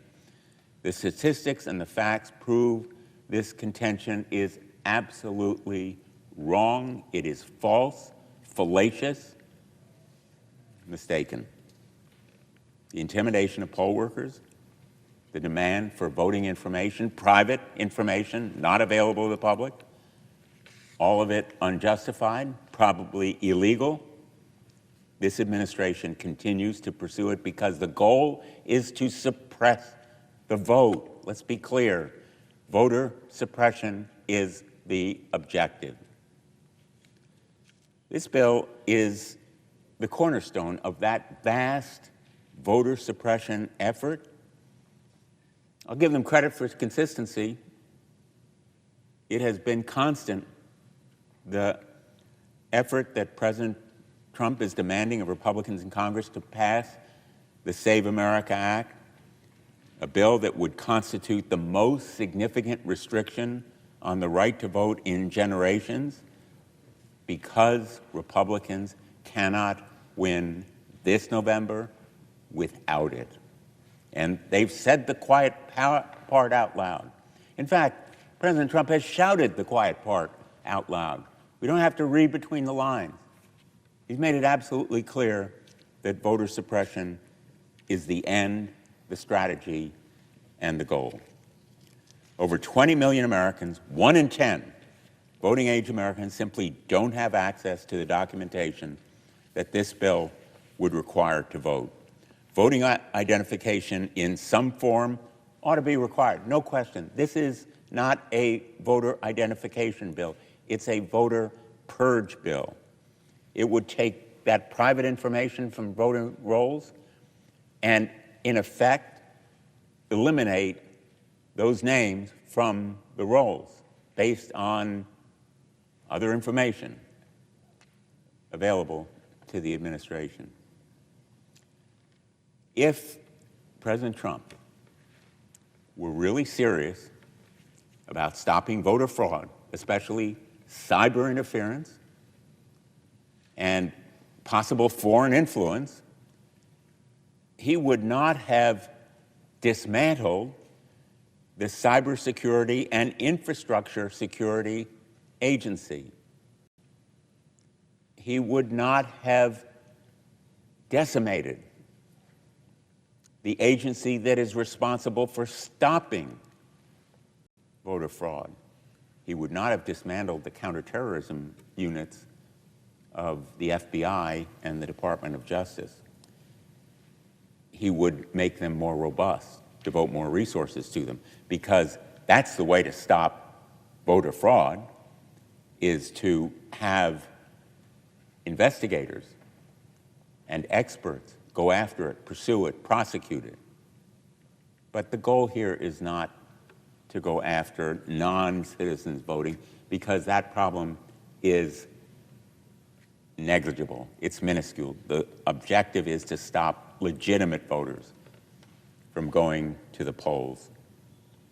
250 years ago, America broke from the chains of monarchy. They chose democracy, a government that's supposed to be by and for the people.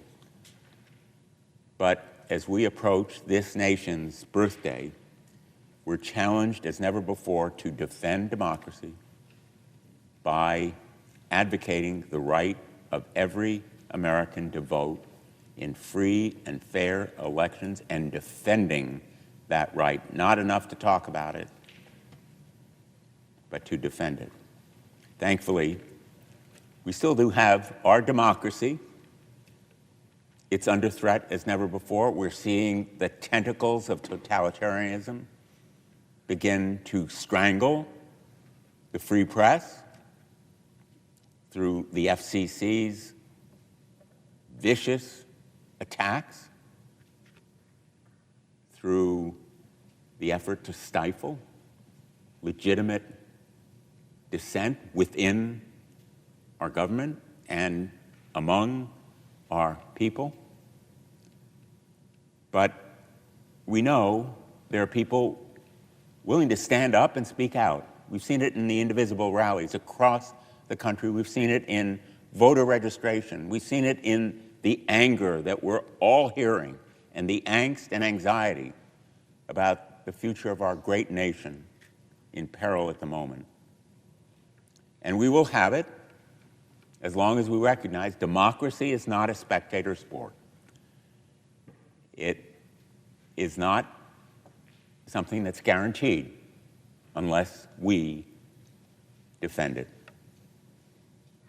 We will have it only so long as we keep it, as Benjamin Franklin warned, and we will have a republic, as he told the person who asked him after the Constitutional Convention, only as long as we can keep it. It's up to us. Our time is now. Thank you, Mr. President. I yield the floor. Senator from Oregon. Mr. President, my colleagues across the aisle are presenting what they call the SAVE Act and are saying it's about stopping non-citizens from voting. But that is not true. This bill is entirely about stopping citizens from voting, taking away the ballot box from millions and millions of Americans. So let's call this bill what it really is: the Stop Citizens from Voting Act, or STOP Act. It's about rigging the next election. And we know so because Donald Trump said it himself. He said, "You pass this act and it will guarantee the midterms and every election for a long time." And why did he have such confidence that it would guarantee the November election for his party? The answer is because this bill is about stopping groups from voting who tend to vote for Democrats. This is, again, about rigging the next election. Now, repeated investigations by law enforcement, by news organizations, by universities have found that you are more likely to get struck by lightning than for a non-citizen to vote. It is not just rare for a non-citizen vote, it is super rare. In Oregon, a review of vote by mail by the state over a 20 years, 2000 through 2019, found less than 1 in a million cases of voter fraud. And in Utah, and my colleague who's presiding tonight is from Utah, Utah completed a citizenship review of its voter registration list of more than 2 million voters. They identified 1 non-citizen, 1, and 0 instances of non-citizen voting. 1 registered out of 2 million, 0 voting. Even Speaker Johnson admitted about non-citizen voting that it's not something provable. Well, actually, what he really should have said, it's not provable because it's rarer than rare. And that's why we know this bill is not about non-citizens voting. It's about stopping citizens from voting. Let's just take a look at the impact, starting with the impact on married women. The Republican plan, stop married women from voting. Now, a slightly softer version of that is make it very difficult for them to vote. Because this is what the bill does. It says each state has to submit its voter registration database to the Trump administration. The Trump administration will go through and identify anyone it suspects might not be a citizen. And it has clarified that that means if your last name is different than the name on your birth certificate, you are suspect. Well, where we are, 69 million married women in America changed their names when they got married. That means 69 million American women get pinged by the Trump administration saying, we're not sure you can vote, and you're going to have to start from scratch to re-register. And re-registering is very difficult. You have to have a passport, or you have to have the combination of a birth certificate and another form of approved ID in combination, either a passport by itself or 2 forms of ID, one of which is your birth certificate, and that other piece has to be very specific, meeting the terms of the bill. In Oregon, our estimate is 700,000 married women would have to re-register to vote, including my wife.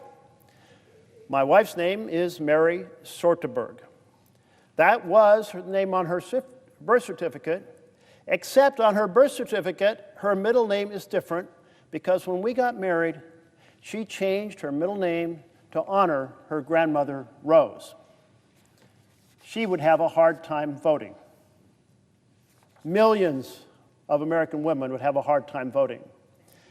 It's also about stopping tribal citizens from voting. The STOP Act makes it impossible to use your tribal ID to register to vote. And it makes it impossible to use your tribal ID by itself to actually vote. You can't use it for registration, and you can't use it by itself to actually vote. And tribal citizens are less likely to have a passport in the first place. And we know that many do not have a birth certificate. All across America, there are people who have been born at home who do not have birth certificates. More common in some tribal communities. And tribal communities are remote. Often, they have to travel a long ways to get to a place where you could register to vote, because you have to register to vote in person. So all these things are designed to make it hard for tribal members to vote. And that's wrong. This bill is also about the less affluent being able to vote. It makes it hard for them. Stop the less affluent from voting, or at least make it much more difficult for them. You know that a passport takes 6 months to get and costs about $165. That is a big toll. A couple, if they were trying to get that passport so they could vote, they might not get it in time for the election, and they'd have to pay $330. Wow. That is a poll tax on the less affluent to be able to vote. Now, if they can locate the county registrar in their specific county in America, and if they were born in a hospital, and if there is a birth certificate there, they might also be able to acquire their birth certificate. That also costs money. We know that the less affluent are much less likely to have a passport in the first place, and therefore it's much more expensive for them to undertake the qualifications of this bill. In fact, only 1 in 5 Americans who earns less than $50,000 has a passport. And we know that poorer states are less likely to have passports, including many states in the South, Alabama and Arkansas and Kentucky and Louisiana. So, we are facing an attack on each of these groups, but that's not the only groups. Let's talk about students. The STOP Act is designed to make it hard for students to vote. First of all, it says you can't have a voter drive. Why? Because you can't register people at their dorm room with ordinary documents, the way it's always been done everywhere. No, they have to go in person to an election center. And who knows where that election center is? And they're going to have to miss class or go to do it. And they're like, well, why can't I upload these documents online to be examined? Well, because they're trying to make it hard for you to vote. Why? Because students tend to vote on the blue side of the aisle. And if you need your birth certificate to register, now, if you're going to school in a different state from where you're registered to vote or where you would register to vote, you would have to travel home. Well, many students don't travel home during holidays because it's expensive. And students often don't have money. Oh, they're rich, they're fine. I'm sure they'll take a private jet to go get their voter registration. But ordinary students, they're struggling to pay that tuition. That's a big imposition to saying you have to travel to another state in order to be able to register to vote. So here we are with yet another attack beyond these groups, and that's an attack on vote by mail. Under the amendment that has been filed by the Republicans this evening, it bans vote by mail. Now let's think about how hard it is to hold an election in a state like Oregon or a state like Utah that vote by mail. Oregon hasn't had a vote at a polling booth in 28 years. So here we are. This law goes into effect immediately. Our primary election in Oregon is on May 20th. How are you supposed to get all those polling places in place, all that whole new system, in just a few weeks' time? Extremely difficult. And then you submit your voter database to Team Trump. They purge it with a very big bias to make it hard for demographic groups that associate more with Democrats to vote. They ping them and say, you're no longer registered, you have to go re-register. And maybe they get that ping, I don't know, the election in Oregon's on May 19th, maybe they get that notice on May 10th. You've got 9 days to get a passport.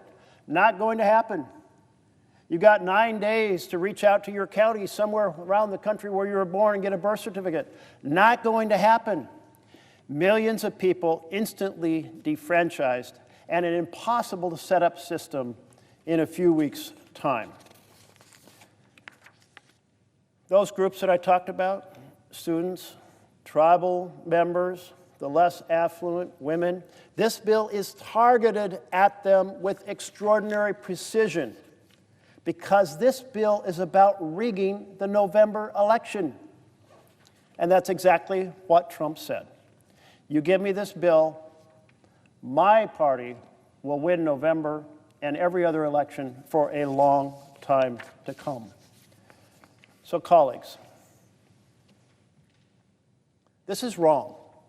Every one of my fellow senators on both sides of the aisle know what this is. This is an attack in a partisan basis to rig the November election. Every person here who took an oath to the Constitution to defend the right to vote knows that this is about rigging the election by stopping people from voting. It's really a violation of your oath of office. So let's not let this happen. This egregious assault by an authoritarian president. We have already seen this authoritarian president take away powers from this body, the House and Senate, Congress, that belong under the Constitution to Congress. Our founders said the power of taxation, including tariffs, belongs to Congress. This president took it anyway and said, I don't care that I'm violating the Constitution, challenge me in court.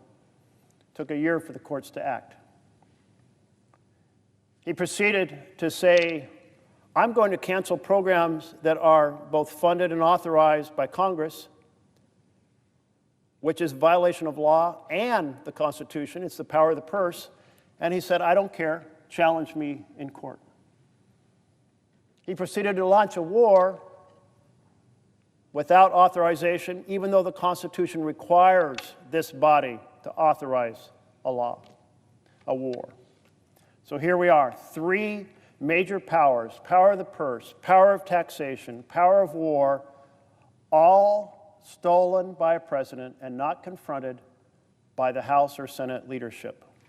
And now we have House and Senate leadership conspiring with the president to strip the vote from millions of Americans, an extraordinarily unconstitutional act. But this time, it's not the president acting alone. He's acting with the support, the cooperation, the partnership of.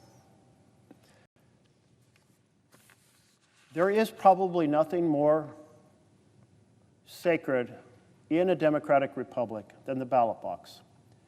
It is the beating heart of what it means to be a democratic republic. This bill takes a knife and stabs it through that beating heart. Madam President, let's not let this happen.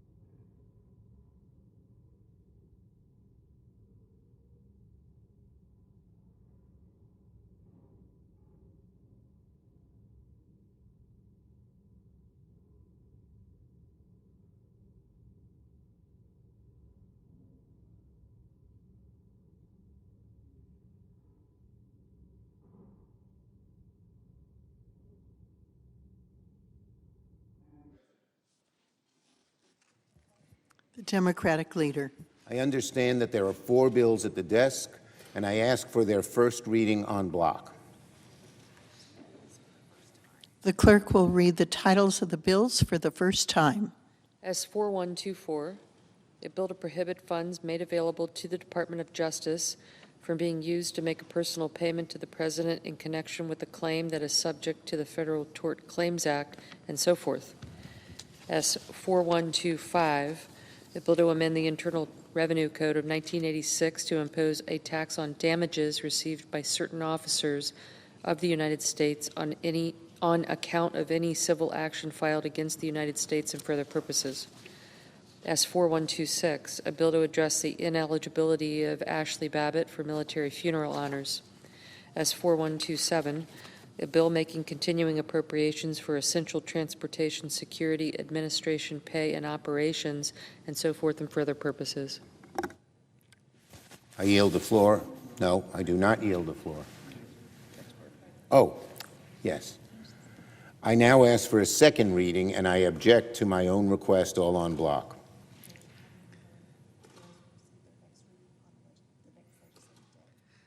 The objection having been heard, the bills receive their next reading on the next legislative day. I yield the floor.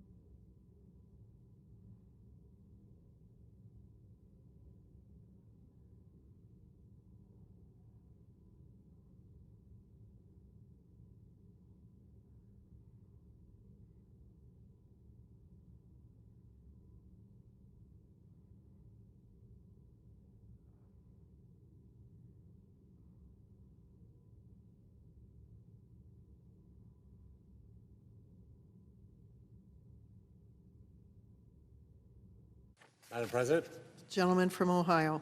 I ask unanimous consent that the appointment at the desk appear separately in the record as if made by the chair. Without objection.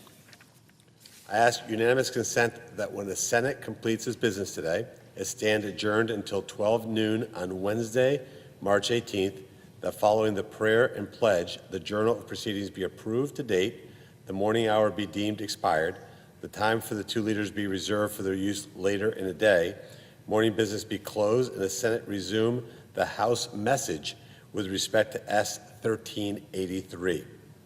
Without objection.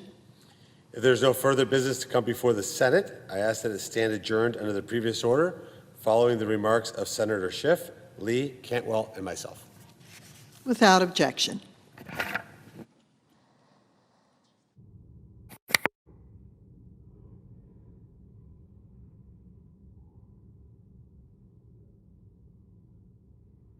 Madam President, The senator from California. the author George Orwell wrote about a dystopian future in which the party in power spoke in doublespeak, a language in which up meant down and down meant up, good meant bad, and nothing was as it seemed. In the language of Orwellian doublespeak, to save something meant to destroy it. Which brings me to the so-called Save America Act.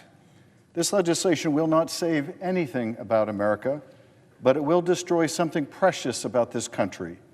It is not meant to empower people to determine the direction of the nation, but to deprive them of that power. Not to encourage citizen participation in government, but to discourage it. Not to heal a nation that is badly divided, but to cause further division, disunion, and democratic decay. because this is perhaps one of the most cravenly political efforts undertaken by Congress in a generation. The president knows that his policies are deeply unpopular. He knows that his war of choice with Iran is deeply unpopular. He understands that he has betrayed the promises he made to the American people to bring down costs and improve the quality of their lives. He knows that the voters are prepared to hold him accountable in the midterms and vote his party out of power. But rather than address his many policy failures, he wishes instead to prevent people from voting. It is as cynical a device as it is destructive of the foundation of our democracy, the right to vote. Our nation is facing a series of challenges that are touching every facet of people's lives. They are paying more at the pump. They are paying more on groceries. They are paying more to heat their home. And this summer, they'll pay more to cool it. This all from a president that has gone from promising to break inflation on day one to now saying, if prices rise, they rise. Imagine that. If prices rise, they rise. But that's not all. If the cost of oil goes up, he declares, that's good because it means we make more money. Well, maybe he does. Maybe the oil industry friends do. But the American people who are paying through the nose at gas stations all across the country are not making more money. They are spending it on gas at the pump, and they cannot afford it. This war of choice is costing America billions. More important, 13 brave service members have lost their lives in a new foreign war we were promised would never be started. Now, we've heard a whole host of rationalizations for this war, explanations for this war. None of them add up. At one point, the president said that we had to go to war with Iran because Iran was 2 weeks away from having a nuclear bomb. Well, beside the fact there is no intelligence suggesting even remotely that that is true, the president himself said only 9 months ago that we had obliterated Iran's nuclear capability. Well, it can't be both. The president was either telling the truth 9 months ago, or he wasn't, or he's telling the truth now, or he isn't. But it can't be both. And of course, everything we know about Iran's nuclear program indicates they are not 2 weeks away from having a nuclear bomb.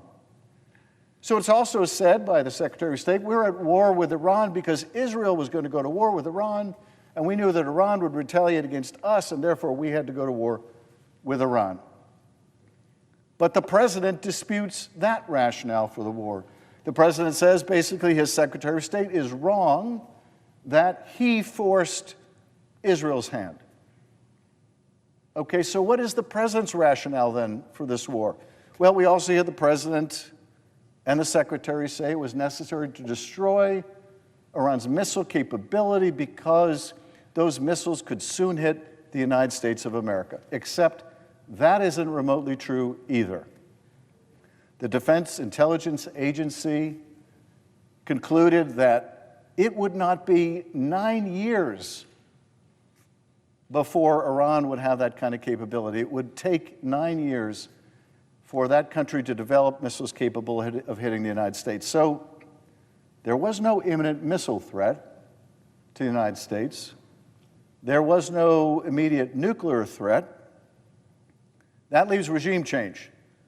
The president has said that he wants Iranians to rise up and challenge the regime. At the same time, it's being publicly reported that he was warned that that would be extremely unlikely. That is, that the Iranian people would have the power to overturn this entrenched, murderous, terrorist-sponsoring regime, that this would not be Venezuela, that you couldn't simply take out the number one mullah and expect to replace him with the number two mullah that would do the United States bidding, that that was not foreseeable, not likely, not probable. Instead, the president was warned this could lead to an even more hardline regime. And now we don't have the Ayatollah Ali Khamenei, we have Mojtaba Khamenei, who is supposed to be potentially even worse. So this is not about regime change. It's not about the missile program. It's not about the nuclear program. It's not because of Israel. So what is it that led us into war? What is it that justifies the risk to the lives of our service members? What is it that justifies the tragic reality that 200 of our service members have already been injured in this conflict? We are left to wonder. We haven't had a single public hearing about this. We have not had the opportunity to put in these administration figures under oath to explain why we're at war, why the president betrayed his promise to keep us out of foreign wars, to keep us out of regime change wars, to keep us out of another Middle East war, why our service members are bearing the brunt of this, why American consumers are bearing the brunt of this.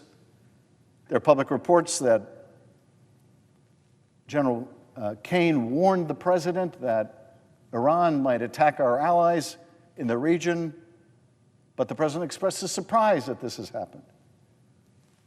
There's public reporting that the general also warned the president that Iran might seek to close the Strait of Hormuz, and Iran has effectively closed the Strait of Hormuz, and as a result, we're all paying for that in skyrocketing prices at the pump.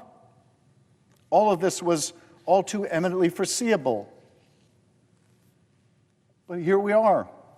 Global oil markets and global shipping are seeing the seismic waves of Trump's war in Iran, a war without strategy, a war with a different aim depending on the day, a war that some can't even bring themselves to call war, because the moment they do, as the president calls it war, as the Secretary of War calls it war, but the moment that we in this chamber call it war, we're acknowledging our own failure to live up to our institutional responsibility, that this is the body with the power to declare war, not the president.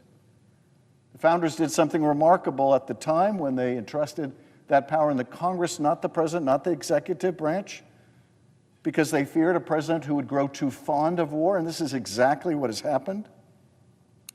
Our allies are not standing with us, a predictable outcome since we have not stood with them. The president says that China and Japan and all these other countries are going to join us in ushering ships through the Strait of Hormuz, but none of those countries are volunteering to do that.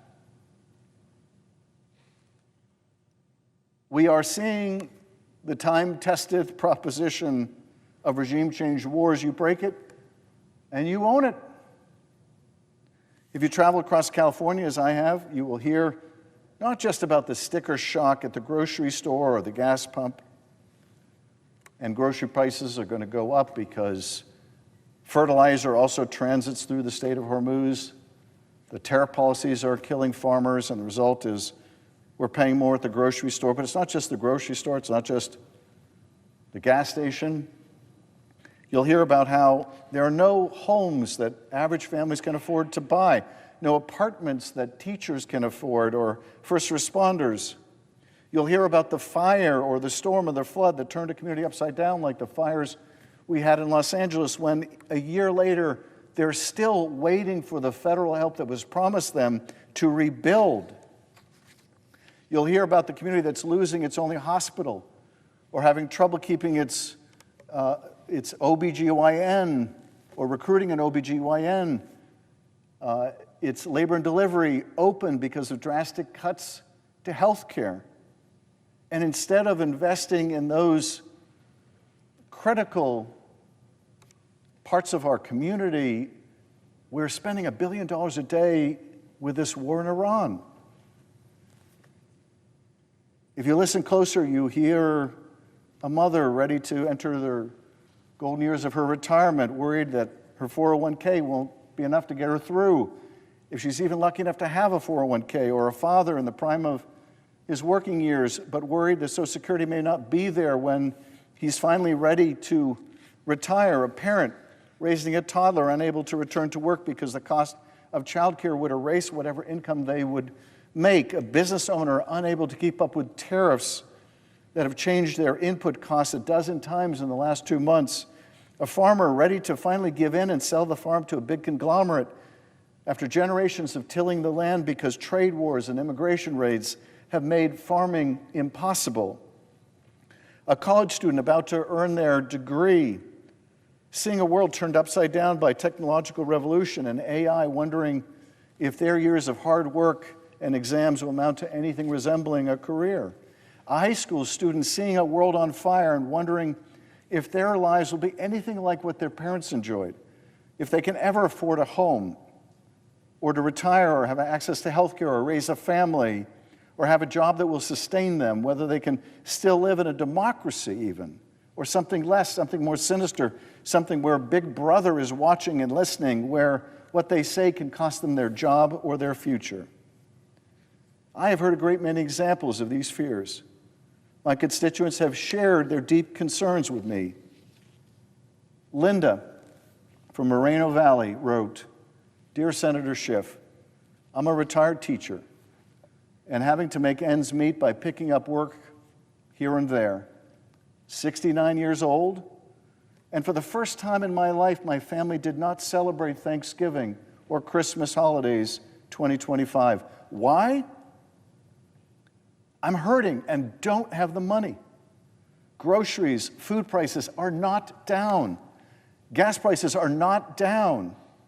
I could not pay the high drug price for a prescription mid-month, so I went without.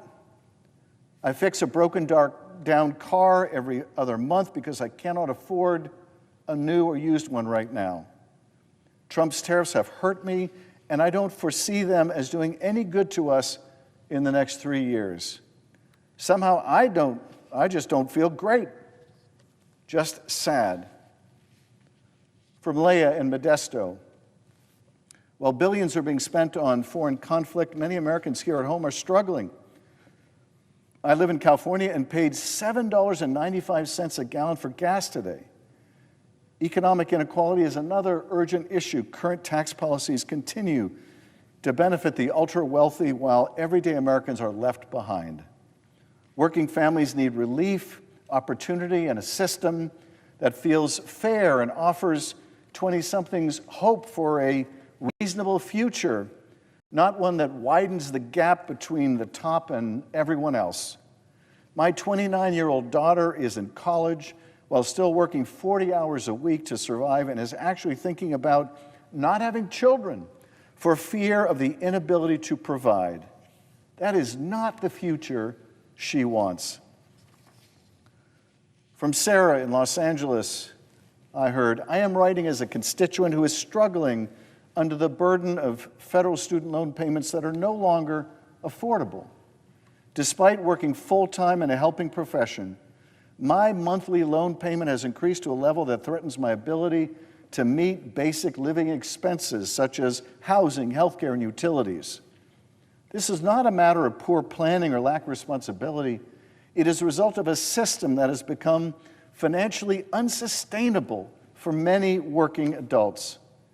I urge you to use your position to push for policies that recognize the real cost of living and the long-term impact of student debt on mental health, economic participation, and community stability."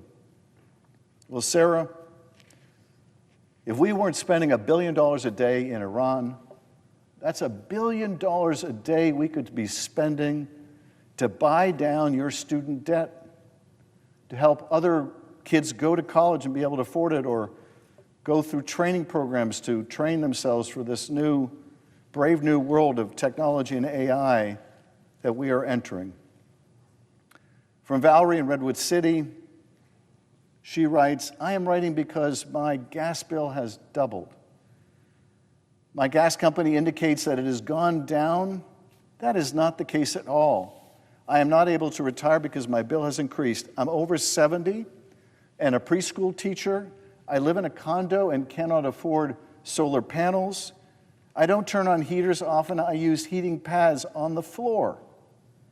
Thank you kindly for your help in this matter." From Kirsten in Sausalito, I heard, "My husband is a first responder and law enforcement officer with the National Park Service and has served for 18 years. He currently works in the Bay Area where our income is adjusted for cost of living, but the child care subsidy is not. Our household gross income is $185,000, with my husband earning $105,000 of that. Reliable child care in Marin County costs well over $3,000 a month, and that figure does not include the basic expenses required to live here, such as housing, food, and other necessities. The average cost of a house in our area is over $1 million. If I were to leave my job and stay home full-time, we would not be able to afford comprehensive family health care through his government plan while also covering our basic living expenses. As it stands now, I am essentially working to cover health care for myself and our child, with the remainder of my income going toward child care. I would like to see efforts made to modernize and regionalize child care subsidies so that families serving the federal government can realistically afford to live and work in the communities they serve. From Sasha in Sacramento, Sasha writes, "Rent takes more than 43% of my net pay. And my biggest fear is that my pets will become sick or injured when I cannot afford their medical bills. My grocery bill went up 33% from 2024 to 2025, and that was with me making changes to cut out expensive foods like fish and red meat. As a registered voter, I am asking you to focus your attention to fix the economic freefall we are in."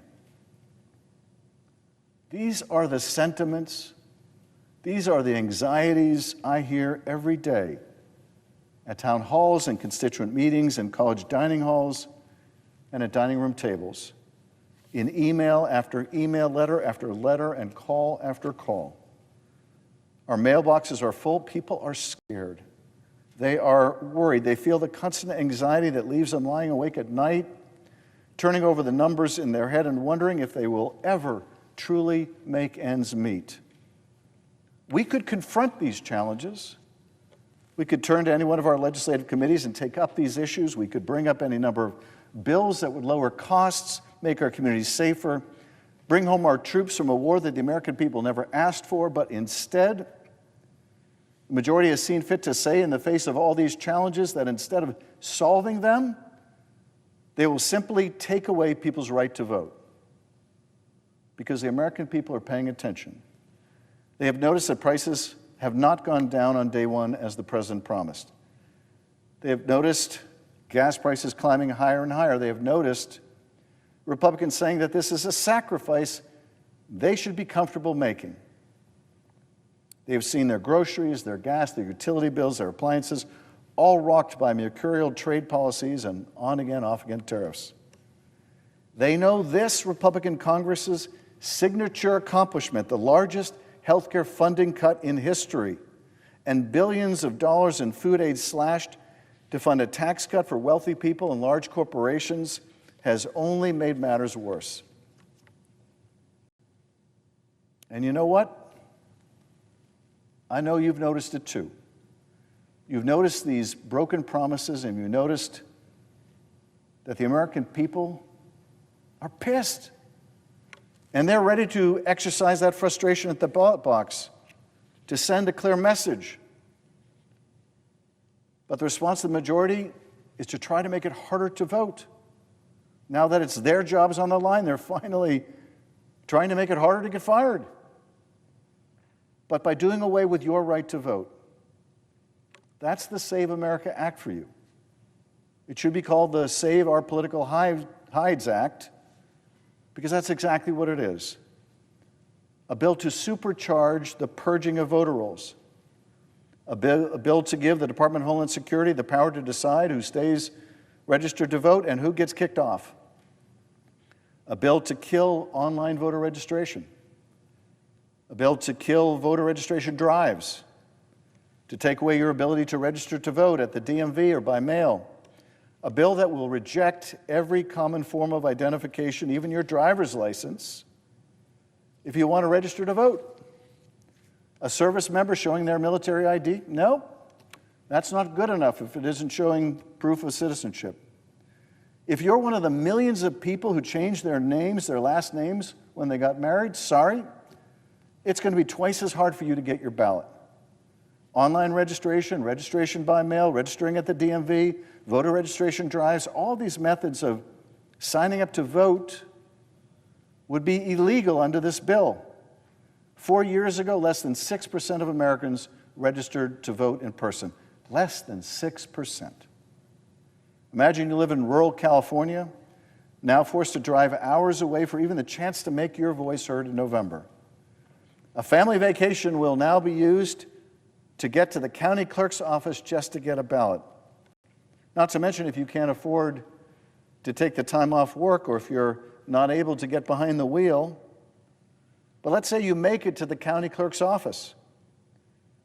The Republican majority has sworn up and down that all they want for you is to show a driver's license to register to vote. But guess what? A driver's license won't be enough anymore. If the Save America Act passes neither driver's license or a military ID or a tribal ID, none of that will be enough to register to vote. And what about that real ID, the upgraded license that the federal government has been urging Americans to get for the past several years? Nope. That's not good enough either. If that doesn't show proof of citizenship, that's not good enough either. 1 in every 2 Americans don't have the passport needed to register to vote. And millions more won't have another one of the required methods either. Americans born here, voting here all their lives, deny their ability to exercise their constitutional right by this bill. Let's say you're just like Melania Knauss. You're a naturalized citizen and wanting to vote this November. You may even want to vote for the Republicans on your ballot. Well, now you discover you're like 69 million other women who've changed their name when they got married, which means that Melania Trump will now have to not only bring her proof of citizenship, but also her marriage license to prove she's eligible to vote. And so in this Republican Save America Act world, to even try to register for your constitutional right to vote, you might have to pay $165 to get a passport, take the hours it will require of you to get to the clerk's office, the wages you'll miss by getting there, the gas you'll have to buy at a much higher rate now, and inevitably the bureaucracy will make you come back once or twice. But let's assume you get all the way through the process of registering to vote in Trump's new federalized election system. Now you face the prospect of actually casting your ballot. If you go to the White House website right now, it will tell you they plan to use this bill as a basis to ban mail-in voting. That's not hyperbole. whitehouse.gov/Save America. Read it. No mail-in ballots. That means 47 million voters from the last election would have to find a new way to vote. And it's not just voters in California, which has gone out of its way to ensure your constitutional right is not an impossible one to exercise. Nearly 3 million Floridians voted by mail, and that's not just Democrats. About 1 in 5 Republicans cast their ballot by mail in 2024. No longer if the president gets his way. Why make it so hard for Americans to exercise a constitutional right? Because Donald Trump has admitted the true aims of this bill.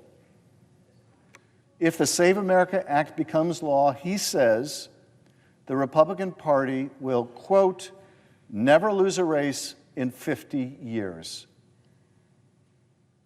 This is what this bill is designed to do. It is designed to lock in a Republican majority for half a century by locking you out of the polling place. Former or soon-to-be former Secretary Kristi Noem said that we need to make sure the right people are voting. Well, who are the right people? The right people, I guess, are people they expect to vote for the president's party. It used to be, in this country, both parties sought to increase voter turnout, that we both recognized it as an unmitigated good that more Americans were participating in elections. Not anymore. This is nothing less than a deliberate campaign to undermine confidence in our elections. The Speaker says we have a major voter fraud problem. He cites as his evidence 3 Republican House candidates in California who he says were ahead on election day, but as absentee ballots came in, they fell further and further behind. And he can't prove it, but to him it stands to reason there must be fraud. He knows better than that. That is just a pure falsehood. This is a deliberate campaign to undermine confidence in our elections. The seizing of ballot boxes in Georgia meant to undermine confidence in our elections. The subpoenaing of records in Maricopa County meant to undermine our confidence in elections. All the false talk about massive voter fraud, a complete fiction, even according to the conservative Hoover Institution, the Heritage Foundation, a complete fiction. And they would use this fiction to take away the legitimate franchise of millions of Americans. Look, we have serious challenges in this country. We have a war that the American people don't want and don't support. We have the cost of basic necessities increasing all the time. We have a challenge we didn't face in the Great Recession or even the Great Depression. The problem today is not that people are out of work, although unemployment is rising. The problem today is that people are working, and they still can barely afford to get by. That is the central challenge facing our country, and I think until we grapple with that challenge, our democracy will be on fragile ground. When people see the quality of life their parents enjoyed as something better than what they have, when they look at the future and they find it in doubt for their kids, all too many will entertain any demagogue who comes along and promising they alone can fix it. But the answer cannot be to simply take away people's right to vote. We need to address that challenge to make the economy work for Americans again. Anyone working hard in this country should be able to provide for themselves and their family. That is what we should be focused on. That is what the president promised to do. Taking away their right to vote, turning us into some kind of, if not autocracy, something less than democracy, that is not the answer. So I urge my colleagues to vote against this Save Our Political Hides Act, to vote in favor of our democracy, to vote to expand the franchise to more and more Americans, not take it away because of the failure of the president's policies. And with that, Madam President, I yield back.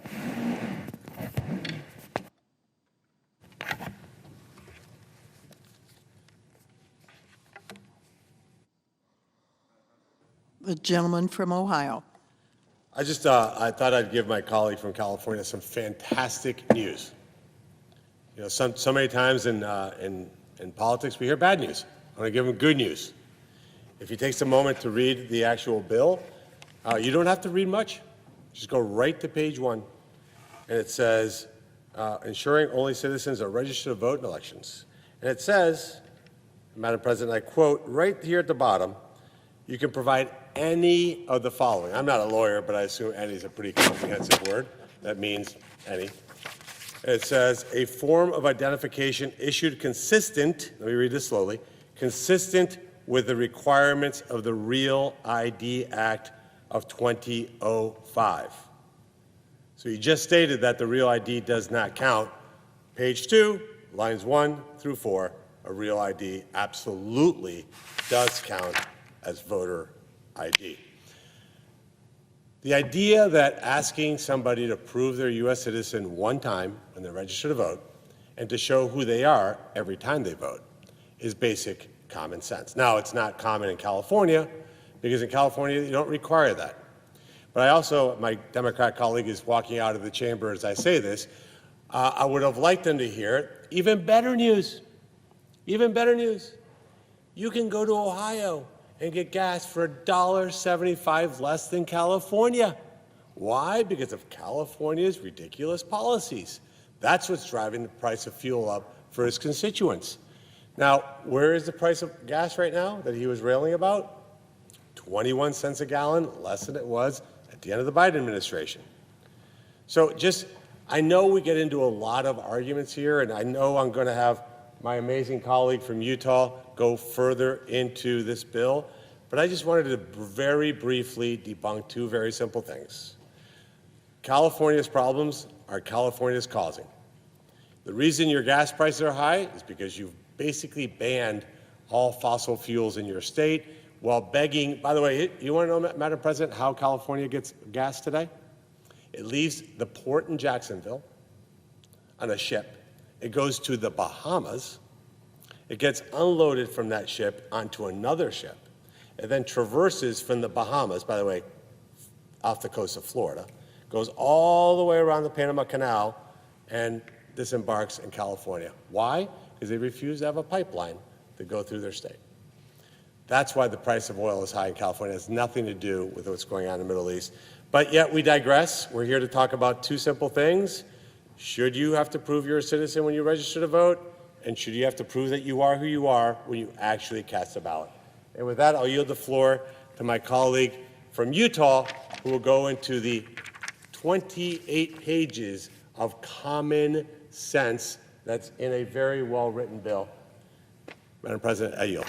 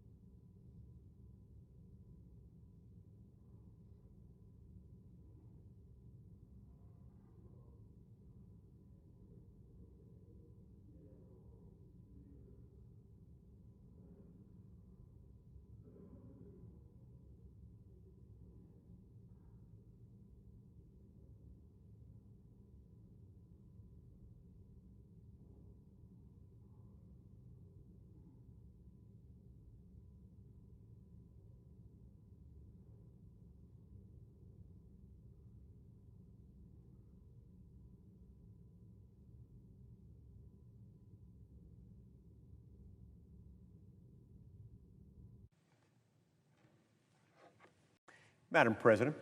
Gentleman from Utah. Madam President, we often consider difficult, complicated issues in this chamber. Happens all the time.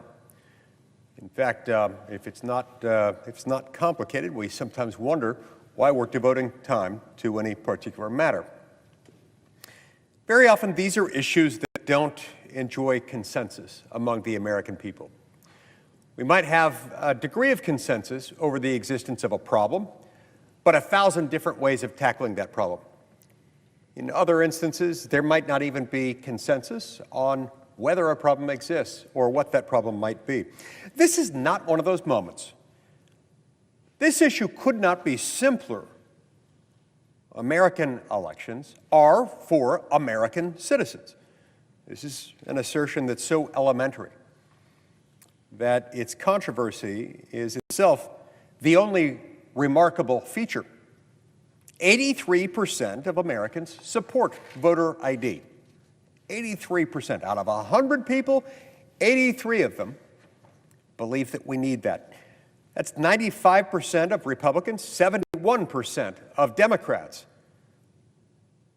That's still 71 out of every 100 Democrats who agrees with us. Now think about that for a minute.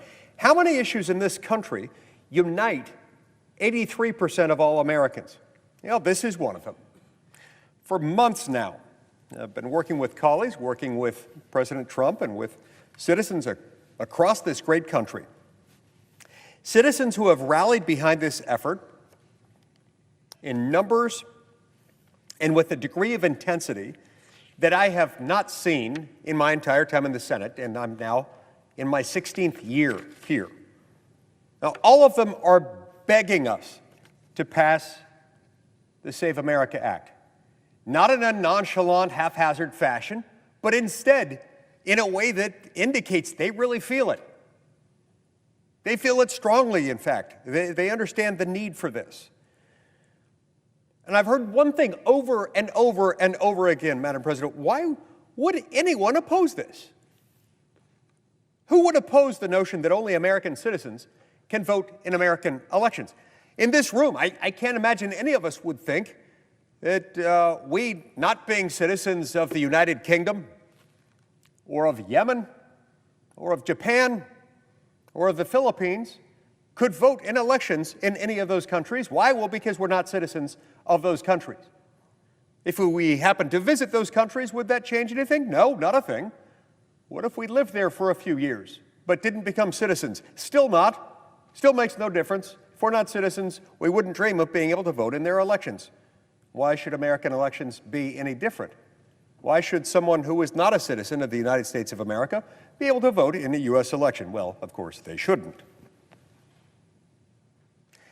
Look, the Save America Act takes those dynamics into account, and it says something very simple. It says that only American citizens should be able to vote in U.S. elections, and it does something very important. It makes it easy to vote and hard to cheat. You need both of those ingredients to have a good election. It's got to be easy to vote and hard to cheat. You can achieve both at the same time, just as you can chew gum and walk at the same time. But this is a whole lot more important than being able to chew gum while walking. In any free society that purports to have a representative government of any form, especially in a constitutional republic like ours, you must have both. You can't cut corners on either one. That's common sense, and yet here we are. Now, if you don't accept that only Americans should vote in American elections, then what exactly are you defending? Tell us why you want to make it easier for non-citizens to vote in our elections. But so far, what we've heard from Democrats is not that. What we've heard from Democrats here in the United States Senate chamber, and I say here in the United States Senate chamber because that's different than Democrats nationwide, more than 7 out of 10 of whom agree that we need reforms like what the Save America Act would bring about. It's only here in the capital city of this great nation, it's only here in this building, in Congress, in the House of Representatives, and in the Senate, that this is considered volatile or somehow unacceptable by Democrats. It's only these Democrats who inhabit these hallways, who serve in these 2 legislative chambers, that regard this as somehow phenomenally controversial. And what we've heard from these Democrats here is nothing but fear-mongering and outright lies. Now, whether they themselves know that they're lies or they're just believing lies others have told them, that's a topic for a different day. I'm not going to try to vet that out here. None of us can know what any other person is thinking or feeling, but I can assure you that these are, at their core, the product of fear-mongering and of lies. Now, they've told us that requiring proof of citizenship to vote in U.S. elections is somehow, quote-unquote, racist. The minority leader himself called this bill Jim Crow 2.0.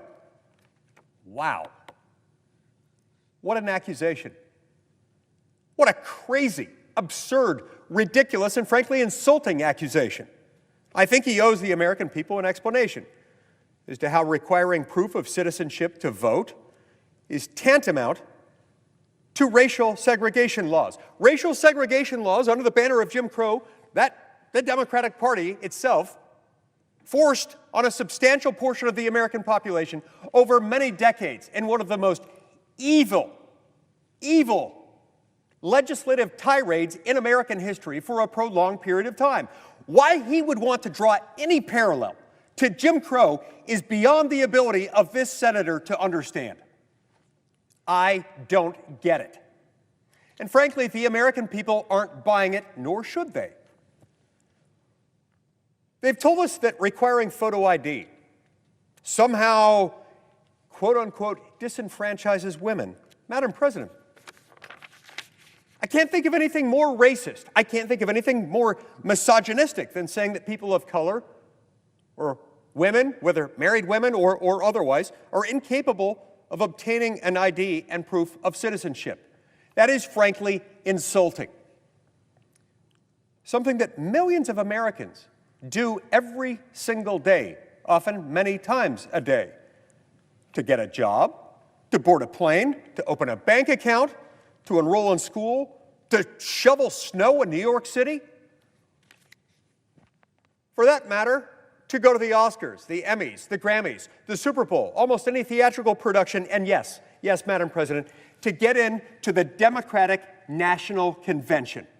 To get into the Democratic National Convention, you've got to show photo ID, and you've got to establish credentials showing that you have a right to be there and to participate in that event.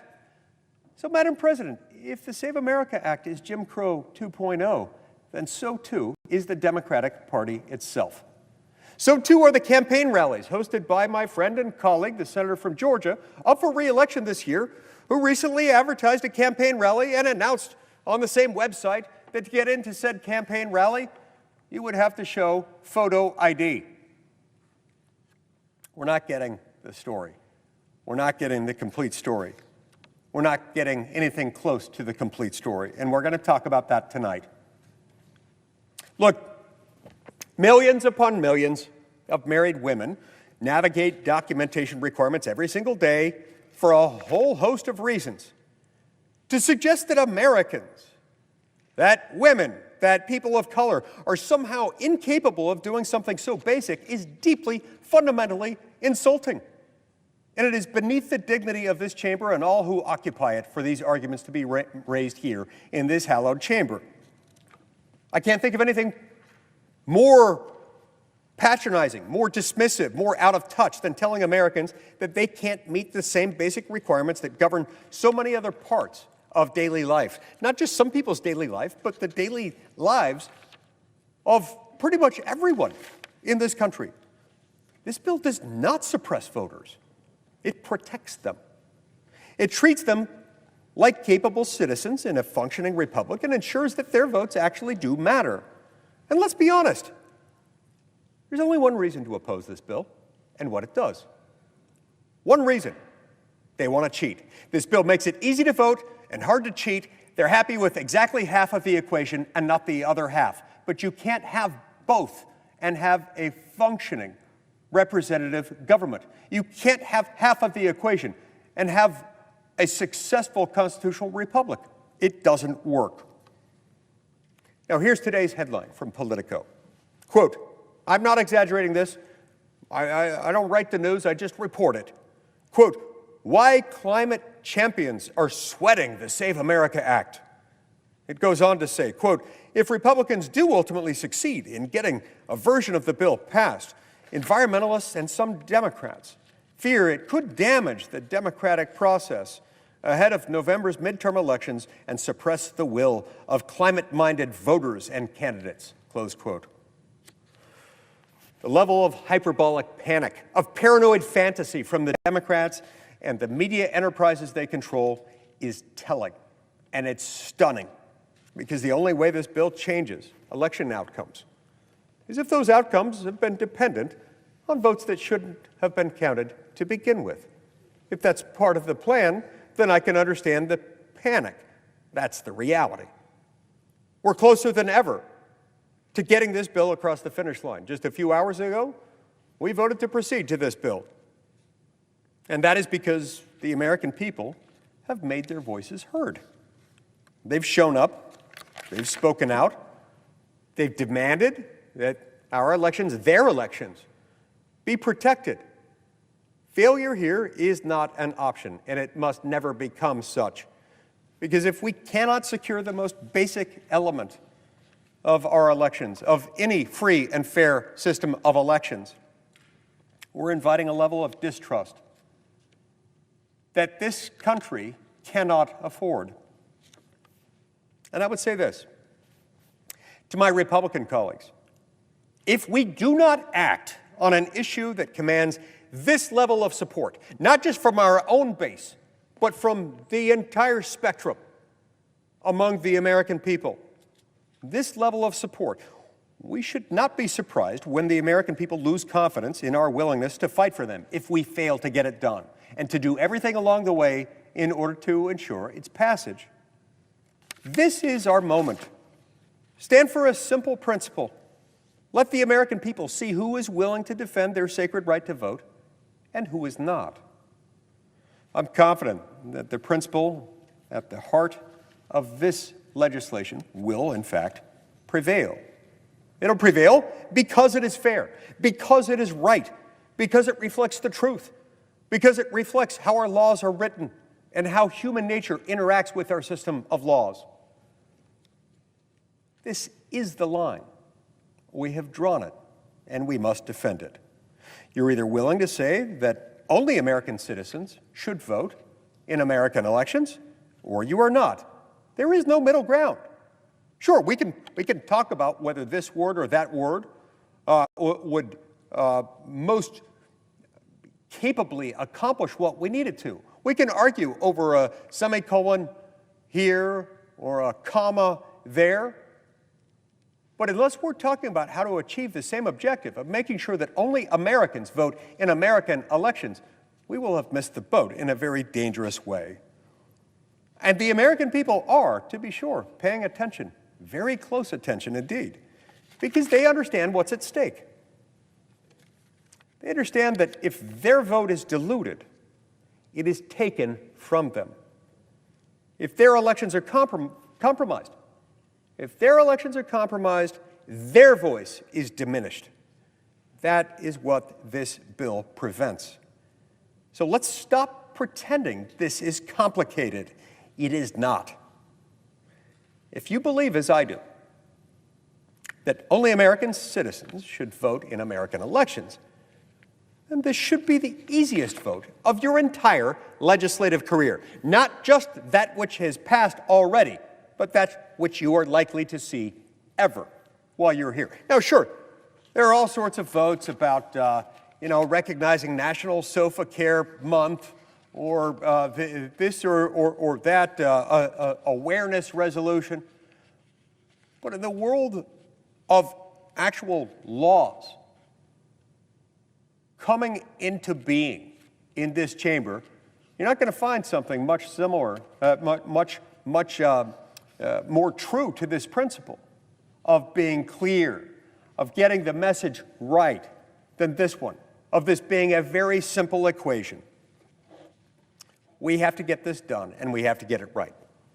Now, while we're on this topic, I want to talk a little bit about why this bill is necessary and walk you through some of the legislative history, some of the history in American law and American society that have made this bill so necessary and so timely today. Because there have been times in our history when this wasn't the same risk that it is today. But it'll help if we set the table by explaining how we got here and why it is that we need this so badly, so immediately, right now. Let's start with something that happened about 33 years ago when Congress passed a law back in 1993 called the National Voter Registration Act. It's frequently abbreviated as the NVRA, sometimes known also as the Motor Voter Law. The NVRA says, in essence, that in any state that chooses to participate, and as the overwhelming majority of states do, nearly every state participates, in any participating state, anybody going into a DMV to apply for a driver's license may simultaneously register to vote if they would like to do so.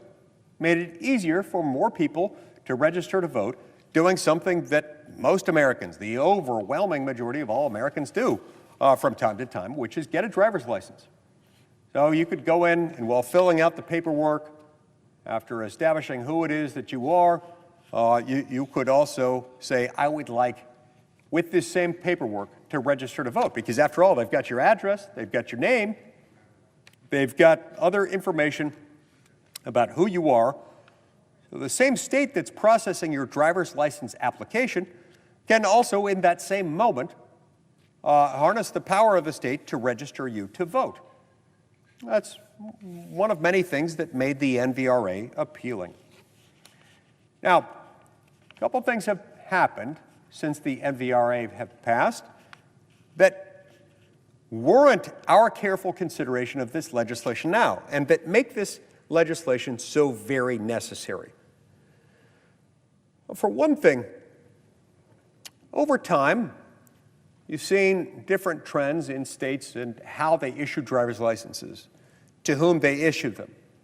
There have been times when states didn't necessarily have occasion to even consider the question of whether or in what circumstances to give driver's licenses to those who are either not citizens of the United States or perhaps are, in addition to being not citizens of the United States, are here illegally. Some of this became a little bit more complicated when legislation passed in 2005 dealing with the Real ID issues, with this move toward establishing a Real ID driver's license that could have some indication as to whether somebody was a citizen. States have paid careful attention to that. Most states today, the overwhelming majority of states today, will issue a driver's license to a person who is not a citizen of the United States. And in, I believe, 19 states plus the District of Columbia, you could get a driver's license even if you are not just a non-citizen, but a non-citizen who is here without documentation, without legal permission, authority to be here. If you are an illegal immigrant, you can still get one in 19 states plus the District of Columbia. So if you can do that, if you can walk into a DMV in any of those jurisdictions and check a box and sign your name, in theory, you can register to vote. Well, some of this came to a head about 20 years after the NVRA was passed, when in 2013, the Supreme Court of the United States decided a case called Arizona versus Intertribal Council of Arizona. And in that case, the Supreme Court of the United States conclusively interpreted the NVRA as preempting out any state authority that might have otherwise existed when it comes to requiring proof of citizenship of someone registering to vote using an NVRA form at a DMV while applying for a driver's license. In other words, they said, even if a state is worried about perhaps inadvertently registering non-citizens to vote, even if in certain circumstances they might have affirmative reason to believe that one or more voters are not citizens of the United States, they may not ask for any proof of citizenship in that moment. Now, I believe that that interpretation was misguided. I believe it was wrong as a matter of statutory construction. Justice Alito, my former boss, wrote a masterful dissent explaining why the majority got it wrong. Nonetheless, the majority ruling still stands. It conclusively interpreted the NVRA as prohibiting the states from making any effort to figure out whether somebody was a citizen, as long as they were using the NVRA-supplied form when registering someone to vote. This created a big problem that a lot of people, myself included, hadn't thought much about until relatively recently, until just a few years ago. I got involved in this, started writing this bill about 2 or 3 years ago, when I put all these pieces together and I realized what it could spell for the American Republic if we didn't solve the problem.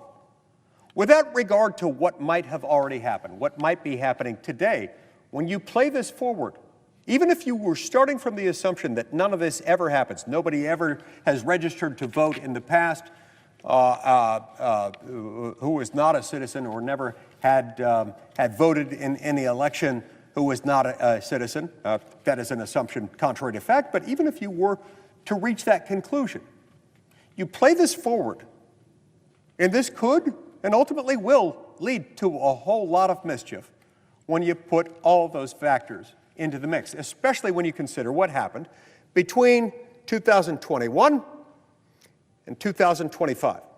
On or about, let's say January 20th, 2020 through to January 20th, 2025, there were policies in place in this country that led to relatively open borders, you might say, in which an estimated 10 to 15 million people entered this country unlawfully, with many of them here to this day. Some people have estimated that the total population of non-citizens inside the United States today stands in the neighborhood of around 30 million people. That is a lot of people. A lot of people who in most states could apply for and receive a driver's license, particularly if they live in some states more than others. And all they have to do is walk into a DMV, apply for a driver's license, check a box saying, yes, I would like, while applying for my driver's license, simultaneously to register to vote. And all that remains after that is you sign your name. And by signing your name, you're certifying that you're entitled to register to vote, that you're a citizen and not under any kind of legal impediment from voting. And that is done.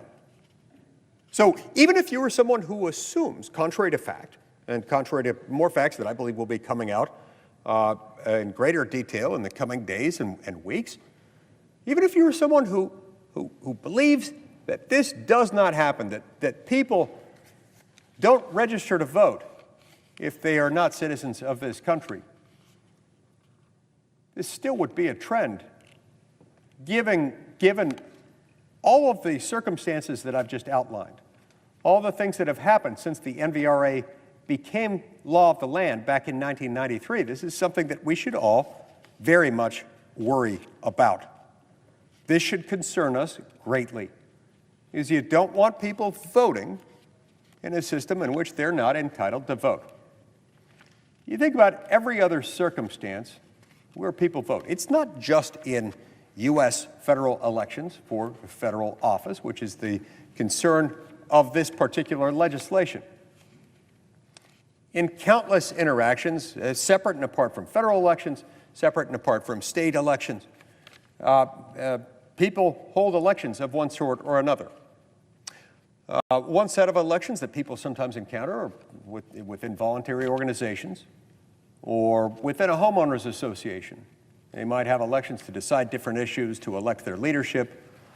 They might have those on a PTA, on different charitable organizations, fraternal organizations that they might belong to.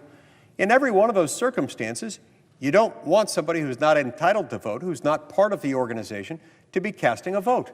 If it's a homeowners association, you don't want somebody who is not part of that organization because they don't own a home within the homeowners association's jurisdiction to be casting a vote. If it's a shareholders election in a corporate context, you don't want non-shareholders casting a vote. Why? Well, they don't have the same interest that the shareholders have. And we sure as heck don't want foreign nationals voting in U.S. elections, because what unites us is the fact that we are citizens. We may come to things from different perspectives, different parts of the country, different origins. We might have inherited different language patterns, different languages, belief systems, political beliefs, cultural customs, whatever. But what unites us is that we are American citizens. If you start inviting in and allowing those who are not U.S. citizens to do it, bad things could happen. You talk about the risk of foreign election interference. It is really significant here, as every American's vote is threatened to be diluted every time this happens.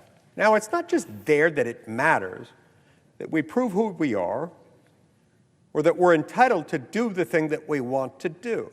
Think of many other circumstances you encounter. When you go to the bank, you're going to withdraw money. We should all hope that any place anybody has money deposited on account isn't going to allow somebody else to show up and withdraw money from that account without having to prove who they are. That would be its own form of chaos. when people go to pick up a prescription drug, to go to the doctor, to seek medical treatment, or to apply for a hunting license or a fishing license, to apply for Social Security benefits, to board a plane, to pick up theater tickets, to do all kinds of things where it matters who you are, your ability to engage in the activity that you want to engage in hinges on your ability to demonstrate that you are who you say you are and you have the right to participate in the thing you want to participate in. Harkening back a moment ago to my discussion of the Democratic National Committee. The Democratic National Convention would be crazy to allow people in there who have not been elected as delegates to the Democratic National Convention. Same with the Republicans. And so what do? Well, they have to show ID. What about here? Look, in order to get here, all of us who have been elected to the United States Senate had to go through a series of processes and procedures that involved showing who we are and that we're entitled to participate in this process in several very meaningful steps. Remember the very first time I filed to run for the United States Senate, I had to go to the lieutenant governor's office. The lieutenant governor in Utah, under the Utah Constitution, performs the Secretary of State function. It's the lieutenant governor who oversees the conduct of elections in our state, and it's the lieutenant governor's office that files, processes the candidate filing information. I had to go to the lieutenant governor's office all 3 times I've run for and been elected to the United States Senate, establish who it is, who I am, establish my citizenship, my residency in the state, and of course there's payment that has to go along with it. And after all that process, you have the opportunity to be on the ballot if everything goes well. If you're nominated by your political party or otherwise get on the ballot, then you're considered. Long before any of us ever showed up here to cast our very first vote or give our very first speech as senators or even be sworn in, there was other paperwork that we had to process in order to establish who we are and that we have a right to be here and that we have a right to cast a vote. Obviously, we had to win elections, so there's a very important document without which I wouldn't be here, without which any of us wouldn't be here. Our election certificate. In my state, again, that too is issued by the Office of the Lieutenant Governor, performing that Secretary of State function that certifies the election results. All 3 times I've been elected to the United States Senate, I've had to produce that document, and that document has been sent by the Lieutenant Governor of the state of Utah to the Secretary of Senate. And to review that, I had to produce ID when I showed up here in multiple forms. In fact, I had to, just as everyone does, every time they start a new job as an employee, if you're an American citizen, anytime you start new employment with a new employer, you have to fill out a form. The form is called the I-9. It's not just that you fill out the form. You have to fill out the form and you have to produce, yes, proof of citizenship. Because if you're not a U.S. citizen, then you've got to produce a visa, and you've got to show that your visa status allows you to have the type of employment from the employer that has hired you. But even if you're just an American citizen, you've still got to prove that. And the I-9 and the requirements that go with it are very exacting. As I recall, there are a few ways of proving that. You can prove it by showing up with a U.S. passport. If you don't have a passport, as many Americans don't, then you can show up with a birth certificate and a government-issued photo ID. At some point, there's been a Social Security card involved. Not everybody I know carries around their original Social Security card all the time, so there are other ways that allow you to do it without the original Social Security card, but there are other ways of doing it. But it's pretty exacting. And you can't start the job unless or until you've proven who you are and that you're a U.S. citizen. Now, when we wrote the Save America Act, we allowed for those same documents to be used in order to establish your citizenship. But we didn't stop there, because even that, in some circumstances, could be more difficult for some people. And so we made it even more flexible. Yes, you can establish it by producing a U.S. passport, if in fact you have one, if that U.S. passport establishes your citizenship. Likewise, a passport card, if you don't have the whole thing, and that establishes your citizenship. You can do it by a Real ID compliant driver's license if that Real ID compliant driver's license also establishes your citizenship conclusively, as some do and others do not. That will also suffice. As with the I-9, you can also do it with a combination of a birth certificate and a government-issued photo ID. But in addition to all of those things, we also have some catch-all exceptions that cover all kinds of territory, including one of my least favorite arguments, but one of the most frequently arising arguments that's made, that somehow this is going to disenfranchise women everywhere, especially married women who, obviously, at the time of their birth, neither they nor their parents could have had any idea what their, first of all, when or whether they might be getting married. Secondly, whether if and when they got married later, whether they would choose to take on the last name of of their husband, of the person they married, and what that name would be. Well, this isn't really a problem. I mean, this actually happens all the time in other contexts, whether it's for your interaction with the Internal Revenue Service, with the Social Security Administration, your driver's license. There are all kinds of ways to deal with that. And the Save America Act makes clear if you have changed your name as a result of getting married, obviously a marriage certificate will suffice. If you've changed your name through some other mechanism, some record of the change in circumstance, whether that's an adoption certificate, a divorce decree, that with it came another change of names, you can supply that. But it also contains something else that is available not just for people who have changed their name, but people in lots of other circumstances in which, for whatever reason, they don't have the documentation. So imagine, for instance, that you're somebody who had changed your name upon getting married, but you can't find your marriage certificate. No problem. We take care of that as part of the same provision that we take care of those who may have lost all their documentation of all their citizenship. Maybe their house burned down yesterday and everything's gone. Poof, up in flames, it's gone. Or maybe your dog ate all of your documentation that you would otherwise use when starting a new job and filling out your I-9 form. Maybe you never had it to begin with. This bill takes care of it. We made clear of that. We went out of our way to make sure that that would be the case. In this legislation, the House passed Save America Act that we proceeded to just a few hours ago in the United States Senate. It can be found at page 12, line 22, or if you want to look at the Schmidt-Lee substitute amendment that may be discussed later this week, it's on page 14, line 17. Either way, the text says the same thing.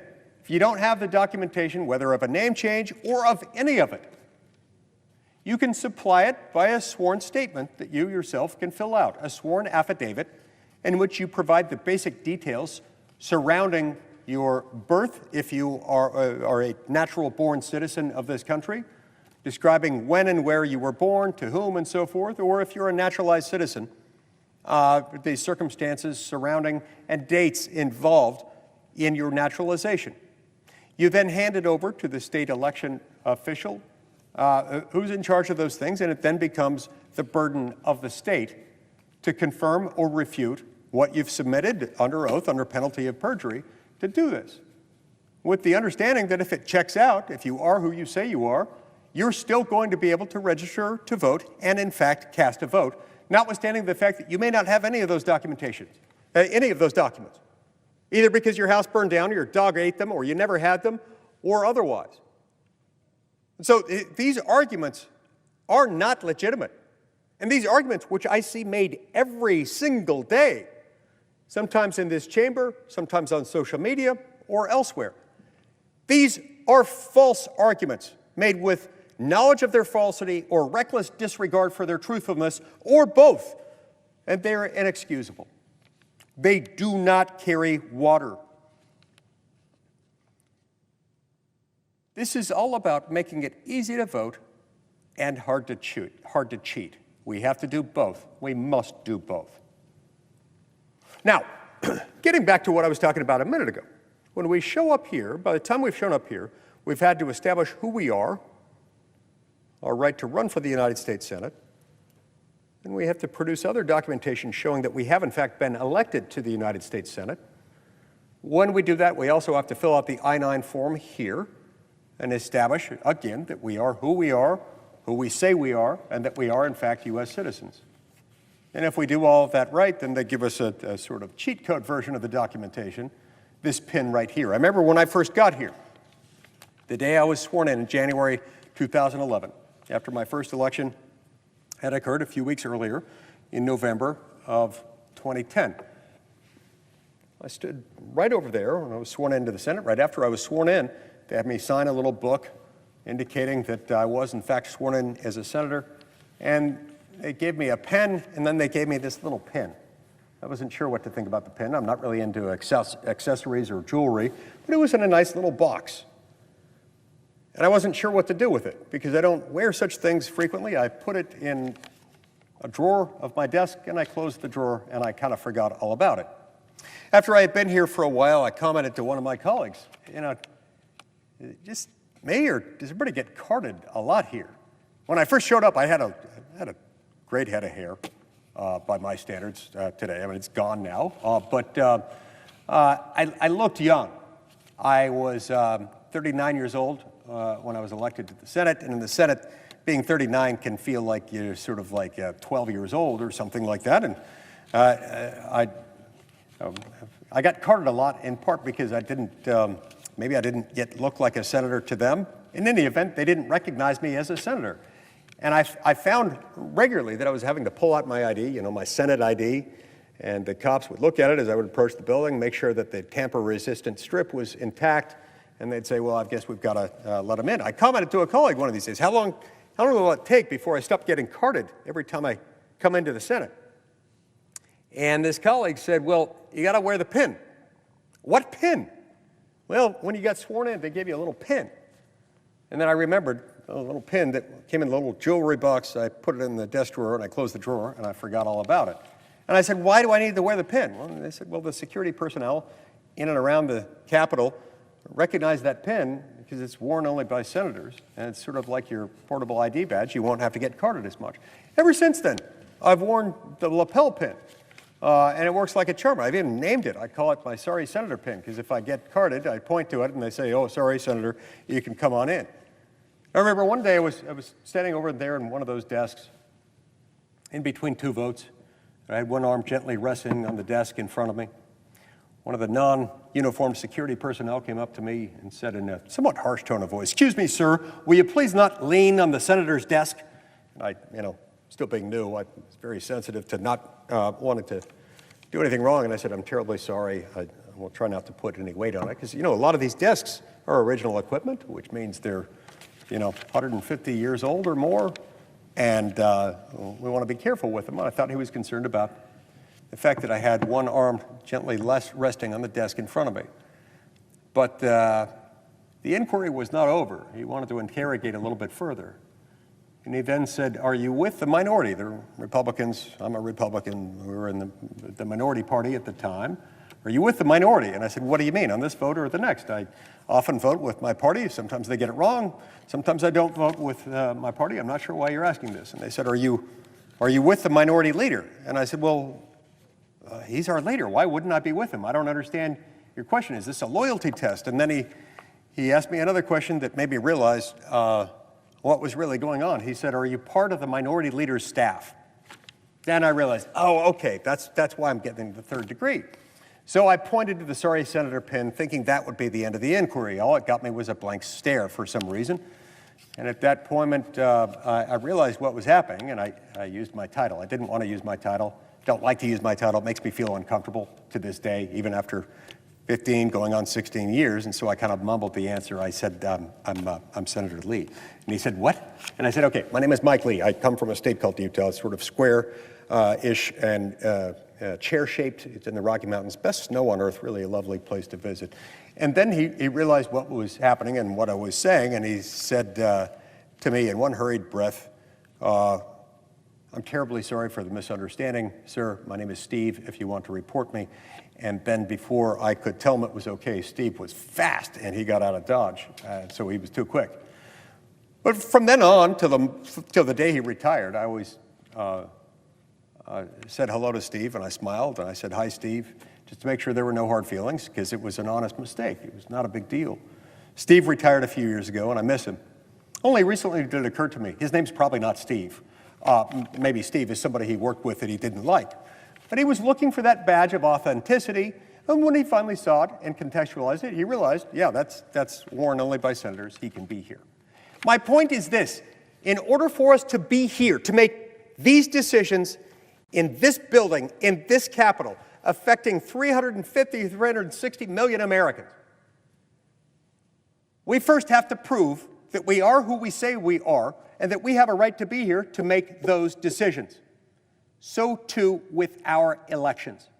We don't want people choosing those who will make laws on their behalf unless they themselves are the people who are the people referred to in the Constitution who get to make those decisions. So let's get this right. Let's not get it wrong. Let's not pretend that this is something that it is not. It is fundamentally unfair and dishonest in every way, shape, and form to refer to this as racist, misogynist, as voter suppression. It is none of those things. This is entirely about one thing, which is making sure that our elections are secure, that they are legitimate, that they are fair. We want to make it easy to vote and hard to cheat. Yes, we can have both of those things, and we must pursue both of them, or in the long run, we will have neither. We will have none of them, and it will become a problem. So let's nip this thing in the bud, and let's get this right. Let's make it easy to vote, and let's make it hard to cheat. Nothing short of chaos ensues if we don't have that. Especially where, as here, we have an existing system of laws that makes it so unbelievably, undeniably easy for someone to lie with no further proof. No proof of who they are. No proof of why it is that they have the right to vote. So how does that happen, and how do they justify it? One of the most amusing, if bewildering, arguments that I hear, and I hear it all the time, and have since the day we first introduced the original SAVE Act about 2 years ago, is that we don't need it. We don't need it. Why? Why don't we need it? Because it's already illegal for non-citizens to vote. In fact, it's a felony offense. So we know it doesn't happen because it's already against the law. Well, let's think about how that would work elsewhere. Let's take a really familiar example. If you want to buy alcohol, you want to go into a bar or a convenience store, liquor store, whatever it is, you want to buy alcohol, what can and should and must every American expect? To get carded. Now, this is, as a teetotaler, something that I see mostly on TV and in the movies, but I also see it in real life when I see somebody buying something, something that I, as a teetotaler, don't drink. But you get carded when you buy alcohol. Doesn't matter where, you're going to get carded. Doesn't matter how old you are, you're going to get carded. Now, if it were acceptable there to say it's illegal for a minor to buy alcohol, or it's illegal for anyone to sell or otherwise give alcohol to a minor, somebody who is too young to buy alcohol, somebody who is not yet past the age of 21, so they don't do it, so we don't need it because it's already unlawful, well, guess what would happen? There would be a whole lot more procuring of alcoholic beverages in retail establishments by people who are too young to drink. It would happen left and right. It would be folly to assume, well, it's already illegal, so it doesn't happen, so we don't need to do anything about it. So what did we do? Well, we instituted a series of laws and make it so you have to show ID when you buy alcohol. It doesn't mean that nobody can ever cheat to break their way through it. It doesn't mean that some people don't figure out clever ways of getting a fake ID or going through an intermediary, but there are more steps. But to assume at the outset that it doesn't happen because it's already illegal, regardless of whether you're taking any steps at all to verify that somebody is who they claim to be and that they are eligible to do the thing that they are trying to do, is absolutely ridiculous. We cannot assume that our laws can be enforced, especially against the backdrop of the vulnerabilities that I've described. The National Voter Registration Act, coupled with the 2013 interpretation by the Supreme Court in Arizona versus Intertribal Council of Arizona, coupled with the trend among states to issue driver's licenses to non-citizens, with 19 of those states and the District of Columbia issuing them openly, even to known illegal immigrants. And then with an estimated 10 to 15 million Americans, some people think more, coming into this country unlawfully just in the 4-year period from 2021 to 2025. To say that we would be acting recklessly is a gross understatement. So, no, Madam President. This is not some sort of subterfuge to engage in Jim Crow 2.0 any more than the Democratic National Convention or a John Ossoff campaign rally is about Jim Crow 2.0. And shame on anyone who stoops to that level of stupidity and dishonesty as to make that argument. Nor is this about voter suppression. If this is about voter suppression, then literally any law that's designed to make sure that there is no fraud, that there is no cheating in elections, would also be voter suppression. Now, does it add a step? Yeah, of course. But we add steps all the time to make sure that we don't make it too easy, especially when it matters, for somebody to just go in and take something that doesn't belong to them. And by taking something that belongs to others, cheapening it for them, diminishing substantially the value of what those who actually have that right, who own that thing, namely U.S. citizenship, would otherwise have access to. You're taking it from them. We can't allow that to happen.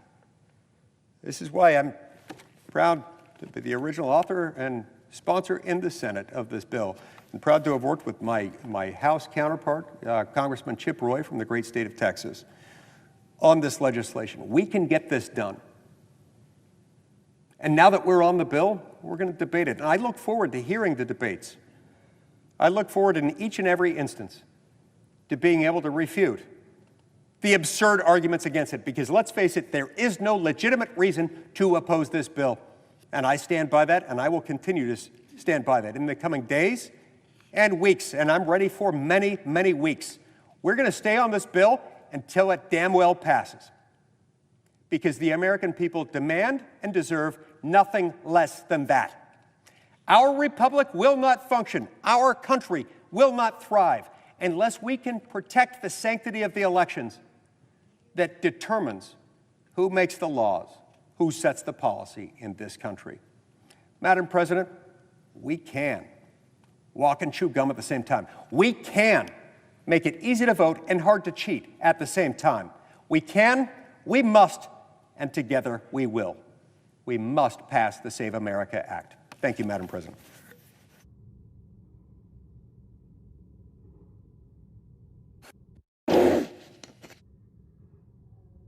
Senator from Washington.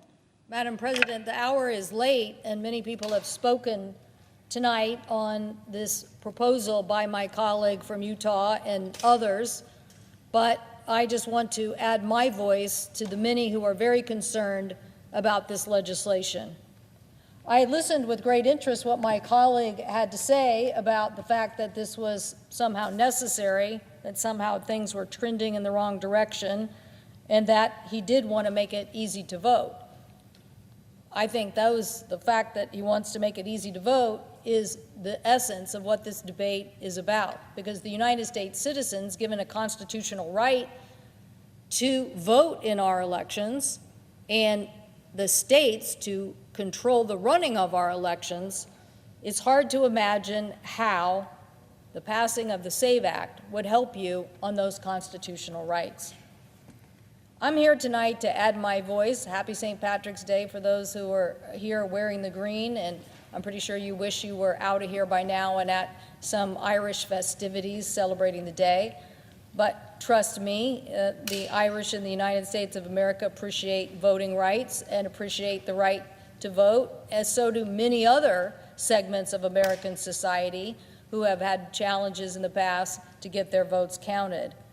So I do want to say to my colleagues in the Senate that the federal law does prohibit non-U.S. citizens from voting.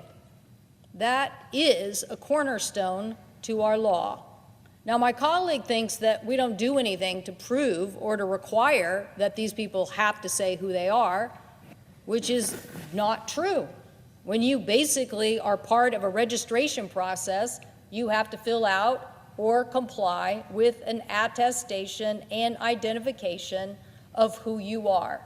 That is how the system works.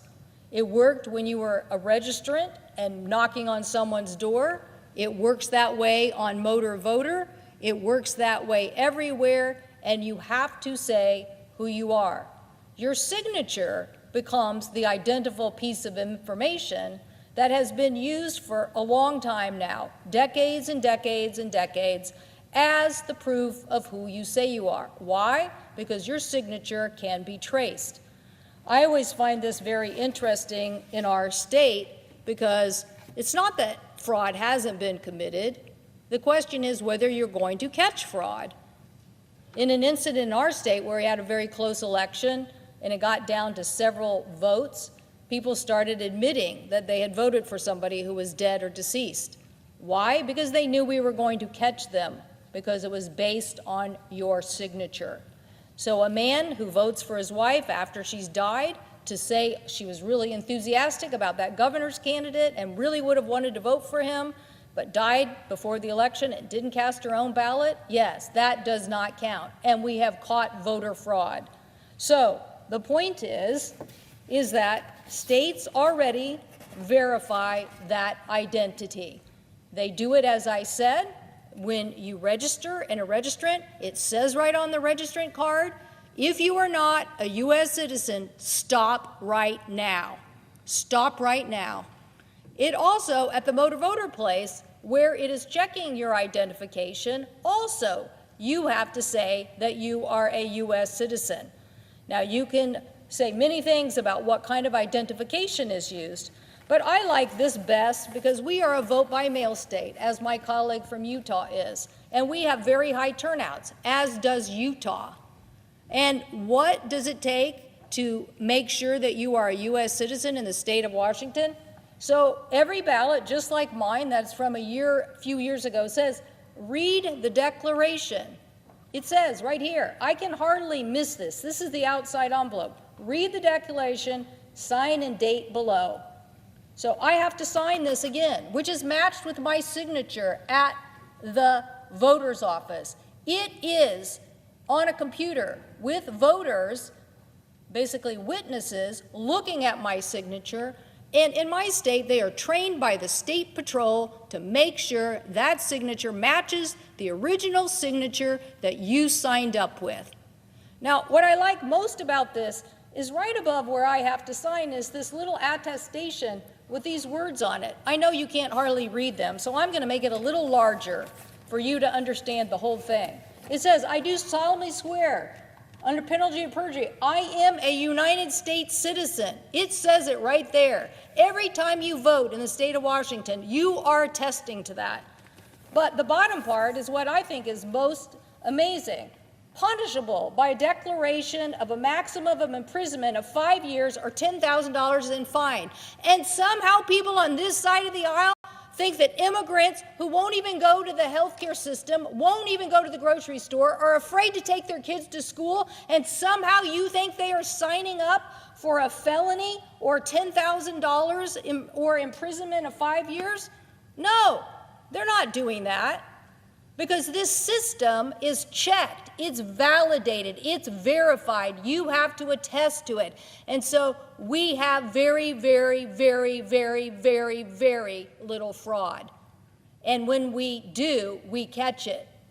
So the point is, why are we doing this today?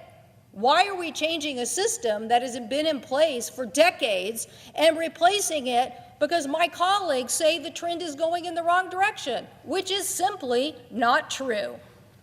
When you look at this, the SAVE Act, instead of basically protecting our system for decades, could disenfranchise over 21 million people. That is why you've seen this out here, because it's been estimated by many people. Think about this. When this goes to the president's desk, it's implemented immediately this year. It means that you have to start producing additional paperwork. What my colleague failed to tell you is that the system is based on all the verification up front, when you are registered, and when you give your signature and identification. And election day is about having the ease of going to vote based on the fact you have already been identified. But my colleagues would like to throw a big wrench in that and make you find all sorts of documentations in the most unworkable chaos I have ever seen in a system put in a bill. It is simply not true that this is about ease of voting by them. It is about disenfranchising millions of people and making it very hard for them to vote. Why do they want to do that? I don't know. Frankly, I don't really know why they think that's a good idea. I will tell you what my former Republican Secretary of State, who served more than a decade, said to me in a statement. Quote, "Neither the president nor Congress should be in the business of micromanaging elections. As a longtime Republican administrator official, I adamantly support our nation's constitutional framers' decision that the election process be decentralized to states." Following, he says, quote, "I oppose the SAVE Act. It gives the federal government new powers of discretionary regulation. It empowers ideologues to sue election administrators. It forces states to turn over voter rolls to federal overseers. It abolishes vote by mail, the preferred system in Washington, Oregon, Colorado, Utah, Hawaii, Nevada, and Vermont. In my experience, vote by mail best fits the modern lifestyles. More important, it provides the opportunities for voters to become better informed before casting their ballots." He continues by saying, "I subscribe to my party's fundamental and historic commitment to local control. It is a time-honored Republican principle that government closest to the people is best. This is importantly includes the conduct of elections," end quote. Now, maybe that is why the senior senator from Kentucky is voting with us on this side of the issue, because he understands what state rights are about. States' rights are about running elections, so a demagogue or somebody in the level of government cannot force the federal government to say who's eligible to vote and who's not eligible to vote. The notion that we would turn this over to DHS is preposterous. And the notion that I had a constituent who basically got denied a Social Security check because someone said he was dead, even though he went to the federal building to the Social Security Administration and said, "I'm not dead." They had already ripped the check out of his, basically, bank account. He basically then proceeded for 3 weeks to continue to tell them he was not dead. He showed up in other places in person. He was on national TV, and did they give him his check back? No, it took him months.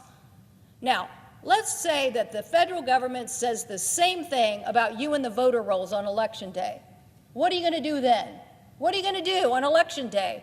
Not have a vote? What are you going to do? Say, "No, it's me, I'm right here." But they're going to say, "No, you were dead, you're not on my rolls, you can't vote. I don't care how long you've lived at that address. I don't care. You're gone." I am not turning that over to the federal government. And our constitutional founders did not want that turned over to the federal government. They saw mischief then, and believe me, the SAVE Act is mischief now. This is the League of Women Voters, the ultimate organization for finding and pursuing policy to get people in America to vote, basically said this about the SAVE Act. It is a coordinated effort to make voting harder for eligible Americans. Now, if you can't trust the League of Women Voters here, I don't know who you could trust, because they're the ones who have had an organization that is about nothing but getting people to participate in elections. They are not Democrat, they're not Republican. They basically are a great organization that hold all of us accountable. And they basically do not like the SAVE Act. This is why part of this effort is about protecting states and protecting our rights. As I said, our constitutional fathers have basically said this is what we should be doing. And this is why here now, turning this over, I object to the fact that the Homeland Security is going to collect personal information, demanding that a Secretary of State turn that personal information over to them for a massive database by the federal government. I object to that. I am not turning personal information over to people who just have other things to pursue. Or maybe it's going to be like Doge, and they're going to sell it to other organizations and make money off of our personal information. I object to that. But now, if basically a Secretary of State or an auditor basically doesn't agree with Homeland Security, what are they going to do? This bill also has a private right of action to say that you can sue them on a private right of action. So now we're going to create all of this chaos and mischief at a level when somehow Homeland Security, which they've gotten it wrong before, on the vote on information about who and what information, the federal government has got it wrong before. Now all of a sudden you're going to get it wrong again. And what are you going to do?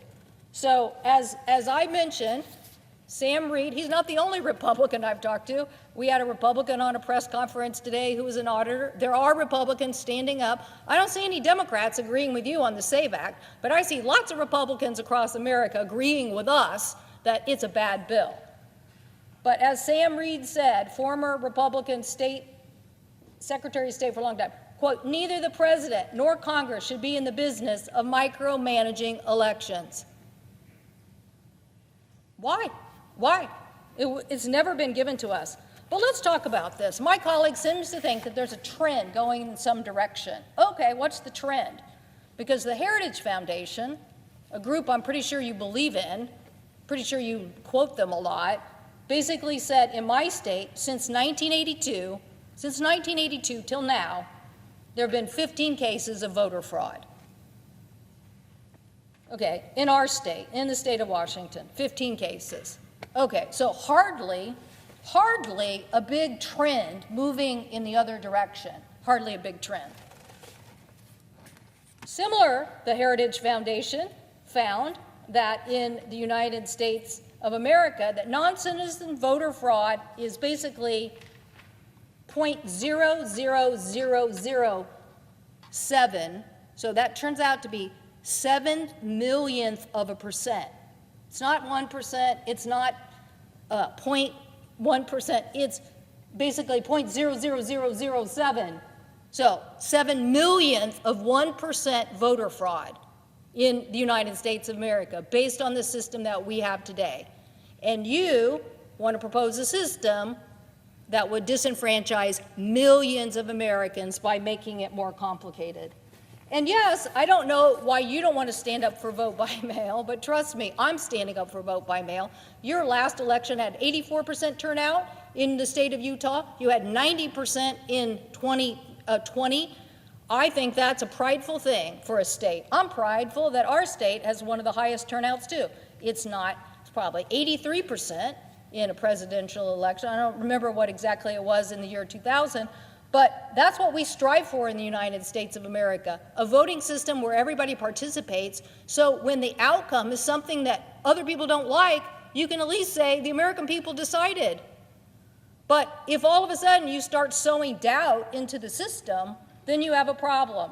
And that is where President Trump is. He is saying he wants to eliminate mail-in voting, but 1 in 3 voters in this country use it. So he's the one who's inspiring my colleagues to write this legislation. He's the one who's inspiring the details. He would go much further, I agree, than what the SAVE Act is. But let's hear what third parties are saying around the United States of America. Let's hear what editorial boards who read the same judgment, the same discussions that we've had here, and what have they said? In my home state, where we've had one of the closest elections in a congressional district, they basically said the SAVE Act is a threat to our democracy. What did the Seattle Times say? It said Congress should reject the SAVE Act as unconstitutional voter suppression. That's not Democrats saying that. That's a newspaper saying that. And what did they say in the Maine Herald? Maine voters do not wish to be saved by the SAVE Act. So now we know that third-party validators, who pretty are expert in voting, women League of Voters don't want this. Newspapers who basically have looked at this issue also are calling this for what it is, suppression. And I ask my colleagues to turn this down. Now, if my colleague wants to continue debate, I will stand here as long as you want to stand here to debate this issue. I will stand here and get more facts and figures to show you that this voting system today has empowered Americans, has increased opportunities for Americans to have their votes cast, and has gotten rid of generations of suppression that existed before. But if you want me to talk about all the voter suppression that's existed in the United States, starting with laws that basically disenfranchised various segments of our population, I'm happy to talk about them, because every generation should be about fighting to get the voters to cast a vote, have a robust democracy, and distinguish the United States of America from other countries as a beacon of democracy where free and fair elections stand, and we are confident about the results. We don't need the SAVE Act. It will cause chaos. What we need to do is continue to fight for democracy and continue the path forward for a vote-by-mail system. I thank the President, and I yield the floor. Madam President. Senator from Utah. Madam President, I appreciate the skill and the passion that my friend and colleague, the distinguished senator from the state of Washington, brings to the table on this. I appreciate her thoroughness in making the case that she has made to the Senate. I'd like to address a few of those items, which I think call for a response. One of the arguments that she points to, all of the arguments that she points to in one way or another, remind me how important it is to turn back to the central objective of what we're trying to achieve here. Let's make it easy to vote, but hard to cheat. Again and again, she refers to the desire to make it easy to vote. But as to the hard to cheat point, she goes off on a number of tangents, and I'd like to address a number of those right now to make sure that we set the record clear. One of the arguments that she makes right out of the gates has to do with the fact that this is a constitutionally protected right, and she's right there. We've got a number of freestanding constitutional protections in various parts of the Constitution that protect your right to vote. The fact that it is a constitutionally protected right doesn't mean that it doesn't matter that we make it easy to vote and hard to cheat. In fact, it makes it that much more important to do it. The fact that something is a constitutionally protected right doesn't mean that it has to be uninhibited. And in fact, very often, as is the case with voting, if we make it easy to cheat, then your constitutionally protected right to vote will mean less and less with each passing election. And our failure to take these risks seriously further undermines the public perception of the legitimacy of the rights in question. Now, the mere fact that something is a constitutionally protected right doesn't mean you can't make it harder for people to break the law and gaining access to it. Otherwise, there would be all sorts of things that would be off in our society. Take, for example, the Second Amendment, the right to bear arms.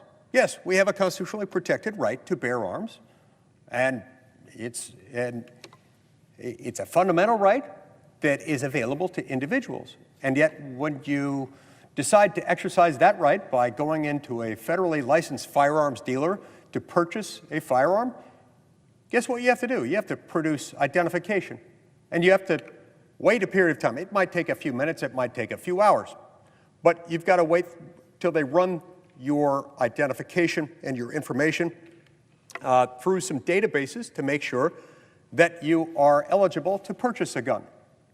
It still is a constitutionally protected right. It doesn't cease to be a constitutionally protected right simply by virtue of doing that. Now, never in a million years would you see my colleagues on the other side of the aisle, or many in my party, I assume, saying, okay, all that we need to do in order to deal with this issue, since the right to bear arms is protected by the Constitution, yes, we have laws about who may purchase what firearm and when and under what circumstance and when they might be disqualified based on a prior conviction or otherwise from purchasing a firearm. All we need is a signature, because according to my colleagues' logic, a signature is all the identification you need. Well, is it? Well, signatures can be forged. With increasing ease, they can be forged. In other circumstances, they can be presumed not to be checked, and in some cases, that might pan out to be more true than in others. But nobody would seriously suggest, particularly those who like these background check laws, they wouldn't be content with somebody just signing their name, even if it said, I hereby declare under penalty of perjury that I am entitled to purchase this firearm, that I am an adult, I am a U.S. citizen, I have not been convicted of a felony offense, which would disqualify me under 18 U.S.C. section 922G. Nor do I trigger any of the other exclusionary factors articulated in the various subsections of 922G or under any other federal law. The signature wouldn't do it there, and that's a constitutionally protected right. This is a constitutionally protected right, but we're still making it, yes, easy to vote and hard to cheat. You've got to have both. You don't get that if you have a mere signature. So too with the purchase of alcohol or tobacco by minors. Even if you had people sign something saying, I hereby attest by signing this under penalty of perjury that I am in fact entitled to purchase alcohol, I am in fact at least 21 years old. We wouldn't do that. Well, why? Well, it'd be really hard to enforce the law at that point. When we turn to the examples, and as I believe, I tried to count the number of times she said it, but I think she said, and I quote, very, very, very, very, very, very, very little fraud in elections. Okay, I understand that.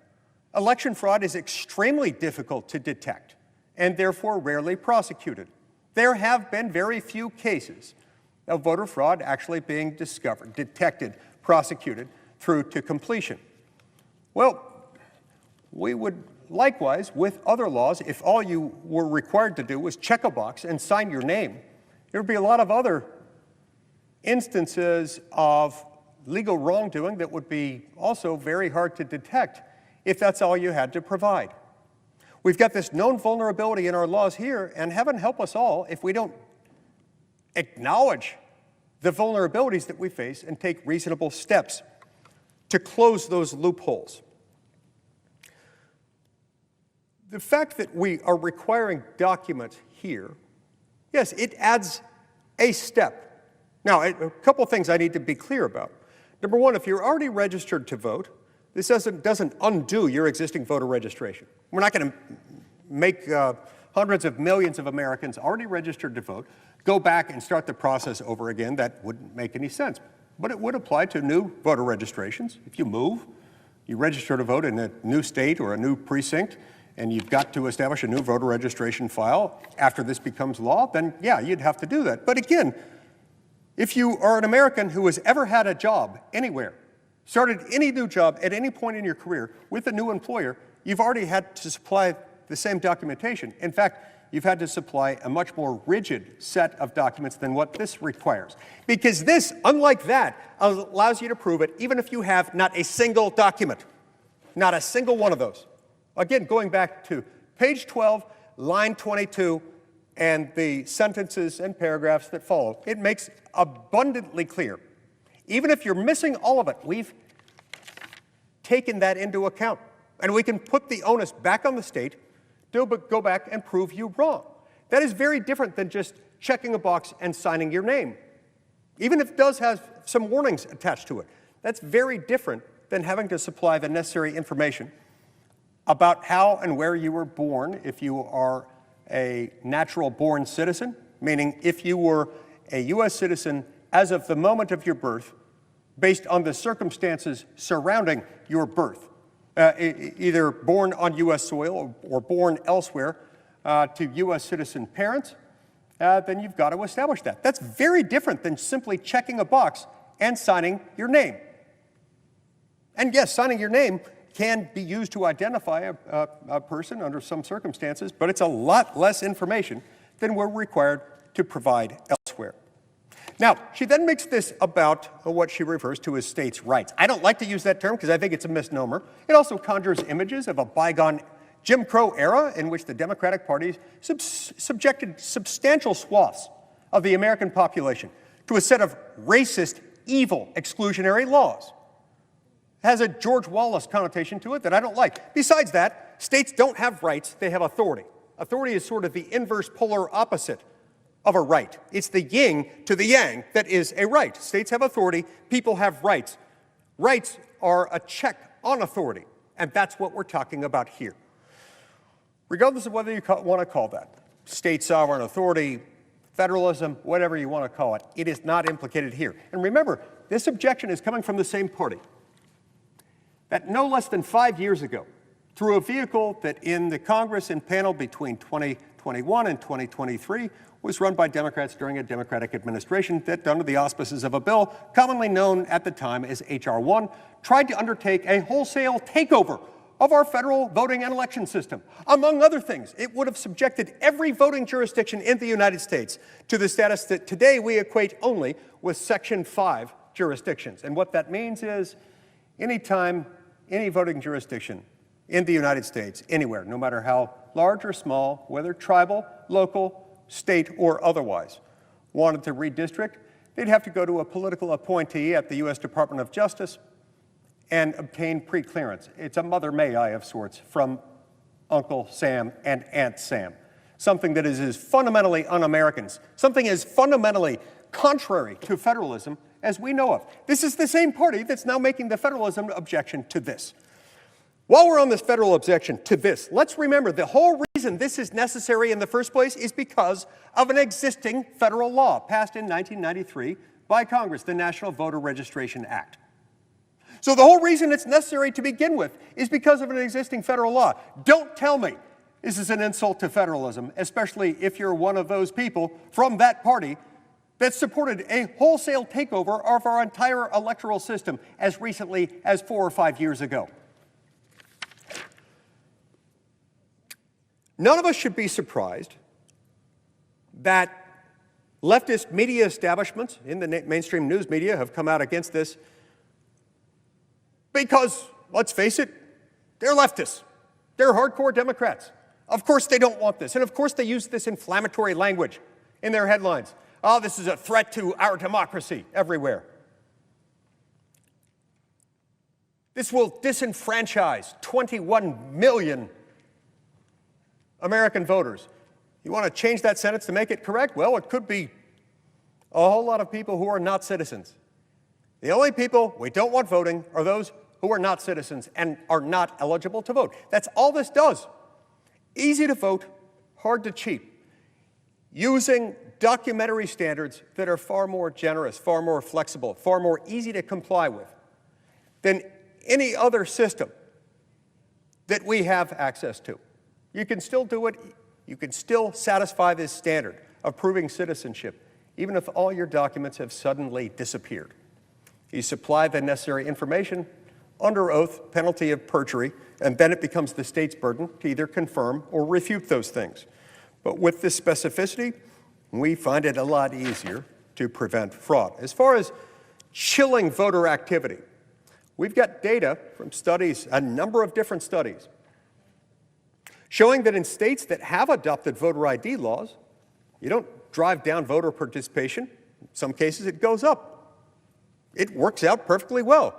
We need not, we ought not, we must not fear this. If we fear this particular issue, we risk running afoul of that which we hold most dear about our electoral system.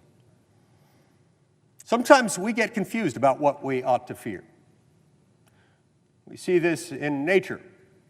We fear the snake, we don't fear the deer. And yet, a few years ago, my wife and I were having this conversation. I don't know how we got off on this tangent, but we decided to look up your chances of dying as a result of an interaction with a rattlesnake as compared to your chances of dying as a result of an interaction with a deer. Now, deer are cute. Who doesn't love Bambi and Bambi's mom and Bambi's dad? And it's all so great. Your chances are way higher of being killed by Bambi than they are from a rattlesnake. And yet we fear the rattlesnake because it's creepy, it's scary. When we fear the wrong things, we leave ourselves vulnerable to that which can harm us. And perhaps we don't fear enough what happens when our elections lose their credibility because we don't take reasonable safeguards to make sure that only those who are legally entitled to vote in them are in fact allowed to vote. So, as far as the private right of action goes, that private right of action exists under previously enacted laws. I believe that one applies as a result of the original NVRA, and possibly some of it could be under the Help America Vote Act. But there are existing federal laws that make that exact private right of action available. And all this does is it extends it to the obligations that arise under the Save America Act. And those too are generous. They are generous to those state officials that are complying with them. If somebody identifies a problem with the way that the law is being implemented, if they're not complying with the terms of the Save America Act, there is a notice requirement to the state elections official in question. And it gives a certain period of time. I don't remember whether it's 30, 60, or 90 days. I think some of it may depend on the exact context. They have the ability to cure the harm or to make the argument back as to why they're not in fact violating it. So there's nothing scary about this private right of action. It's just a way of, without growing the bureaucracy, making sure that there is a means by which you can procure a court order requiring compliance with a law so that it doesn't become dead letter. Look, personal information, the Department of Homeland Security wielding personal information. Well, if that's the case, there are all kinds of things. And if that's on the table, I mean, a lot of Americans don't much like how much personal information the IRS has. That gets leaked sometimes. A lot of people that don't like how much personal information can be found in the databases that are used in connection with the background checks that one has to go through when purchasing a gun. That's just the beginning of it. There are all kinds of things where people are not comfortable with the government having access to too much information. Look, I get it. I'm one of those people. I don't like it either. The fact is, the government does have that information. Why not allow the government to use that information lawfully to make sure that those who have a particular right are the only ones who are allowed to wield it so that it doesn't get cheapened or diluted or bastardized by those who would flagrantly violate the law? At the end of the day, this is, in fact, about making it easy to vote and hard to cheat. The Democrats in this chamber seem so far to be very comfortable with the first half of that equation, but not the second half. We have to pay attention to both. We ignore either to our own detriment and the detriment of those we represent. Thank you, Madam President.